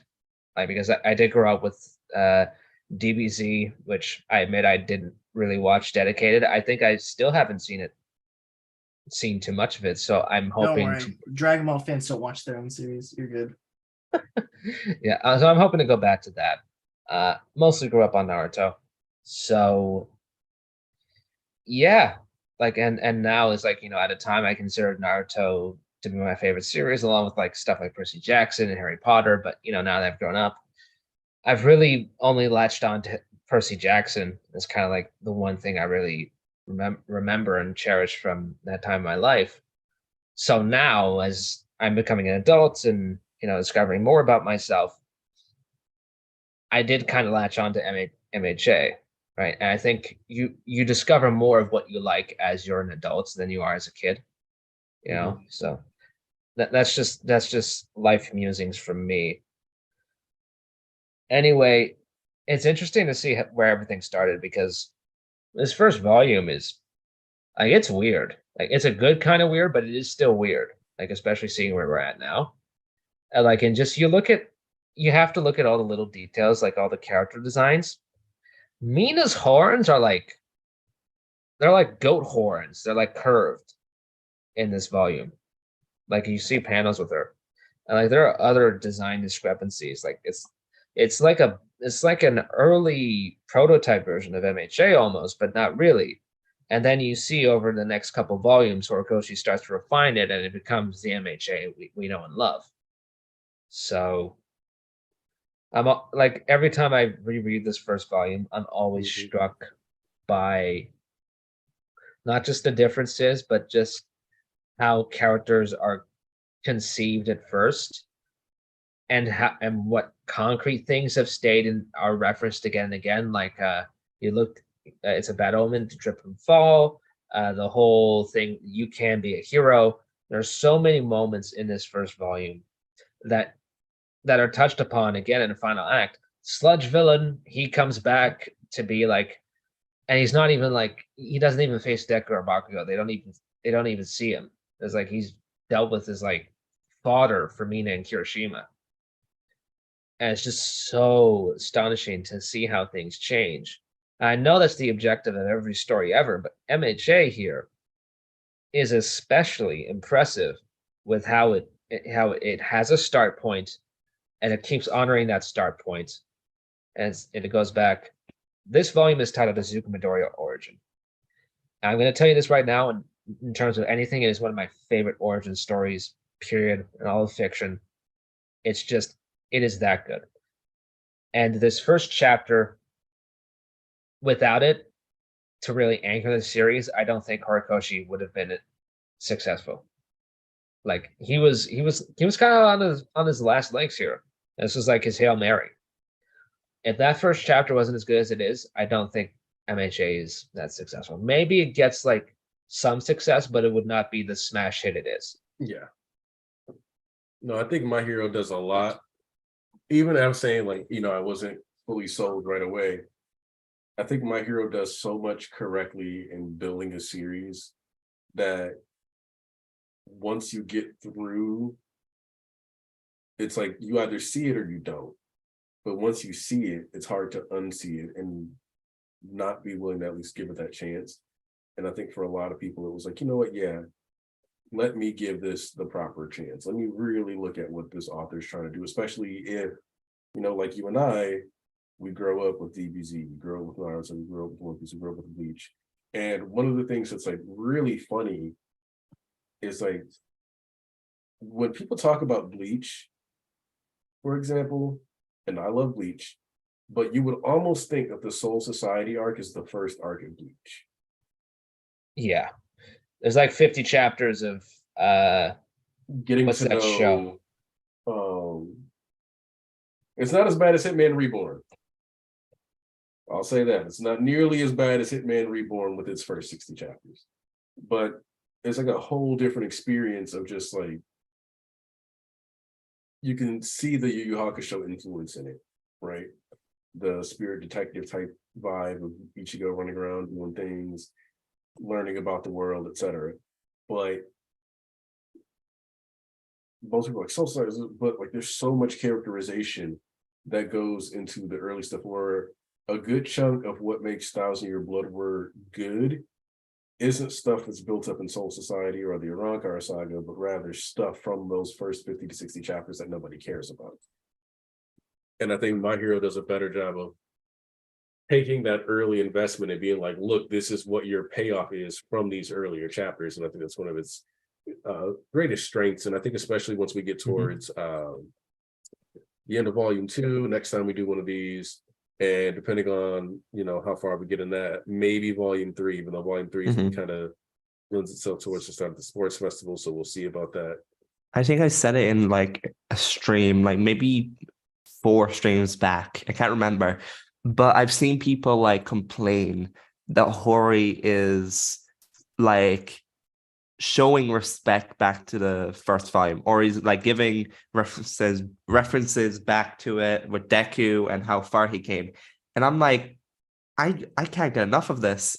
Like this first volume is so special. I have it in my hand right now, and I've been reading it alongside you, and just seeing all the moments that's just getting like a shout out. It's rewarding because I've been reading this series since it came out, since 2014. I was like, what? How old am I? Yeah, 14. I was 14 then. Like my entire life since then has been My Hero. And just it's been rewarding. And I don't know why people get upset by it. Me personally. Well, I mean, it goes back to what I was talking about, you know, it's like taste change, you know, like, and I think a lot of like, okay, I've seen a lot of fans be more into like young adult type of manga after. And it's like, that's the type of series, that's the type of audience that stuff like JJK, Chainsaw Man go after. MHA is still very much geared towards little kids. It's like, look, I know there's some disturbing stuff in it, but you know, ultimately it runs in Weekly Shonen Jump. I know JJK does too, but like Jump, like, okay, here's the thing with Japanese fiction, it's a little looser with like age restrictions than we are, you know, like it's not so much it's just a different culture, right? Like it's hard to explain, but MHA is still very much geared at younger audience than JJK or Chainsaw Man. On top of that, you know, like stuff like Naruto also had disturbing stuff in it, but you know, like kids the same age as the ones consuming MHA now, we're still really into it. So it's like, well, that's because I think MHA is written in a way that I think it's marketed, like the optimism is still marketed for like younger audiences, but the political stuff, all that is written in such a way that I'm trying to find a delicate way to say this, because some of the takes I've seen from people, I'm like, I feel like all of your political understanding is from TikToks. Is like kind of how some of the people talk. And like just kind of like moral preaching online and stuff like that, where people are like trying to make this point instead of doing like real research or learning history or anything like that for real on their own, and a lack of personal experience, which given the past 3 years and a lot of the COVID stuff shifted the way a lot of people would be able to have access to those life experiences, but all the same. So I think that a lot of adults who are past that like post high school phase, especially, like, and it's a certain mindset that people kind of develop in that juncture where they definitely start trying to like reject a lot of the stuff they liked as kids, helps like makes them like stuff less. So this is why sometimes you see adults who are, you know, because I'm 30, you occasionally see adults coming back and talking about how they've circled back to some of the stuff that they did when they were kids, or, you know, during college, they stopped doing this and that and the other thing. And then they got a job and, you know, they haven't done it in a couple of whiles. And they were like, wait a second, I got like some extra cash. I'm going to go blow it on this old hobby of mine. And sometimes it can be stuff that you liked as a teenager that you just kind of fell out with for a while and then came back to in a healthier environment. Um, we have a friend that collects Furbies, and she just goes out of her way to still get Furbies. We'll drop like $60 on Furbies, just getting these older models and stuff like that. And so I think especially between like 18 and 23, it's really easy for some reason. And I think it's just the amount of shit that's being thrown at you life-wise to just fall out of love with a lot of stuff. And I think that's okay. I don't think there's anything wrong with that. I think it's part of growing. It's like falling out of love with certain things. Because that's also how people who grow up watching the edgiest fucking YouTubers on the planet, you know, either completely lean into it or they start to like during that phase be like, yeah, it's the same old childish stuff. I don't know if I really like that anymore. And that like helps them grow. And then a lot of times they don't cycle back to that stuff, but they, you know, manage to find better ways and stuff. So there's a lot of growth in that time period. So I think that that's where a lot of the discourse is too, is that part of My Hero's audience has gotten older. And as they're being forced into the world of adult responsibility, I think they want it to mirror their journey too. Because I've seen some of the stuff I see, I'm like, that's not the only way the trauma works or whatever. Those are conversations I've had before. So I think there's a lot of, as your life changes, you end up changing how you interact with media, where there's stuff that even like as a guy who just had a kid, I'm sure that when I go back and interact with some stuff that centers on like parenting and adulthood, now it's going to feel differently than it would have felt for me 5-6 years ago. And that's just kind of where you are in life will dictate partially at least how you interact and experience a piece of media. Yeah. I mean, it's interesting you bring up the trauma as an example, because I kind of pointed that out too. It was in part related to MHA, but I made a tweet that said, it's like, look, I understand wanting media to have in-depth discussions about trauma and its effects on people and yada, yada, yada. But at the same time, I also feel that our media landscape as a whole has become very trauma focused, and it's less so to make an interesting story as it is to avoid paying for therapy. Yep. It's like, look, media fiction can definitely be a method of therapy for sure. And there is like, look, not every piece of fiction has to be like enjoyable or whatnot. It can be a therapeutic experience. But I think the problem people have is they want to apply that to everything. And it's the same reason why it's like, look, would Deku talking about his trauma have a place in MHA? Like, sure, it would be nice, but at the same time, I'm not here to read 1 or 2 chapters of Deku blubbering to the camera. It's like, oh, my best friend was mean to me as a kid. He's got bigger shit to deal with, right? And I know people are gonna be like, it's like, well, that's not what you want. It's like, but that is essentially what you guys want. You want something to that effect that affirms your own experiences with bad things that happen to you. And I'm sorry, but that's not what I really look for in this kind of series, this specific kind of series. And I think what this also comes down to is, and I'll also blame this partially as socialization, because there's a difference between wallowing and working through some shit. And I think what some people want, whether they intend to want this or not, they don't want these characters to be working through their shit. They want them to be wallowing through their shit for a bit. They want them to sit in it, and not everybody sits in it. Yeah. Sometimes people just work, and they work through what they are experiencing. And if you're going to be a hero, you don't really have time to wallow. And I think that's the difference between how I perceive a lot of what's going on in Act 3 and how a lot of other people have seen what's going on in Act 3, for example. I think a lot of people was hoping for that focus on wallowing. And that's never been the kind of story that My Hero was about. Like All Might and Night Eye, even like you could argue they were wallowing in their disagreement, but they still worked through their lives and got other shit done. So that it's like, I think people want to see the absolute worst and like most demoralizing, debilitating forms of depression. And sometimes I think that's good. I think sometimes there's a good space for that in series, but I don't think My Hero is the series where you get the type of depression that stops you from doing anything of any value to your life because of what it does to the plot overall. Like the plot just completely is hamstrung if all the students in 1A, for example, are so depressed that they don't do anything. Like that's just not the kind of story that this is, and it doesn't really work with what the story requires. The only way that really works is if we get like a multi-year time skip, the villains lose, and all the students would have fled the country. So then you could have seen some people separate off and just wallow. That's the only way that really works. Yeah.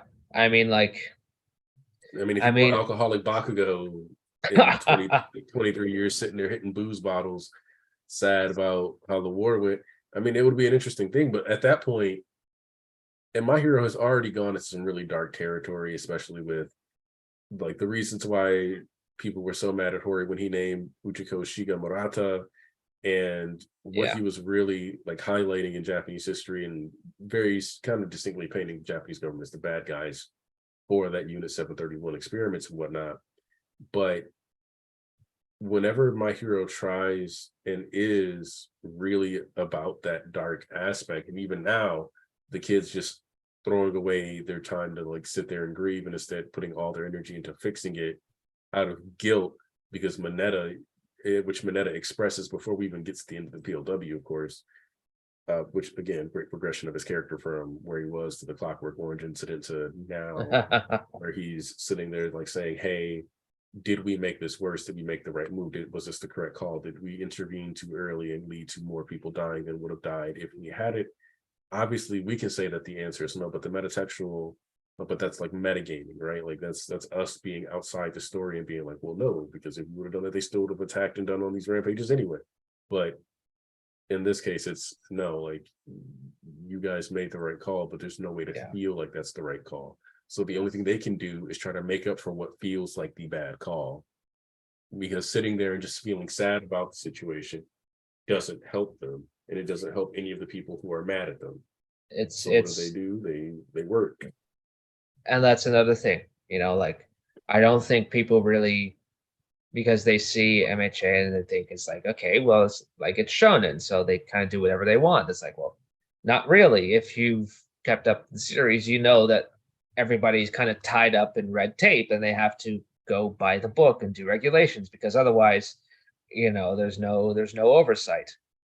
And you'll notice that only now, when Japan's government is effectively crippled and irrelevant, are they acting without oversight, because there's no other choice. But ultimately, people don't really internalize that being a hero is just a job. Like, it's a cool job, it's a very dangerous job, but ultimately it is just an occupation. And that's the reason why there isn't like a central group of characters that you always follow. That's the reason there isn't, like all this other stuff that you see in other series. You do not choose your work colleagues unless you're the boss. And guess where most of these characters are starting? They're not bosses. They're interns. And it's okay. You want to know what the most unrealistic part of this series is the fact that they're paid for their work studies. That is the most unrealistic part of the entire series. But anyway, it's like they're starting on the bottom rung, and they're essentially being thrown problems that not even people at the top of the ladder are able to deal with. They're like, we need all hands on deck for this. That's why the students have to be involved in the fighting. It's like, yes, it's not the right decision, but that's a recurring mantra throughout the series. Like twice, Hawks killing twice. Was that the right decision? Yeah. Morality is a luxury in the game of war. Yep. And that's something that it's a horrible thing to hear, but it's just true. But we're at 4 hours also. So I want to, shit. So I do want to wrap this up. But final thoughts on the first volume. Let's see who's still here, so I can go around the horn. Coyote, you still here? Yeah, it was a good game. let's get that final thoughts on that first volume in retrospect, and I'll cycle through to Thomas, then Volt, and then I'll close out the stream. And next time My Hero's on break, we'll just hit volume 2 up and see if we can make it through that. I guess for my general thoughts is I enjoy seeing, especially with retrospective, is I didn't really think much about let's use the trader reveal, for example. I knew there was like little seeds in the but I didn't see how prevalent it was as much, because now that we did the reread, I can see, especially with how much you pointed, that he really was relevant throughout the entirety of this volume. And then it comes down to a lot of these characters were a lot more relevant and deeper than I originally thought as well. I like to shit on Bakugo, but Deku really did outshine him in everything he did, especially at the entrance exam. So overall, with the reread, I'm more happy with the series than I originally intended. But I don't know. I was in general already happy with the series, so it's not much happier I can get with it. Yeah. But yeah, that's my general thoughts. All right. Thomas? Like everyone knows, like I assume it's not a surprise. Like Deku is my favorite character. My Hero is one of my favorite series. And whenever I'm like upset or if I'm feeling down or if I'm bored, I go back and reread the series. Benefits of having the volumes like in my locker. But like looking back on it, it's such a good origin story. It's like we don't have a Izuku Midoriya rising, but we have a Izuku Midoriya origin. And like until we do get that chapter, this is the best thing we can guess. Like looking at like where Deku started off, where Bakugo, Uraraka, All Might, Aizawa, just seeing how far they came. It over the past 9 years, it's just been a trace. Like you see all the seeds being planted, you see Ayama's plotline, you see how All Might doesn't value his own life, how Deku, like how the bullying has affected him, how much he wants to be a hero, like everything we know and love about My Hero right now, like it's just, I don't know, it's just a joy just to look back on this volume with you again and just express how I felt about, specific panels, specific pages. It's great. That's all I have to say. I assume we're going to have a stream on Sunday next week. Whether we have a chapter or not, we can have another reread if you're up first, Aniki. Oh yeah, no. I want to officially just make like there's going to be the Church of MHA My Hero reread streams, and then we'll just have regular Church of MHA episodes. I wanted to do this, and the last time we got like an unexpected break, and I was like, well, I wasn't exactly planning to do that this specific weekend, but going forward, we'll be able to always have either a reread or a live chapter, a new chapter to react to either way. And so then we'll have something every Sunday, basically, unless everybody's busy. And even then, I can just do like a volume. And if I do a volume by myself, that's fine. All that means is that what'll end up happening is I'll just end up giving my thoughts in retrospect, and then the next time people come in, what'll probably just end up happening is somebody might have something to say about the previous volume because they went ahead and reread that, and they'll just kind of do a little back and forth thing. But I think this being a 4-hour stream is long, but it's not too crazy because back in the days where streams were getting up to like 10 people at once, some of those streams, it'd be like we were talking about one chapter and it still ended up going to 4.5 hours. So it's not really something new or surprising for those of us who have been here a while, but it's just something that we get to remember. But yeah. Volk, final thoughts?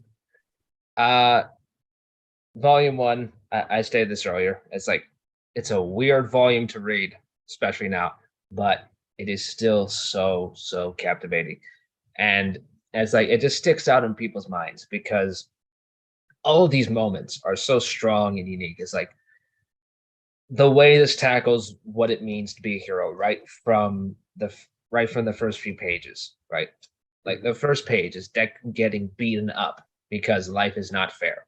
It tells you everything you need to know about being a hero. It's like there are exceptions, and it's not all hunky dory. It tells you that right from the start. But it is also the start of his upward trajectory. And here the author of Jojo Araki, he has a book about how to write and draw a shonen series, and he has a little blurb that's always stuck out to me in that book. And he says, a shonen protagonist must always be on an upward trajectory, whether it's in terms of their powers, or their life. They always have to be on that upward trajectory. And Deku is consistently, he starts from level 0. He starts with nothing, and it's just been a constant climb to the top for him. And so you see that right here. It's like very humble beginnings, but you see all the seeds of greatness, and I really love it. It's probably my most reread volume of the whole thing. It's just like I cannot overstate how vital it is that volume 1 turned out the way it did. That we don't have the MHA we have today without what Horikoshi laid out in this book. And it's like, it's more so than with other series. Like, other series do kind of reinvent themselves. MHA is one of those that doesn't, but it always connects very strongly to the events in this first volume in particular, especially in later arcs. So yeah, I love it to bits. And yeah, this reminds me I should continue on my own reread, because I'm like at the Stain arc in the anime, and I kind of stopped for like 6 months, and I should get back on that. Hey, might as well. I was doing my thing for that Deku Black video a while ago, and I just like made it a point to exclusively rewatch the first season and like the back half of season 3.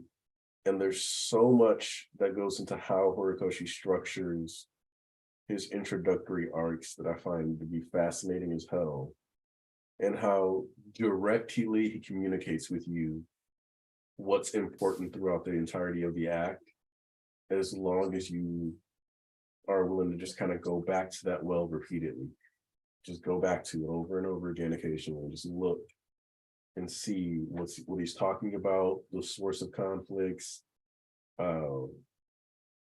And and when I say source, I mean like literally what's like the big case, like cause of detention, like Inasa and Shoto's entire conflict, and how Shindo almost got burned is like a perfect lampshade for how the tension between Nabi and the perfect creation of Shoto, and that hatred towards Endeavor, would eventually lead to like that fire, that conflict between these two people lashing out, and instead of almost burning, effectively actually burning multiple people who were innocent bystanders who have nothing to do with the actual conflict at hand. So it's such brilliant like lampshading throughout all his early sagas and stages for what will inevitably, come out.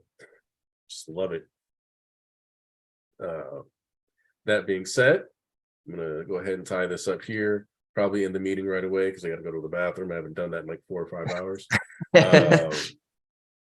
Appreciate you guys for coming through. Tarnish, who isn't in here anymore, but still, Bonzu was in the chat for a bit. Thank you to Joseph also, who was in the chat for a bit. Normally he would have showed up for something like this. I know his family's visiting him. I hope that's going well. Cameron Bailey, J. Michael Holmes, just a lot of you guys that are regular viewers. This is a smaller stream. I wouldn't be surprised if over time it ends up building up that when we do these rereads, more people end up showing up just because they're like, wait, I watched their live reactions. I'll come in and see these two. But all the same, appreciate everybody that came through. Volt, Thomas, you guys, you're here. All the love in the world. So yeah, Horikoshi, take that break. I promise, I know you like to lurk in the church. There's been too many coincidences. I think everybody who's been here for a good while now been having conversations. We've noticed those coincidences. We didn't forget that time I tweeted about how Shoji would end up getting some of his extra arms cut off by Spinner, and you made that happen. We didn't forget that. Okay. So it's okay. Now, your church boss, I'm telling you, take a break, relax, Horikoshi. A month. Take that time off. A month at least. Mhm. At least a month. We'll do rereads. We'll hold you down. Just retweet Go us or just something. lie into bed, rewatch the MCU, watch all the Spider-Man movies you want, just Do chill. something fun. Yes. If you're worried about your friend, make them watch us. Retweet us. Mhm. Yeah. Just post it. Just be like, here, watch my American thing. Watch these Americans talk about my series. Leave me alone for 3 months. Boom. Done. I'll take the shoulder burden of the criticism that could be leveled towards you. I'll deal with it. We got your back. Take your break. For sure. And make sure all of you guys in here, whether you're coming on stream, whether you don't come on stream and you like listen to VODs or something like that, make sure you're taking care of yourself as well. This is just something that everybody should be striving for, because at the end of the day, your kids, your family, your friends, all those other people are going to remember who you are and what you sacrificed more than the companies you work for or anything like that. Yeah. And so just don't let yourself get destroyed working for other people, and then you have nothing for yourself. So just make sure you take care of you. That's We're really all I wanna human. say. Exactly. You got to have limits, and you got to be willing